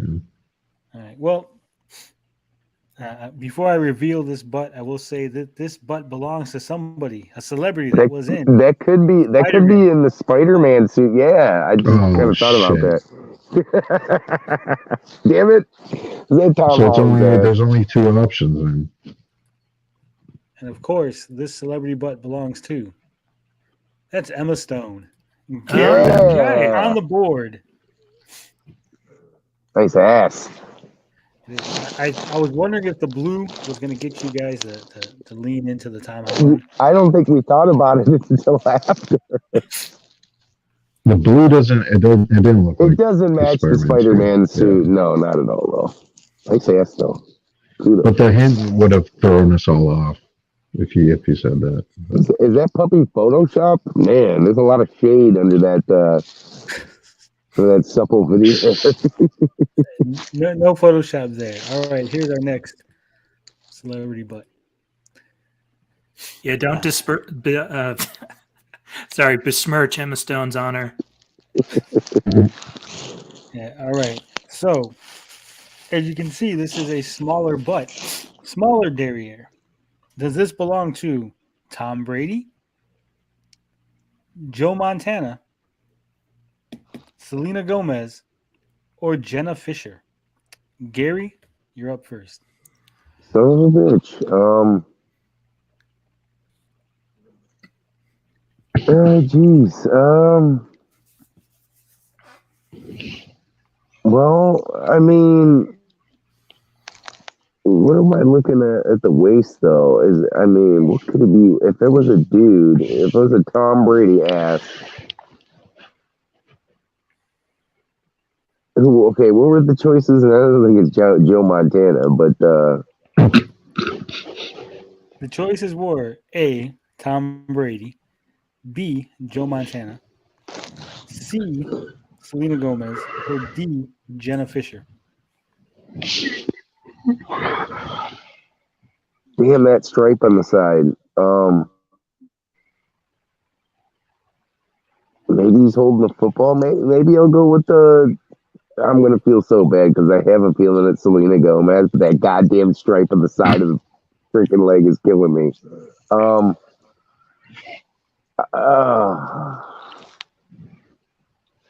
Fuck it, we'll go Tom Brady. All right, Gary's going with Tom Brady. He knows his man's ass. Blinded Brill.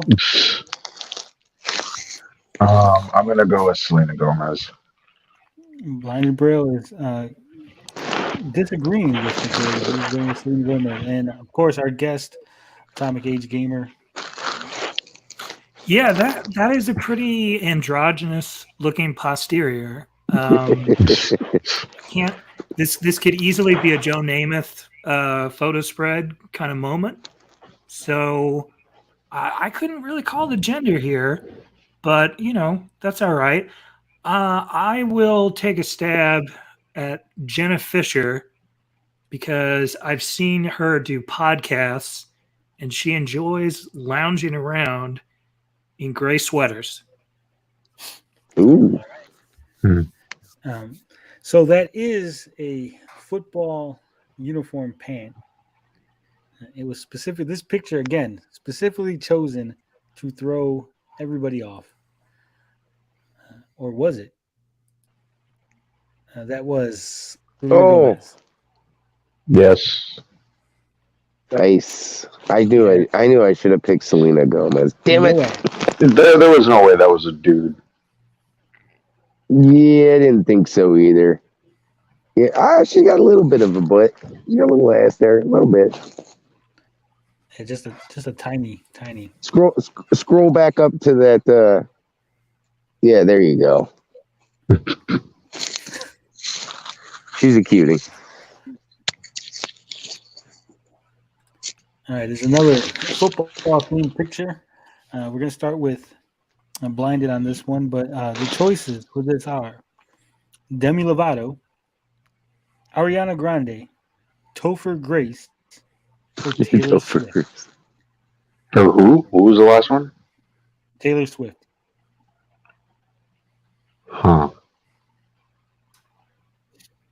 Okay, first off, I don't think this is Topher Grace. It just doesn't look like a guy's body. It looks way too slender. And he's still kind of a bigger dude. He's a thin dude. He wouldn't have much He's of a an thin ass, dude, would he? but he's not this kind of thin. This looks more like Taylor Swift. It's a football game. I'm not sure why Ariana Grande would be at a football game. And who was the first choice? Demi Lovato. Yeah, that's the only one where I'm like kind of thrown for a loop. I don't think she has this type of slender look, so I'm going to go with Taylor Swift. All right, Blinded is gone with Taylor Swift. Atomic Age Gamer, what is your choice? Yeah, this is another tough one. I thought that Demi Lovato would be a little more voluptuous, shapely. Yeah. But I don't know. Maybe she was working out a lot. Maybe it's an older picture. Older picture, tightening up. This is a tough call. You said Ariana Grande was another choice? Yeah, the three choices Taylor Swift or Topher Grace. I'm going to go with I'll go with Taylor Swift. Another one for Taylor Swift. All right. And Gary, that brings us to you. You heard what the discussion was. You heard what people were thinking. What are you thinking? Yeah, I'm going to have to agree with the boys here. Thinking back on maybe Super Bowl games, This looks like it's this was taken actually, maybe not the Super Bowl, but it looks like everybody's got their hats off. I'm going to say this was a Pledge of Allegiance or whatever.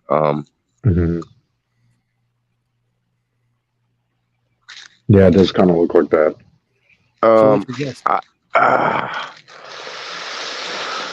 I gotta go with the boys though. I gotta say it's Taylor Swift, but I don't think she would have done that. It's probably gonna end up being Demi Lovato now that I think about it. But we're gonna go with Taylor Swift.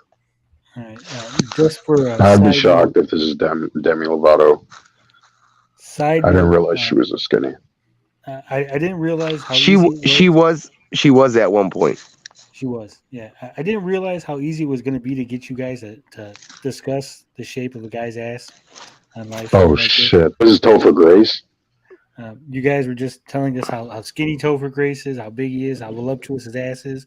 I just find it funny that you guys were fun. Oh man! I ain't just pulling our chain. He's yanking our chain. Butts are the great equalizer. Oh, this is it's Ariana Grande. Yeah, Ariana Grande. Oh wow!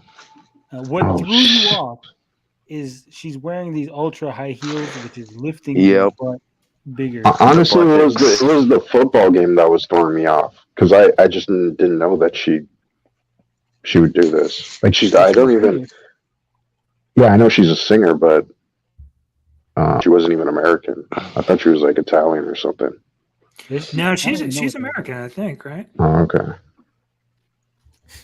I thought someone told me she was Italian. That's for sure. She's a nice little tiny woman.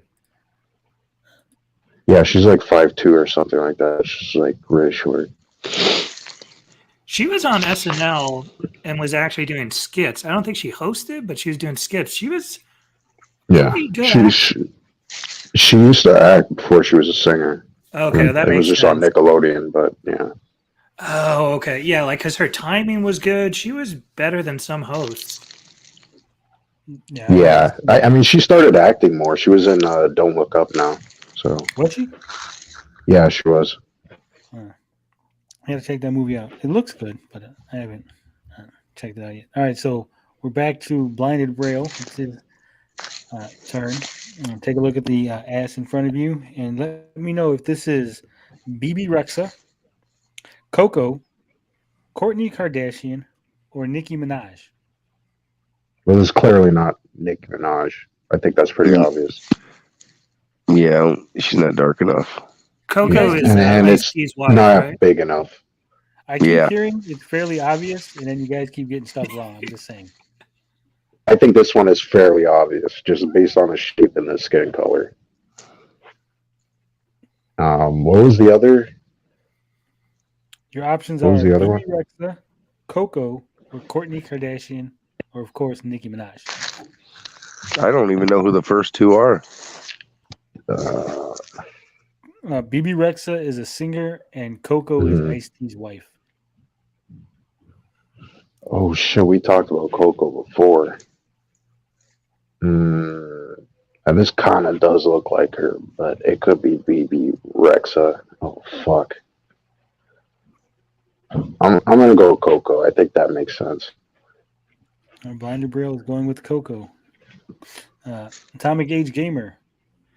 Yeah, this is. I almost think it's too small for Coco. Yeah, that's the thing. She is endowed for sure. I'm not trying to stall too much here.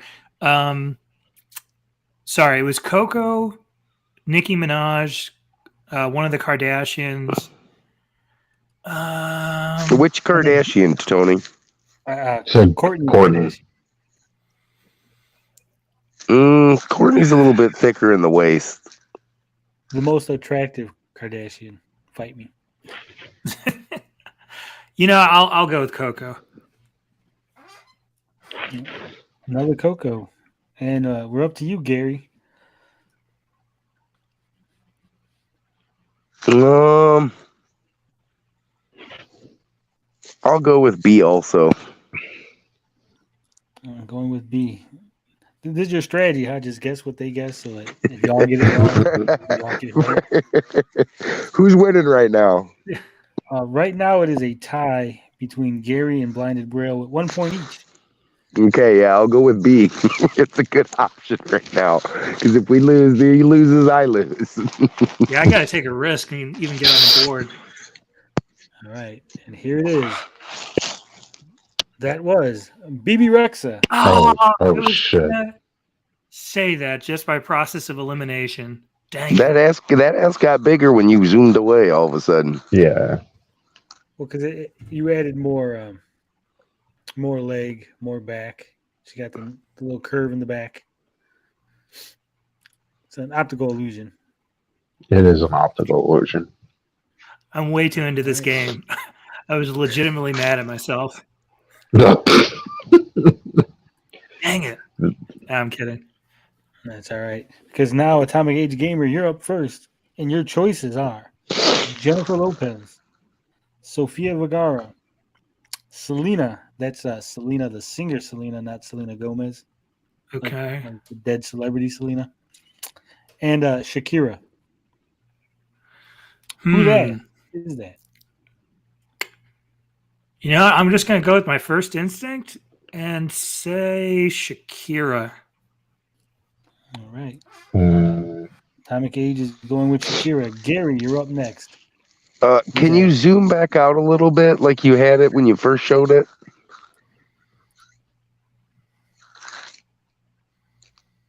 I'm not sure how that helps, but okay. Well, if that was Selena, I'd say that's a pretty new looking vehicle. Is that a vehicle? So she's been dead for quite some time. So I'm gonna go with or what were the options again? We got Shakira, Selena. The options were A, Jennifer Lopez, B, That's not a Sofia J-Lo Vergara, booty. C, Selena, or D, Shakira. That's either a Sofia Vergara ass or a Shakira ass, and I'm going to go Sofia Vergara. Yeah, Sofia Vergara, my final answer. Yeah, I'm going to go with the same with that. You said B, Blinded? Yeah, I'm going with Gary's answer. Yeah, because she's kind of tall, but she's not really thick, from what I'm remembering. It was. Yep. Oh, Yep. Yeah. I do like how Gary's analyzing the car. He's one of like, no, see the. Yeah, I was going to say it's Sherlock Holmes approach.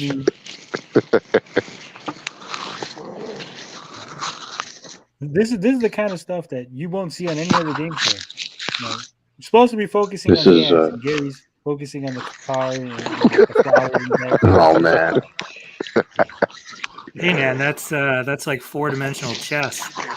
It's taking it to another level. All right, we are back at Atomic Age Gamer. Take a look at this ass and tell me, does this ass belong to A, Sophie Turner, B, Julia Roberts, C, Bill Hader, or D, Kristen Stewart? Oh, I got this one. Let's see, I could do the Sherlock Holmes thing here. Cause is that an iPod? I believe it's a phone. That would take us back a while. Now I guess people still use headphones, like those little Apple earbuds on a wire. So that I don't know if that dates it or not. Who was the first choice? The choices are A, Sophie Turner, B, Julia Roberts, C, Bill Hader, or D, Kristen Stewart. I'm gonna go. Definitely overthinking. I can't tell how tall they are.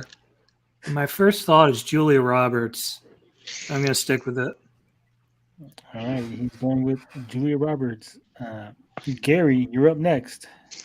Well, I think Blind is going to follow me on this one, but being that there's like the iPod or whatever the hell's in her back pocket. It looks like she's got some kind of striped shirt, and just by what she's wearing, I have to go with D. I got to go with Kristen Stewart here on this one.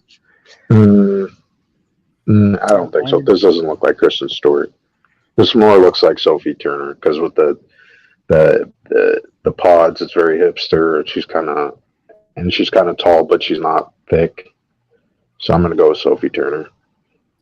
She's the girl from X-Men, right? Yeah. X-Men. She was yeah. I'm gonna go with her. In Game of Thrones. Yeah, Game of Thrones too. Gotta love this game. Gotta love the way that it's being analyzed. I love it, gentlemen. No, it's not an iPod. I think that is a telephone with headphones. She's got it upside down with the headphone jack. Oh, okay. That's like a new trend now, which is really stupid because it's not that old, but whatever. All right, so let's find out who it is.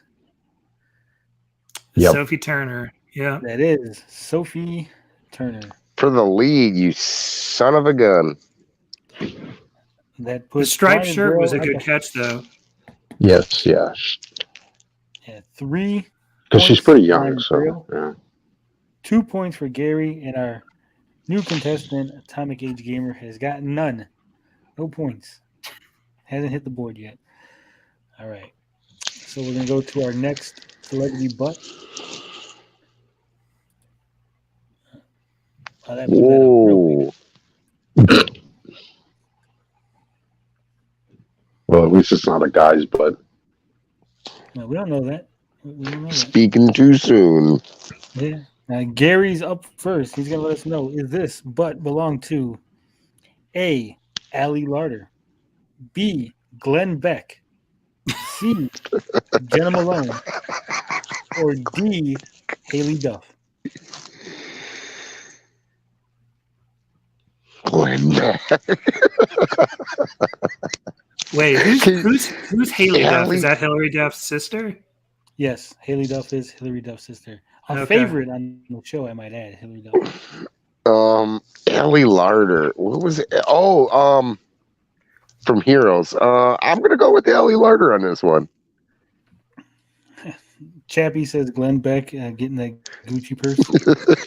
yeah, I know. It's if there are any Seinfeld fans, that's clearly a European carry-all. Not a purse. It's a purse. It's European. European handbag. You're in the lead.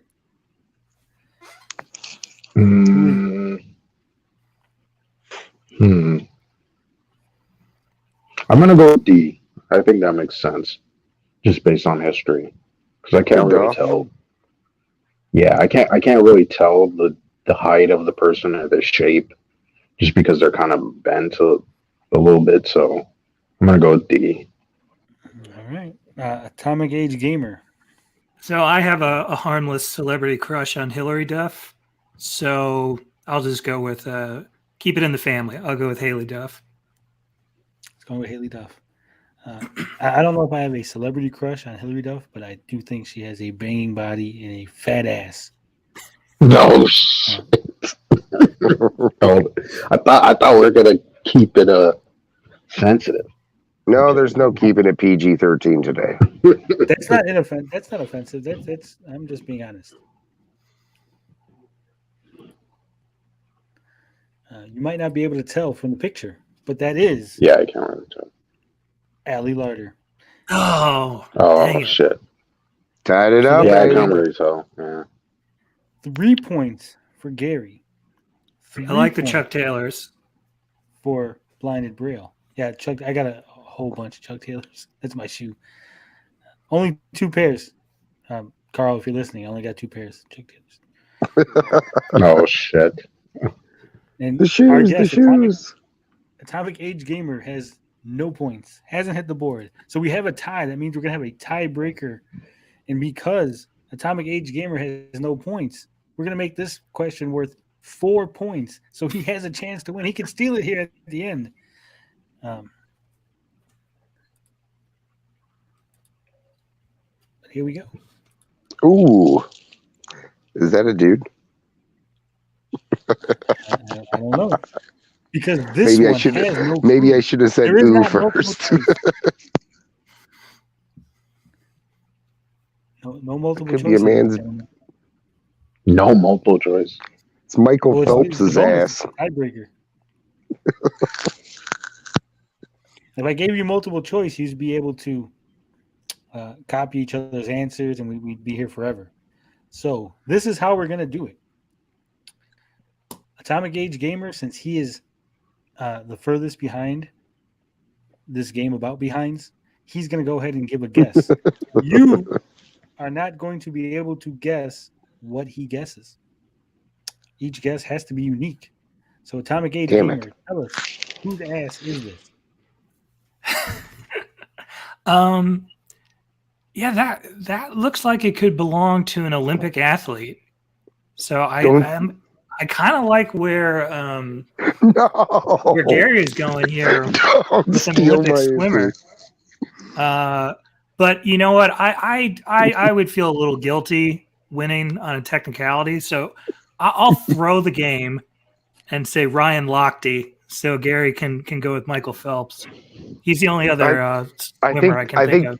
I think that was the better answer, but yeah, I'll go. If you're going to go with that, then I guess I'll have to go with Michael Phelps. But I don't think that's Michael Phelps was like crazy slender and had a weird kind of torso. I don't think that's him. I think he'd probably be better off. This looks like a female. It does, and I can't go Michael Phelps. I can't tell if it's the angle, but if you look on the shape, it's definitely female. Like, there's no way this is a guy. The guy has like a box cut, you know, like going from. I don't know. There's a lot of variety in the world of. You've seen voluptuous men? I've never seen one before. I can't think of any. I think this is going to be a difficult one to get because we don't have any multiple choice here either way. So either way, because if I don't know what the hell I'm going to guess. You know, maybe I'll go.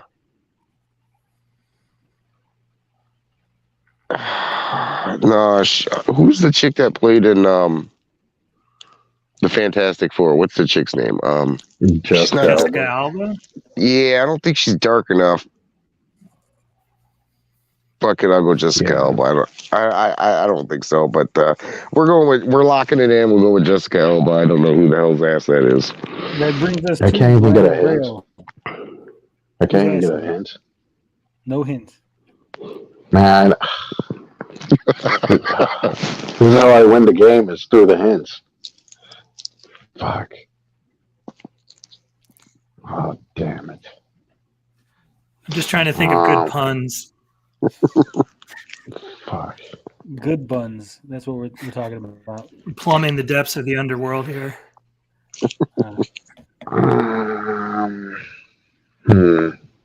For the game, whose butt is this? I can't even think of a person that would like come to mind. SNES says Justin Bieber. That helps. Chappie says Greg Louganis. It's a blast from the past. MGK. Those could be 80s shorts. That's why they look like that. Could be. The photo is high resolution though. Sylvester Stallone. I was gonna just suggest that. The beach scene from Rocky when him and Apollo are running. Damn it. There you go, Carl Weathers, or was that Carl Weathers? Oh yeah, Apollo Creed. Yes, Sly Stallone had a little shape in his shorts, I'm sure. I really can't guess. I really don't know. Like I'm sort of lost. Like just based on the shape, like they're somewhat slender. It does look very 80s-ish. Maybe it's just because of these. I think it's just the briefs. Pants. Yeah, they look very 80s-ish. Who knows? It could be a scan from a film negative. Farrah Fawcett. No way. Either Guess way, Farrah Fawcett. Just based on how it looks, the photo. It's a Charlie's Angel. Oh yeah, it could be Cameron Diaz. Whoa. Sure. You know what? I'll take that answer. That's not a bad answer right there. Oh. So we got Ryan Lochte, Cameron Diaz, and Jessica Alba. Jessica Alba. I like the Cameron Diaz. This could be a win for you. None of you are correct. So we have to keep playing. We have to keep looking at the ass. Not surprised. And again, we will be starting with Atomic Age Gamer. And now is where the hints are going to come in. All right. Remember, we're still working on the idea that you only get one answer. You can't share answers. Gary went first last time. He's tied with Blinded, so he's going to go last this time. Blinded Braille will be guessing before Gary. But Atomic Age Gamer being in last place, we're going to go ahead and give you first crack at it. And the clue is this is a singer. Singer. It's a singer. More of these vague hints. It's not vague. Yeah, that's super vague. There's a bunch of singers that look exactly like this. Like something. Come on, like give us something a bit more creative. Ricardo Montalban. No. Okay, I give you a little more. I don't even know if he was a singer. That's just like that name. Tattoo. Here you go. This is a pop singer who was really big in the 2000s. In the 2000s. In the 2000s. Had some hits. Oh, you just kind of gave that away. That was a little too much. Wait, what was the last part? Debuted in the 2000s. Well, you get to go before me, so. Okay, no, that's a good range. Yeah, you know, I still think it's kind of a coin flip.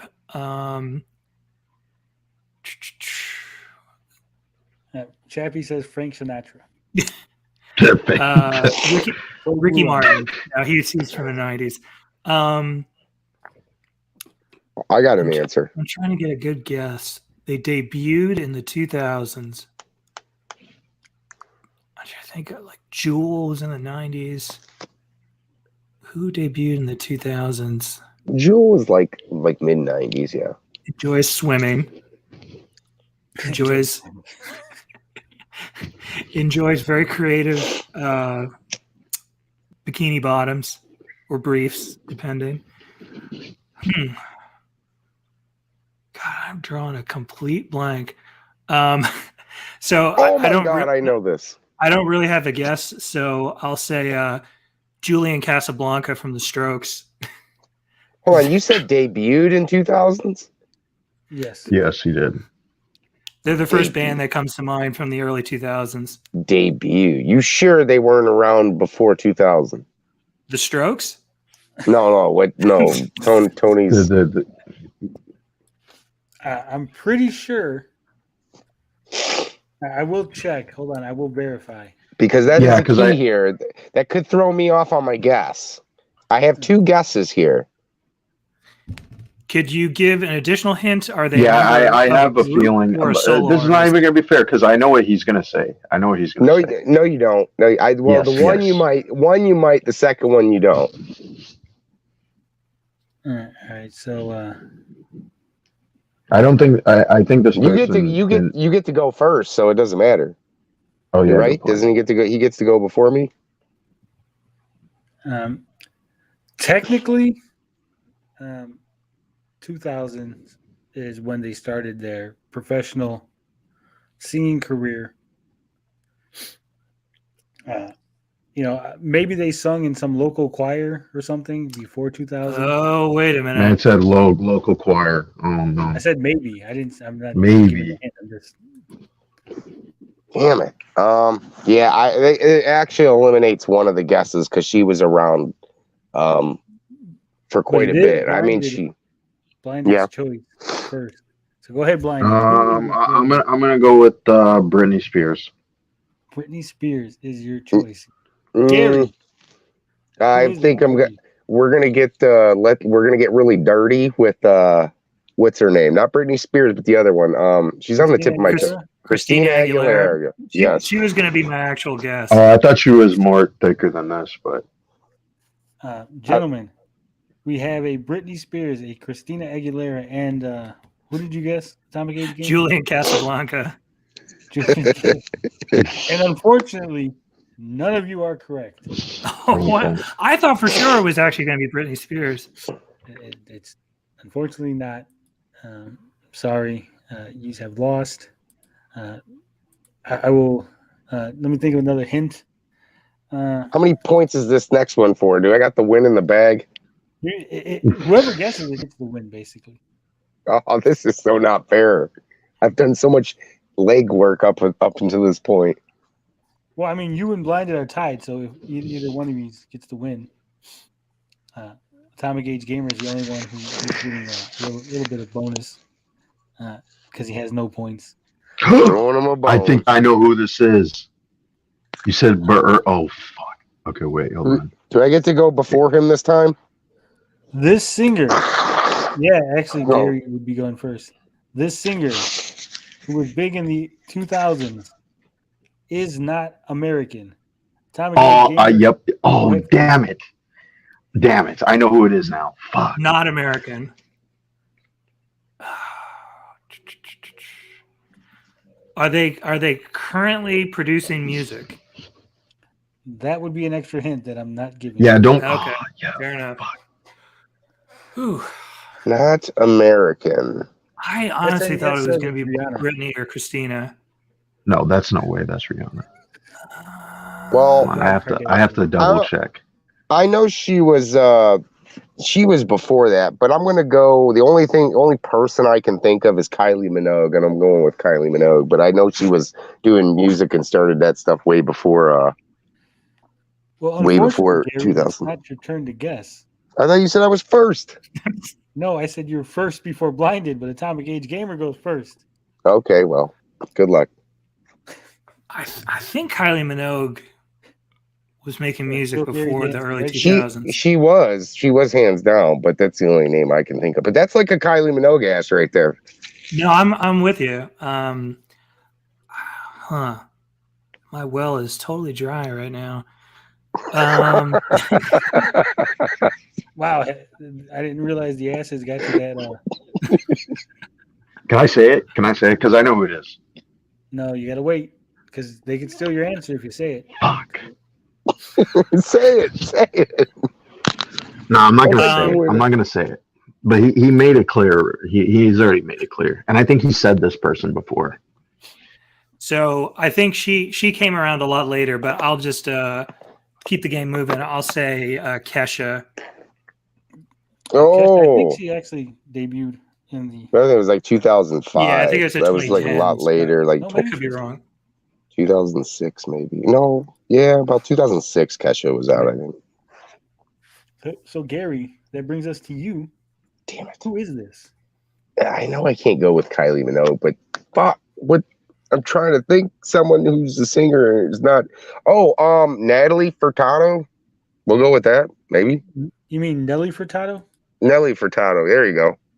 All right. That brings us to Blinded Braille, who says he knows who this ass is. Who's ass? I know who this is.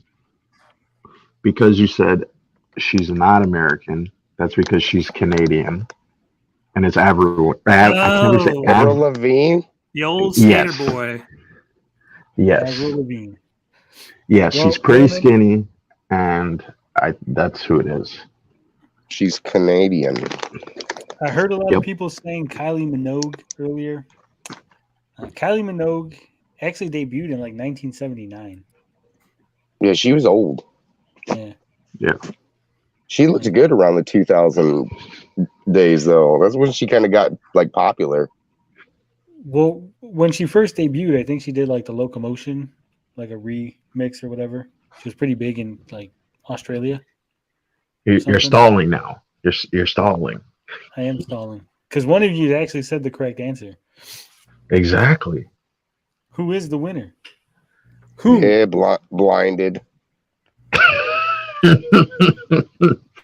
And the answer is Avril Lavigne. What did I say? Yes. It was pretty obvious. She debuted just before 2000. She entered some radio contests and stuff, but she didn't actually have a singing career until 2000, like November of that year when her album was released.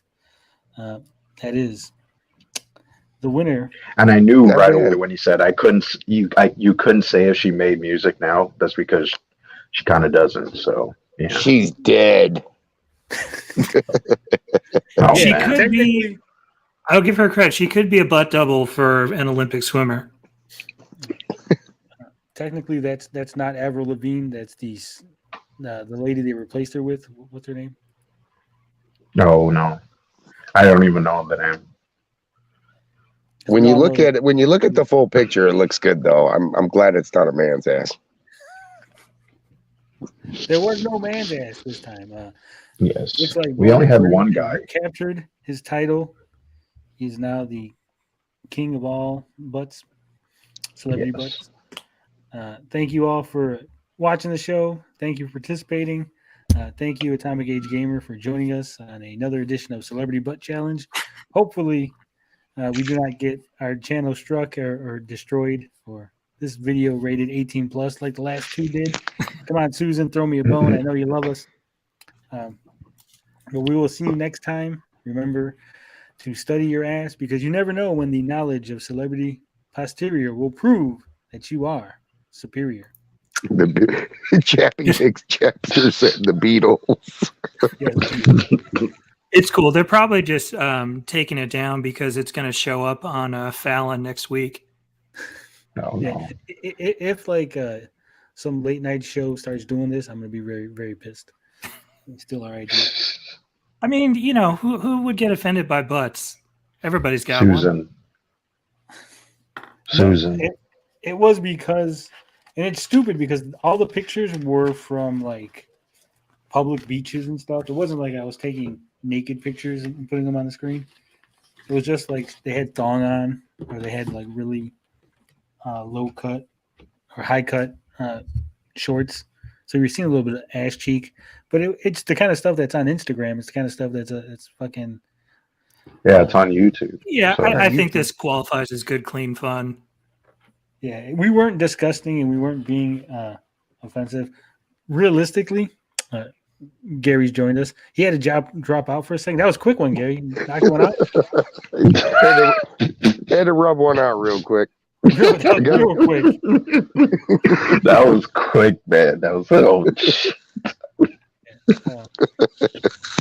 we aren't really disgusting about it. We're not like objectifying. As you see, most of the conjectures about like background items and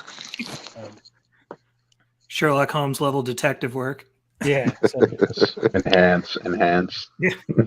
What I really think, I think because we have people that don't like us, we have people that want to bother us. I think people are reporting it, like clicking the little report, like this is adult content, and then it's just being automated. And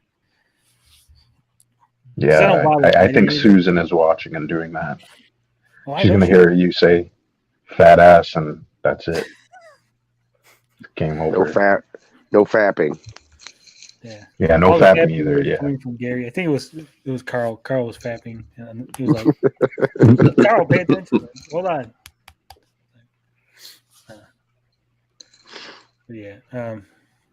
So thanks again for joining us, Atomic Age Gamer. It's lovely to have you here.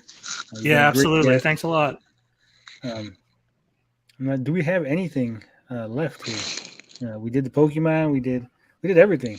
Man, I would like to say this week's episode of Boba Fett was actually good because it wasn't about Boba Fett. That's all I have to say. Oh my God, I did not like this week's Boba Fett. What do you got? What some questions? You guys got any questions in the chat? Anything you want us to talk about? We got like 15 minutes left. Somehow or another, we got like 4 hours and 42 minutes.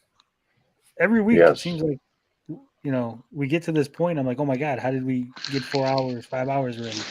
I feel like do we have any Amico fuel in the tank or any who? Amico fuel in the tank? Yeah, I have an announcement. Tommy bought me out. Yeah, I'm shifting gears now. That's why I've been so quiet. Yep. He just said top 3, but he didn't give any sort of suggestion. Atomic Age Gamer, you do get a lovely parting gift. You get a coupon for 10% off of a face mask at Nathan's Mask Emporium.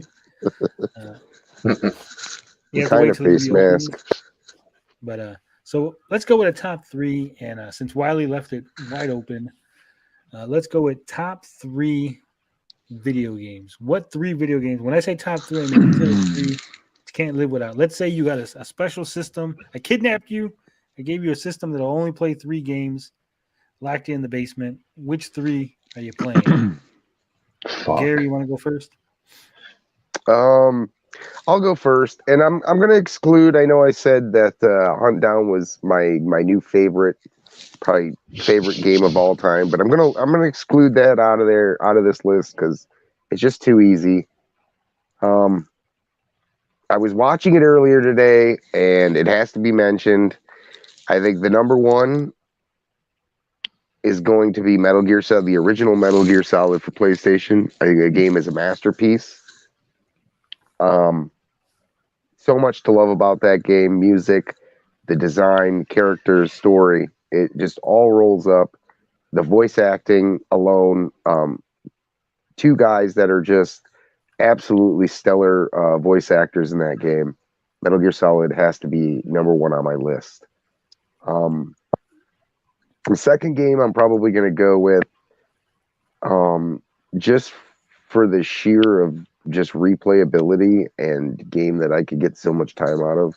If I had the game and I had all the, giant wad of figures, I'd probably go with Skylanders Imaginators just because that game is absolutely addicting and fun to play with, especially if you have every figure. And the game is just the replayability with each character itself it's extremely fun. So that would be my my number 2, and my number 3. If I really got to think about what are my favorite games of all time that I can't live without, I'll kick it to the old.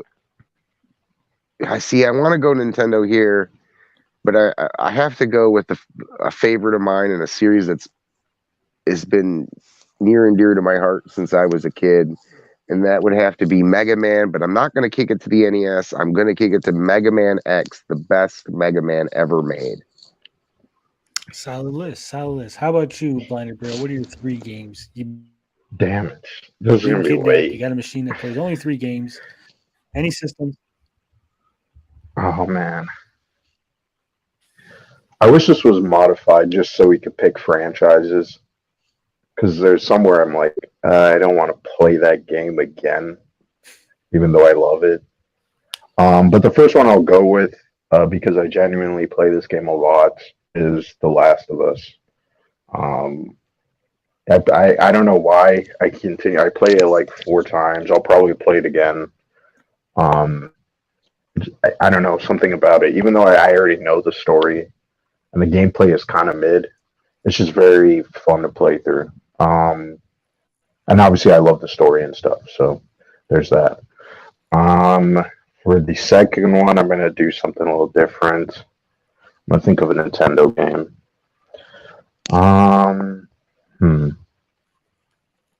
I really love Ocarina of Time, but I also like Majora's Mask, so it's like, fuck. I think I'll pick Majora's Mask. That's like probably the most interesting one to play through again. Over and over again. Well, Ocarina of Time, I kind of already, it is what it is, even though it's a really great game, and I love the 3DS version. And for the final one, shit. Shit's not a good game. I mean, I played it once, but it wasn't that much fun. Dark Souls. No, I actually don't. I'm not too big into Dark Souls, so I can't really pick that one. I want to. Let me think. I got to think. You know what? I'll probably just say like Fallout New Vegas. I like games where it's like, yeah, I can take my time or do different things with it, or so. Yeah, I'm gonna have to go with those 3. Okay, for a 4th game, and if I had to hold a gun to your head and say you could only pick one Nintendo game, and it can't be Zelda, Mario, Mega Man, Castlevania, or Contra, what would it be? For a Nintendo game? A Nintendo game that's not like a major part of like. I would say Kid Icarus Uprising. Okay, that's a good one. I'll accept Yeah, that. that game is a really good game. It's super underrated, and it was one of the games that I played through a lot on the 3DS. I still have it. It's such a Yeah. hard game too. Like Kid Icarus is not by far my. It's a very difficult game, and I've always hated that game. Like a hate love relationship with that game. But that's a good answer. Okay, I would consider that not part of the big timers. So good answer. All right. So Atomic Age Gamer says top 3 games for a deserted island, right? No, not exactly, because I modified the question just a little bit because if you're on a deserted island, you'd have to assume like, oh, you got a PlayStation with you. You know, you're not gonna have a deserted island with like every system plus electricity. That's why I was like, it's a special machine. How about this question? What franchise or series, if you couldn't play anything else, you would only play this series for the rest of the time? Well, we'll get to that, but first I want to give my 3. Okay. Oh yeah, sorry, I'm jumping the gun here. My 3 are the best. Number 1, obviously, is going to be Stardew Valley. So much replayability. Such a calm game. I love it. Can't get enough of it. Always come back to it. Best game ever. Second game I'm picking is Shining Force. Like I said, I love it. It was one of my first loves as far as strategy RPGs. It's one of the 4 games that I owned for the Genesis. I didn't own a Genesis. My brother did. But I owned 4 games. Shining Force 2, Shining in the Darkness, and that was the 4th one. That fighting game, what the hell was it called? The one where it was like people from different times. Eternal Champions. Those are the 4 games I owned.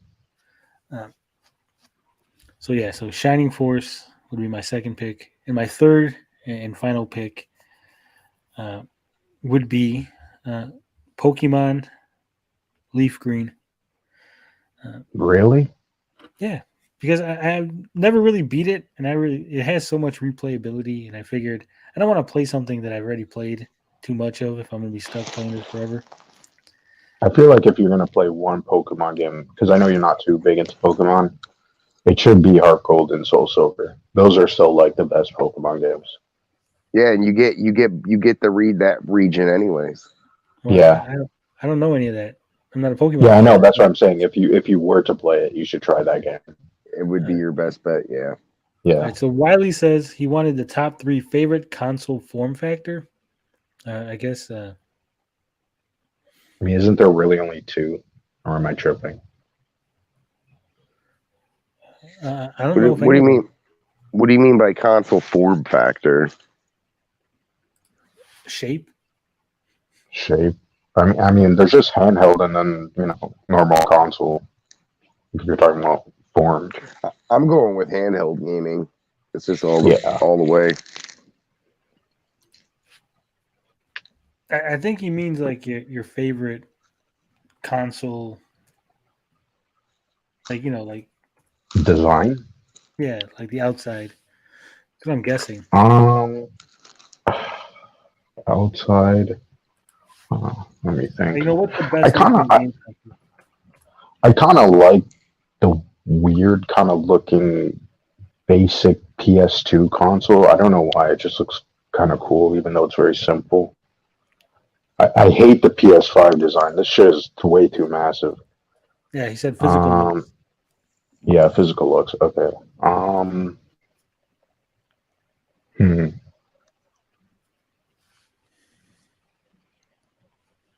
have to just think in my head. Well, I would definitely, my number 1 would be like a DSi XL. I'm a huge handheld guy, and dual screens. The extra large screens make playing most of those games a joy. They just all look so beautiful on that screen. Then I'd probably go with a. If I went older, I'd say a SNES Junior or Mini. Those are pretty cool, even though those are technically not as good as the just the regular Super Nintendo. Well, we're just talking about looks. We're not talking about power. Look wise, a Super Nintendo Junior is like, I don't know, I just love it. I love that it's smaller. I love that it's it doesn't have that stupid little pop-up button. I like the way that looks. And then for a third,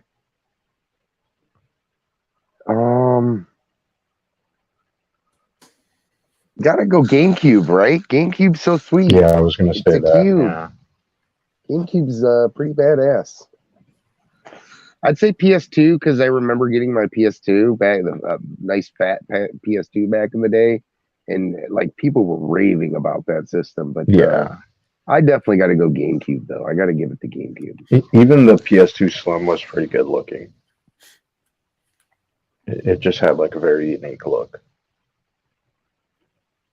All right. So, what are your three, Blinded? I'm gonna go with the PS2. I like the PS Vita. Like it's very comfortable, and I liked it. And I like the back screen idea. It was very interesting. And then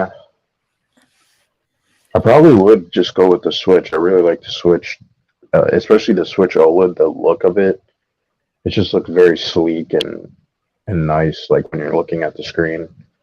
So, yeah, those are my three. For me, and this is going to be controversial, that's who I am. I'm going to say the PS3 Slim. Slim, not the Super Slim. Not the Super Slim. Okay. Hold on, which one's which? Because is that the nice one that has the stupid like the sliding? No, that's the Super Slim. That's Super that Slim. one's ugly. The Slim is good looking. Yeah, I have a Slim. I really like, and this is just personal choice, but I really do like the PS4 also. I like the way it looks. And last, I know this is all PlayStation so far, but I do love the original Super Nintendo. It was my first personal console. In the chat, there's the links right in the chat, bro. It was my first console. I love it. I love the way it looks. Just invokes so much nostalgia. The gray, the little purple buttons. I do like the fucking eject button, unlike Gary. I mean, it really is. They're both good. To be honest, if I were to take my guess, my that one back, I'd probably go, to be honest with you, with the jungle green N64. I just love the fantastic colors of the Nintendo 64. Even though the Nintendo 64 was never my favorite console, and that there was really only a handful of games that we played, which was basically James Bond, Mario Kart, and then like wrestling, the NW or WCW versus NWO Revenge was like the N64 of all time. Could have had so many great games, but they're all canceled. It's kind of suck. So we got Retro Road again. What's up? Hey. Listen, man, it's crazy because I literally just streamed for like an hour and 20 minutes. I'm like, there's no way Tony's still going. But I should have known better because you're still under 5 hours. So I was like, fuck it. I told him I'd jump on, so I'd jump on. Yeah, I did see that you were streaming. I'm like, oh, I guess bro just had a stream. He's not going to come back. I was like, okay. We were just kind of wasting those last 15 minutes because we were done with our topics. We were under 5 hours. I was like, can't have that. Got to give the fans what they want. They want to see us here all night long. So what are your you guys should do? I'm sorry. Say that again. What are your three favorite console designs? You know, which systems look the prettiest to you? So in no particular order, I would definitely say Dreamcast. I like the regular Dreamcast or the sports one. No, the regular white Dreamcast, man. I actually don't like the black sports Dreamcast. I just like that white one. It was so. I think you know what it was for the Dreamcast was I couldn't believe how small it was at the time. Because it was supposed to be this big power, right? I've never actually heard that before, but It was just like, because it was supposed to be this big, powerful console, and to see how it was like smaller than the PlayStation, it was crazy. I really like the Genesis Model 1, and that's probably a nostalgia thing for me. And the NES, the top loader, the Model 101, I think that's one of my favorite as well. I love that little thing, man. But yeah, those are probably my top three. Yeah, I do like the old Genesis. That almost made it in my top three, but not quite. So I see you were streaming. What's going on? Going after Leo?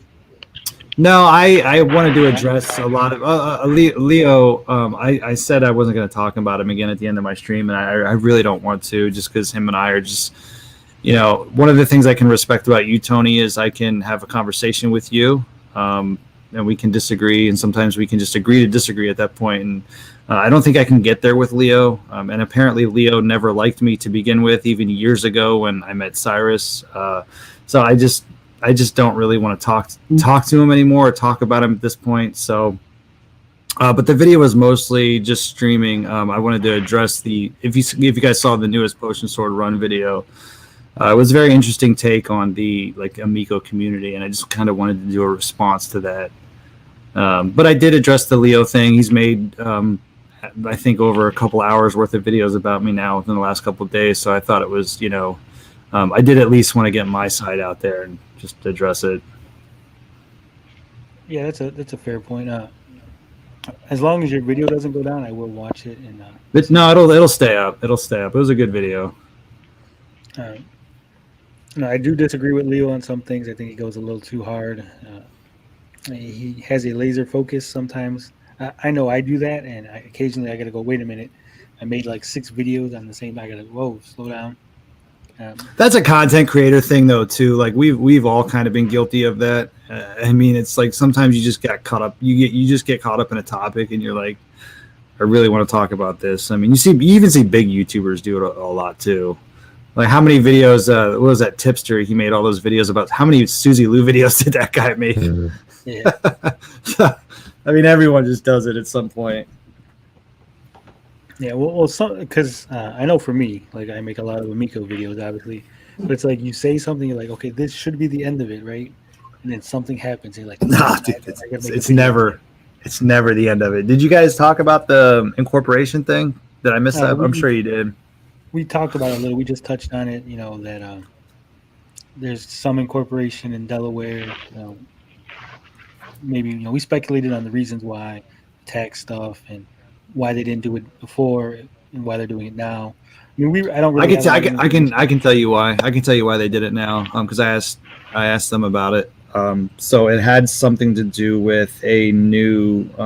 They're doing another investment round, and it had, because that's in there actually, but it had something to do with they're going to be able to take foreign investments. And I think with how their LLC was set up in California, they wouldn't have been able to take foreign investment money. But with the way they're incorporated now, they're able to do it. And they've been trying to do this for the last year. So this isn't like something they just decided to do last month. From my understanding, they've been looking at doing this for a year now. Yeah, that's weird, and I'm gonna tell you why it's weird. First off, this is all getting cut off. There's no like little placard up, so this is all like extra for people who are here live. But it's weird because the big rumor was always that there was Saudi money being invested into the Amico project. Why would Saudis give a shit about a fucking video game console? There's a lot of investors there. like a rich Saudi. Yeah, but I mean, if they're going to invest in something, you would think it would be like a sure thing, not some like video game console that statistically should fail. You know what I mean? Well, I've said this before. If you know nothing, like if you had no idea and you just heard the Tommy pitch, you'd be like, hell yeah. Like if I knew nothing about video games and he gave me pitch, I mean, that's fair. No, that's fair. I'll give you that.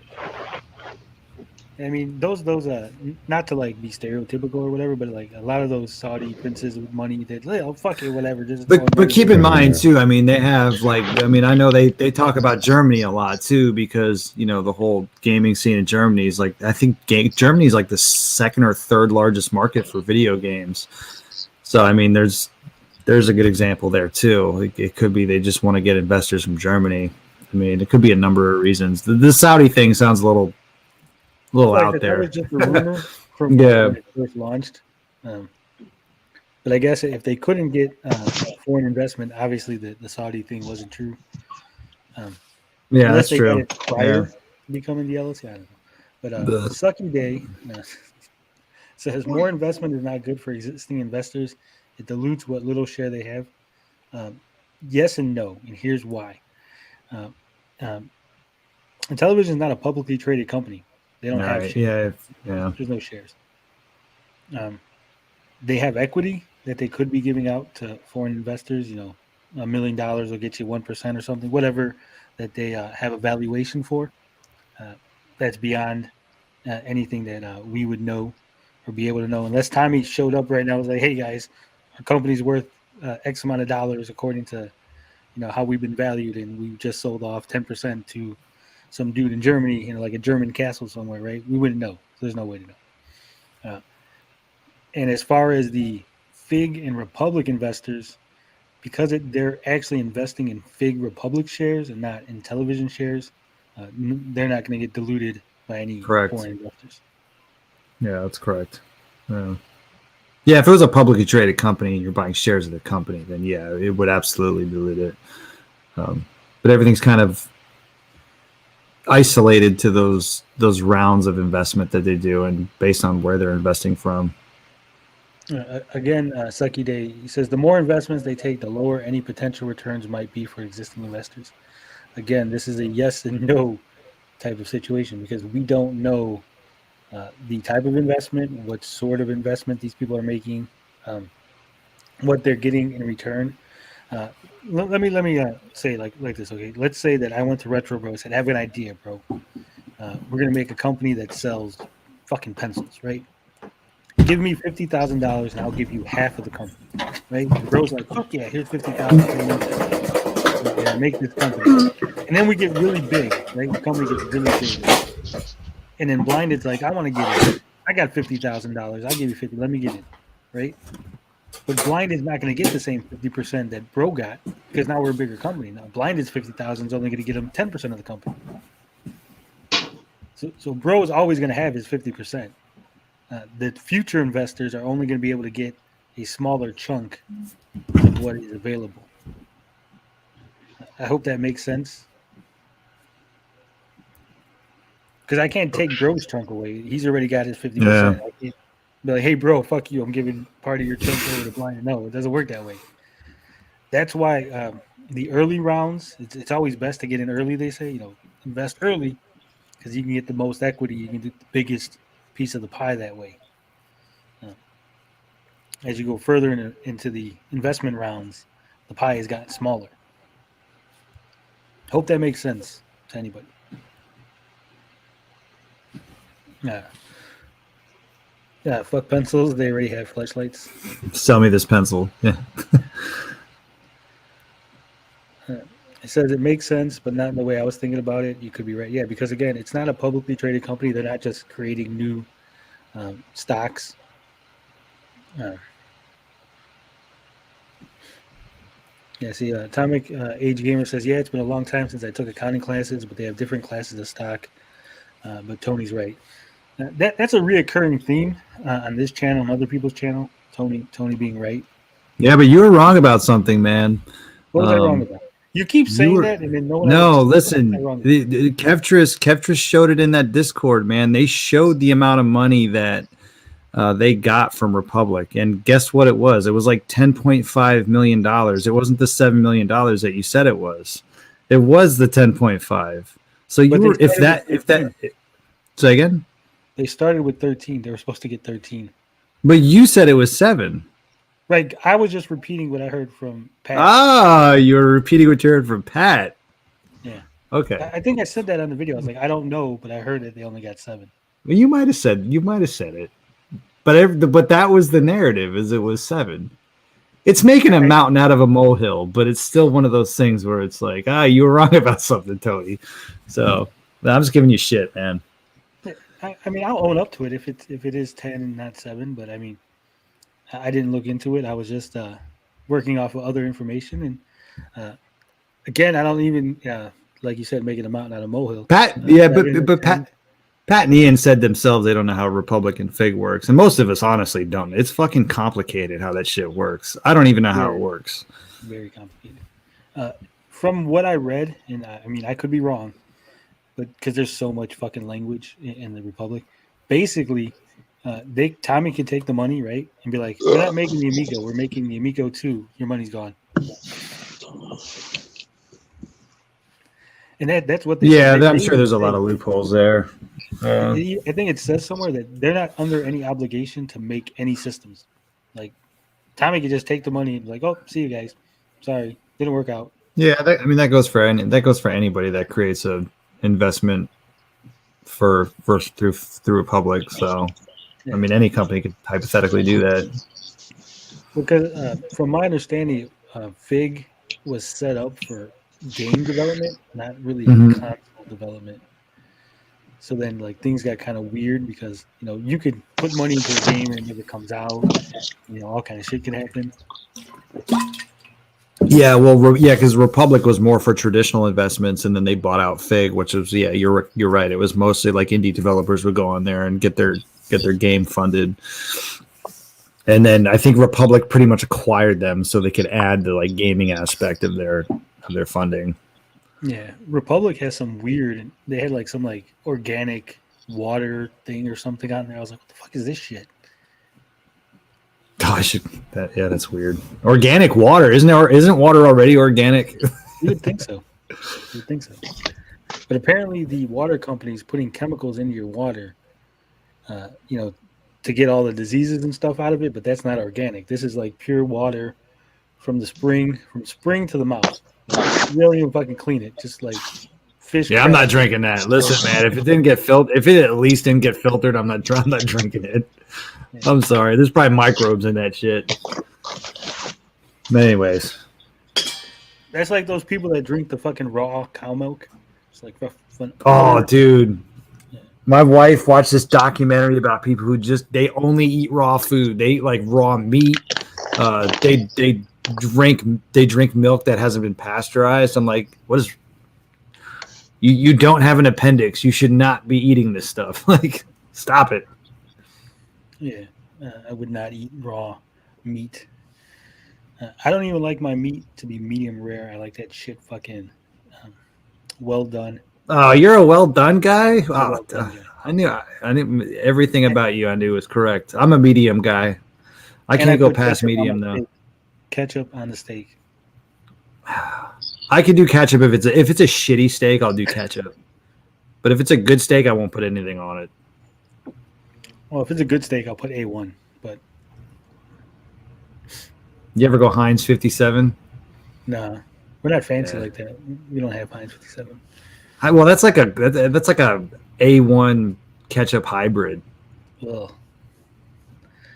See, Wiley's right. He's a well done person too. I can't do well done. No, man. Not like shoe leather. It's got to be nice and moist, nice and tender. Yeah, I'm with you, Gary. Where it's still moist. It's not like shoe leather. That wasn't well done then. It was fucking.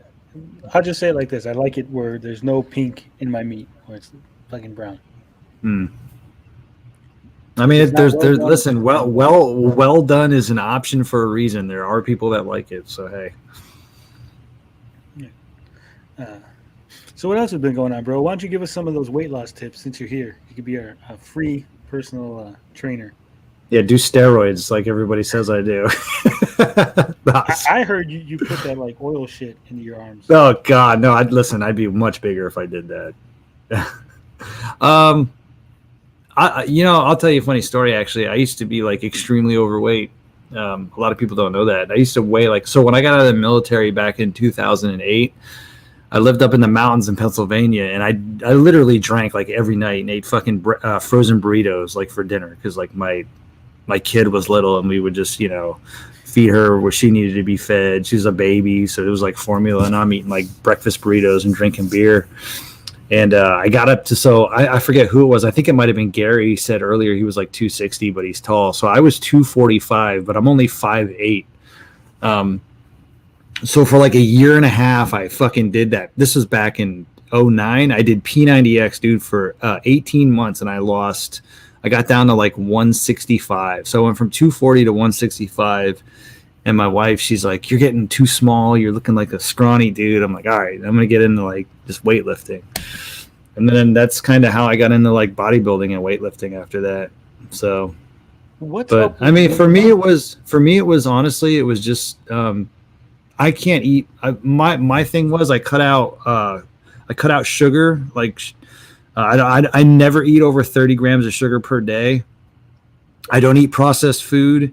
And I don't eat, I can't think right now because I've had a couple drinks. I do alcohol. No, I do eat carbs. Actually, ironically enough, though, like as I get older, I notice I have to eat less carbs to lose weight. It's just for me, it's just like I don't eat processed food, and I just watch my portions, and I just work out, and it kind of works for me at this point. Well, there you go, gentlemen. Were you going to ask me about women? What were you going to ask me? I was going to say, why is it always that women, like, they don't want you to lose weight?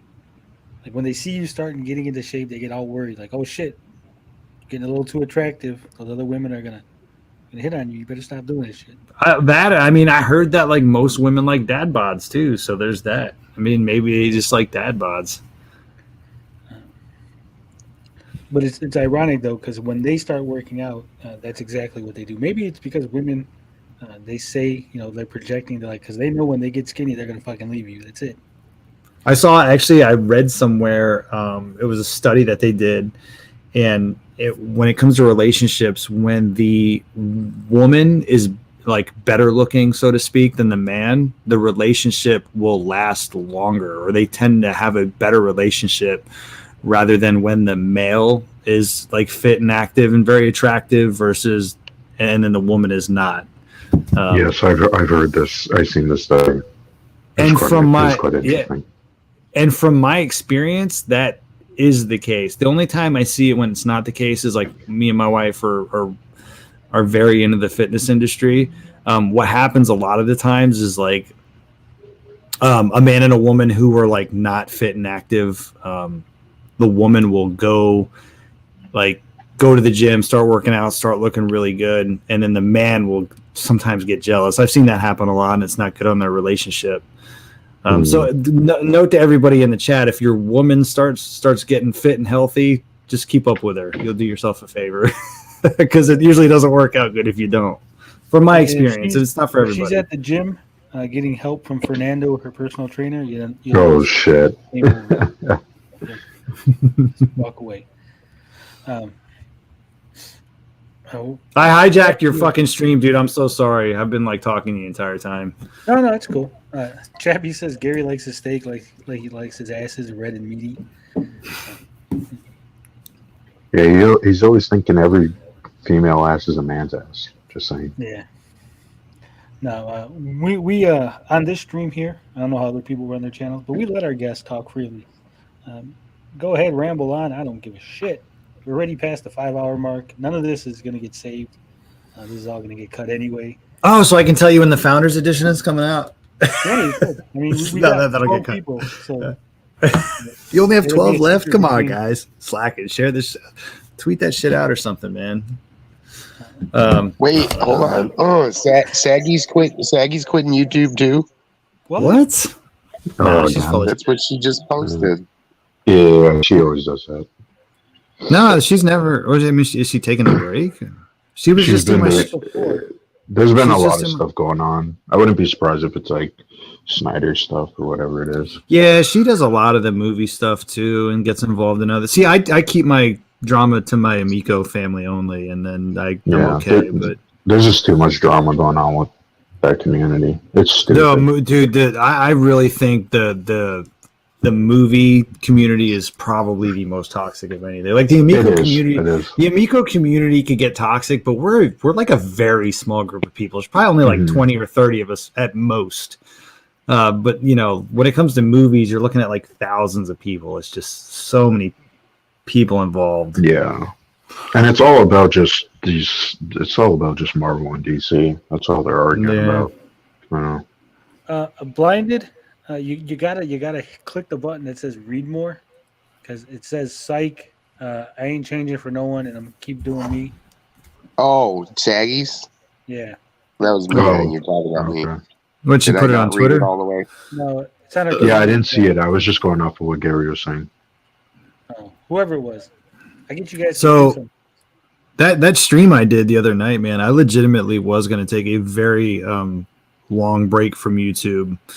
But I literally, like 10 minutes before it went on, I'm like, you know what? I'm like, fuck this, dude. Like, I've had this channel for 6 years. I've had a lot of fun. The last thing I'd want to do at this point is get rid of it. Because, like, a lot of people don't know. Like, I have old streams of, like, me and my, like, my daughter. We'd be playing, like, Streets of Rage or a bunch of other games. And, like, the way I look at my YouTube channel is, and this is one of the reasons why I try not to get too crazy on my channel. Like, I know sometimes it gets ridiculous, and it's definitely the exception and not the rule. At least I try and make it that way. But, like, God forbid anything ever happens to me. Like, I have that, like, whole last how many years of me making videos that my kids could watch.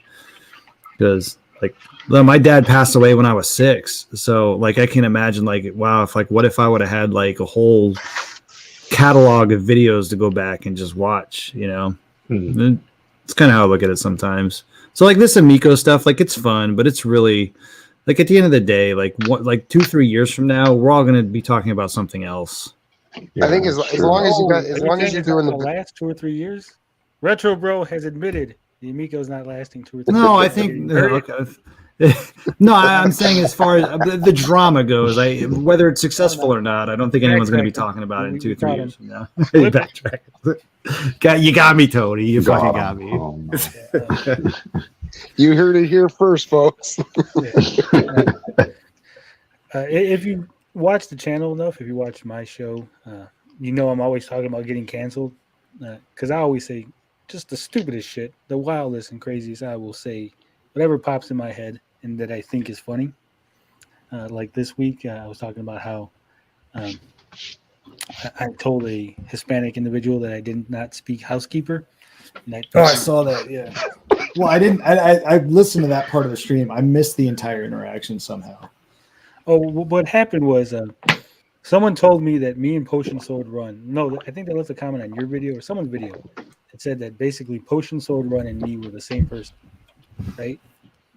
So then you guys don't even sound Potion Sword Run, and he thought it was funny. So then he made a Twitter post about it, and we were going back and forth, like making jokes.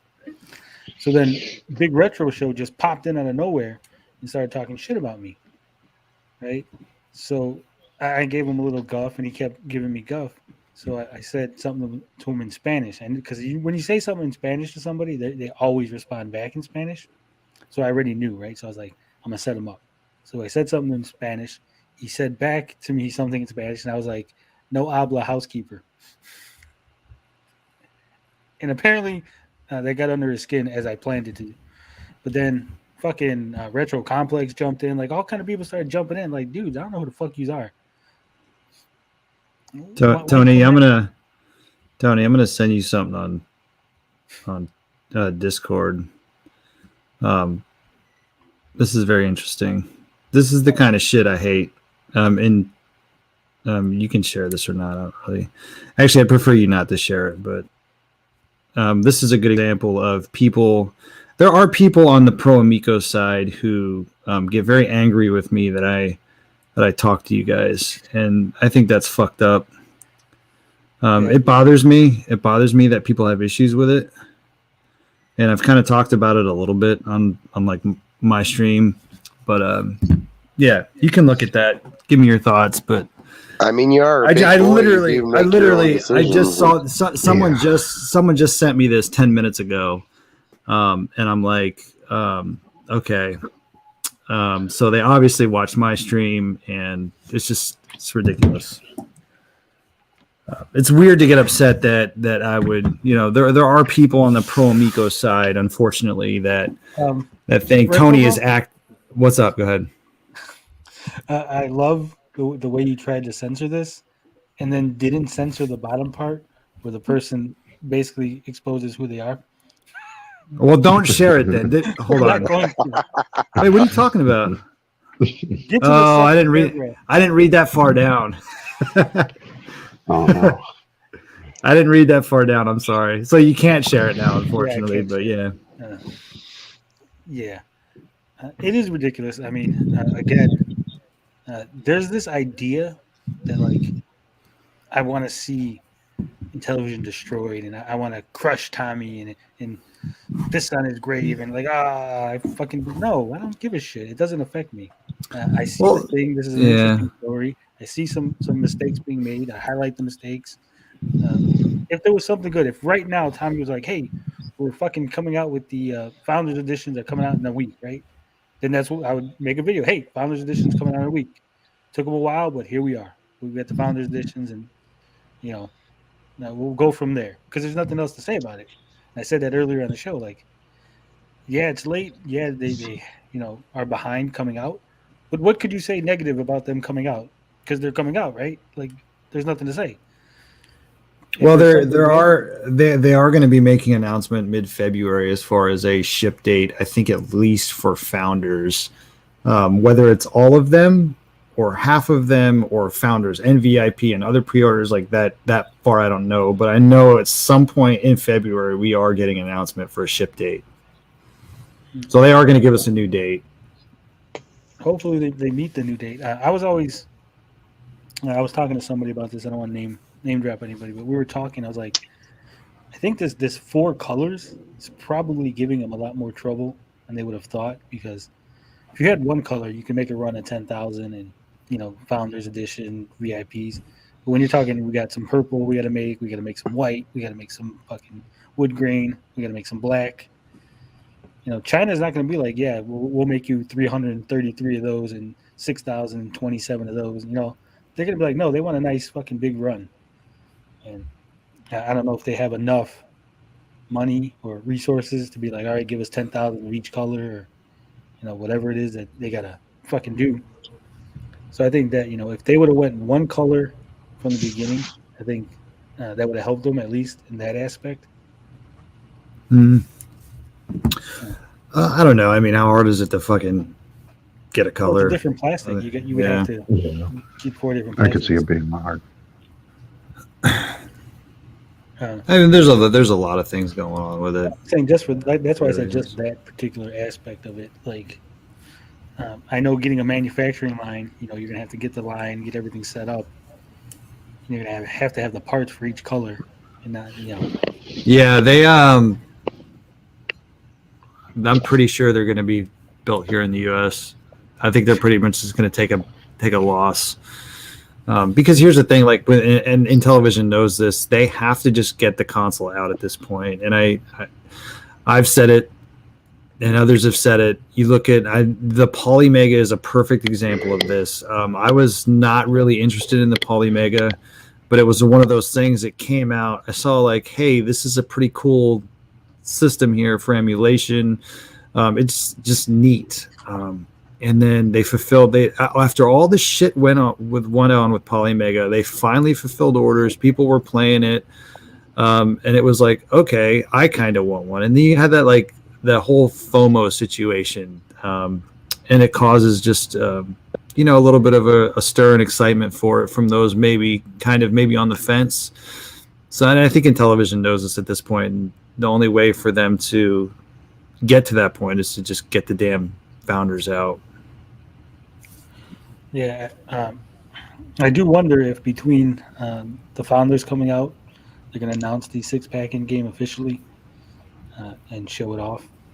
Because they haven't made that announcement. And once, like I said before, once the Founders is out, they can't be like, "Hey guys, we're going to send you the." Can't say nothing. I don't know. It's weird. As much as they've shared with everybody, Like literally nobody fucking knows what that 6-packing game is. I don't know what it is. I know OEB Pete doesn't know what it is. Like Cyrus, like nobody knows. So I don't know if it's like a licensing issue or I doubt it's some kind of an issue, but it's just weird that nobody knows. It must be a really from a Canadian source.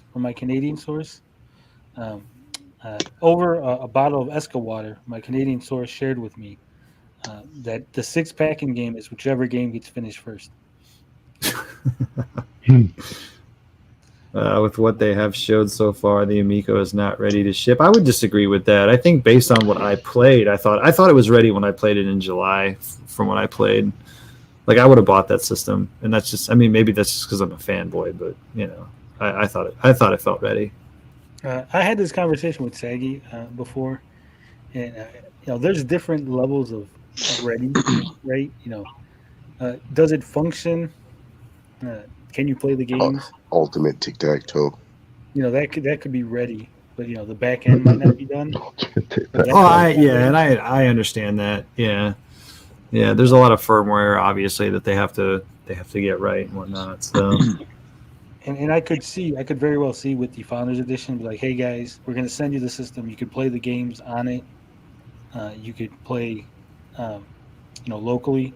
Maybe the leaderboards ain't ready, and the cards you can't download. Those games aren't ready to play. You can't buy any. No, those will be ready.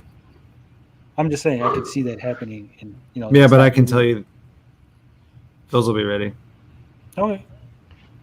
You heard it here first. The 8-packing games will be ready. Don't quote me on that, but I'm pretty sure they will. I gotta be careful. Twice. So I like you, Tony, but I don't know what you're gonna clip out of here. So. Literally, if there's no little banner, if there's no little thing here in the corner, like it's not a segment. This is bonus. This is bonus show. Yeah. On this show, I unlisted after the video at like about 12 o'clock tomorrow. It'll be unlisted. I just leave it up because the UK guys, Rambling Man, he likes to listen to it when he walks the dog. So I leave it up so he could listen to it. Then I unlist it, and I clip only the sections that actually have a little banner on it. We have to get Rambling Man on, by the way. Nostalgic Advice Bureau says it's the 6-packing could be Bomb Squad. What do you guys think about that? I don't think it is. Only because I think that's a way to that's one of the only games that has everything being used. I think that's something people will buy. Some people, some people are speculating emoji charades, and I'm like, why would you like keep that close to your chest? Like, why would you not tell people about emoji charades? I mean, it's a fun game, but like, I'm not getting excited about emoji charades. I mean, like, personally, I could see something like the like cards. Cards makes the most sense, at least to me. But I feel like if they're being so secretive about the 6-pack, and I feel like it should be an important game, like you know what I mean? Right. Like, why be otherwise? Why be secretive about it? Like, if you're going to be that secretive about it, and it's something like emoji charades, I'm going to be like, well, that kind of sucks. I don't give a shit about that game. You know? I mean, I just want to see television do something amazing and blow me away and put something like Earthworm Jim is really coming out. Here's your 6 game, but that's never going to happen. So no, it's not going to be anything licensed. I don't think it'll be Earthworm Jim. Genovi says I can hardly believe the stream is still going. You must be new here. This is bonus content. I think it's going to be a music generator. It's going to be Tommy Tellerico's music studio, only available on the Amico. The controller is going to turn into, the sliders that you have on the little music soundboard. It's going to have those sliders, so you can make your own songs. That's my guess. Or it's going to be something stupid. Either way. Either one.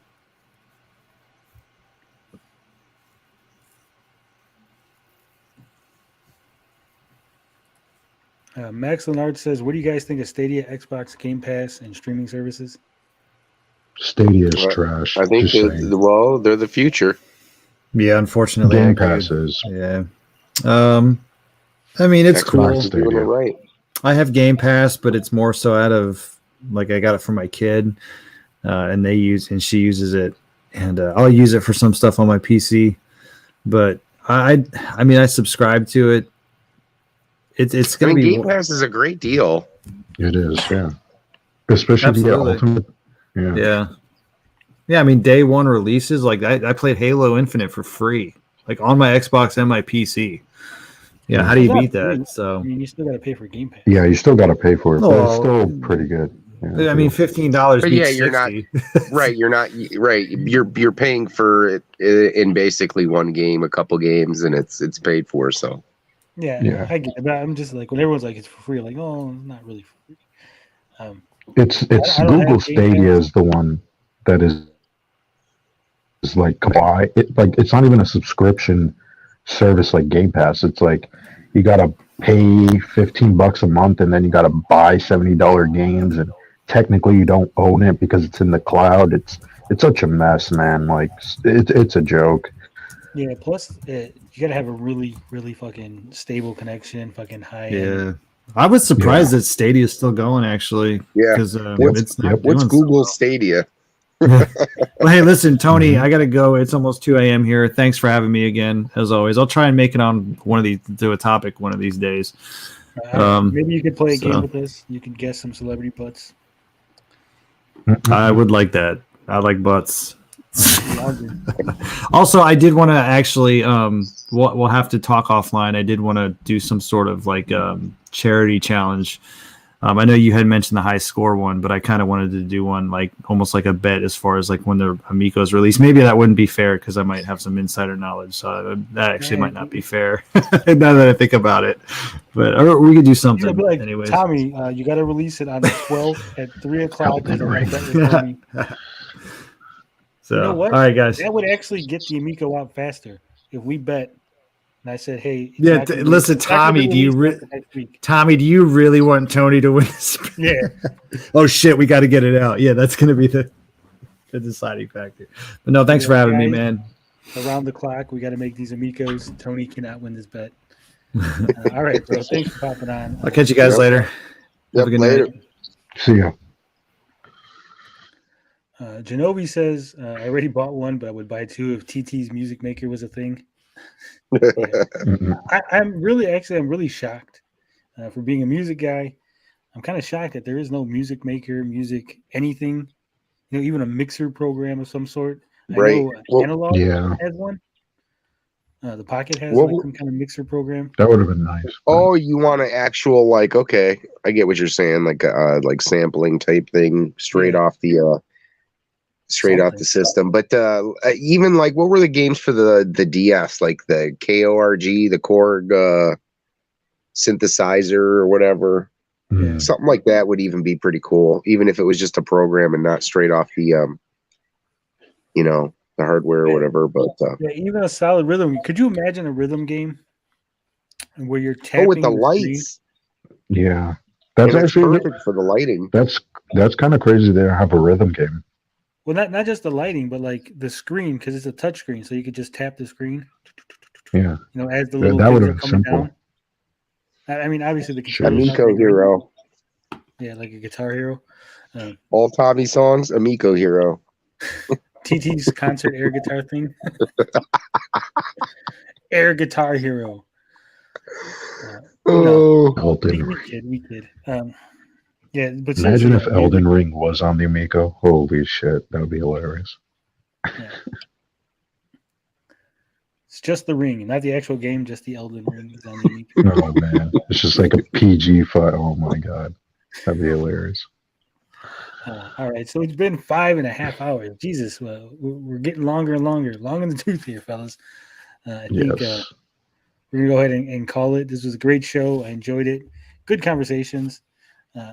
We were light on topics. I didn't think we were gonna have much, but we managed to have good discussions about them. Thank you again to Atomic Age Gamer. He made a great guest on the two shows.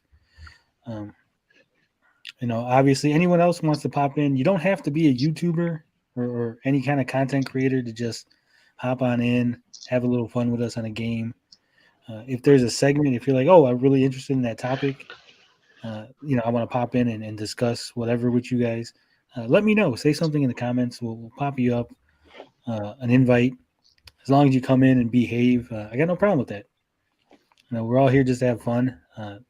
This is a community type thing. It's Gabbing with Geeks, not Gabbing with Tony, Gabbing with Gary, which would be a cool name, Gabbing with Gary. But so it's for everybody. I'm just kind of the guy directing traffic, but we still need the traffic in order to have something to direct. I also want to start like a gaming with geeks because I do like that.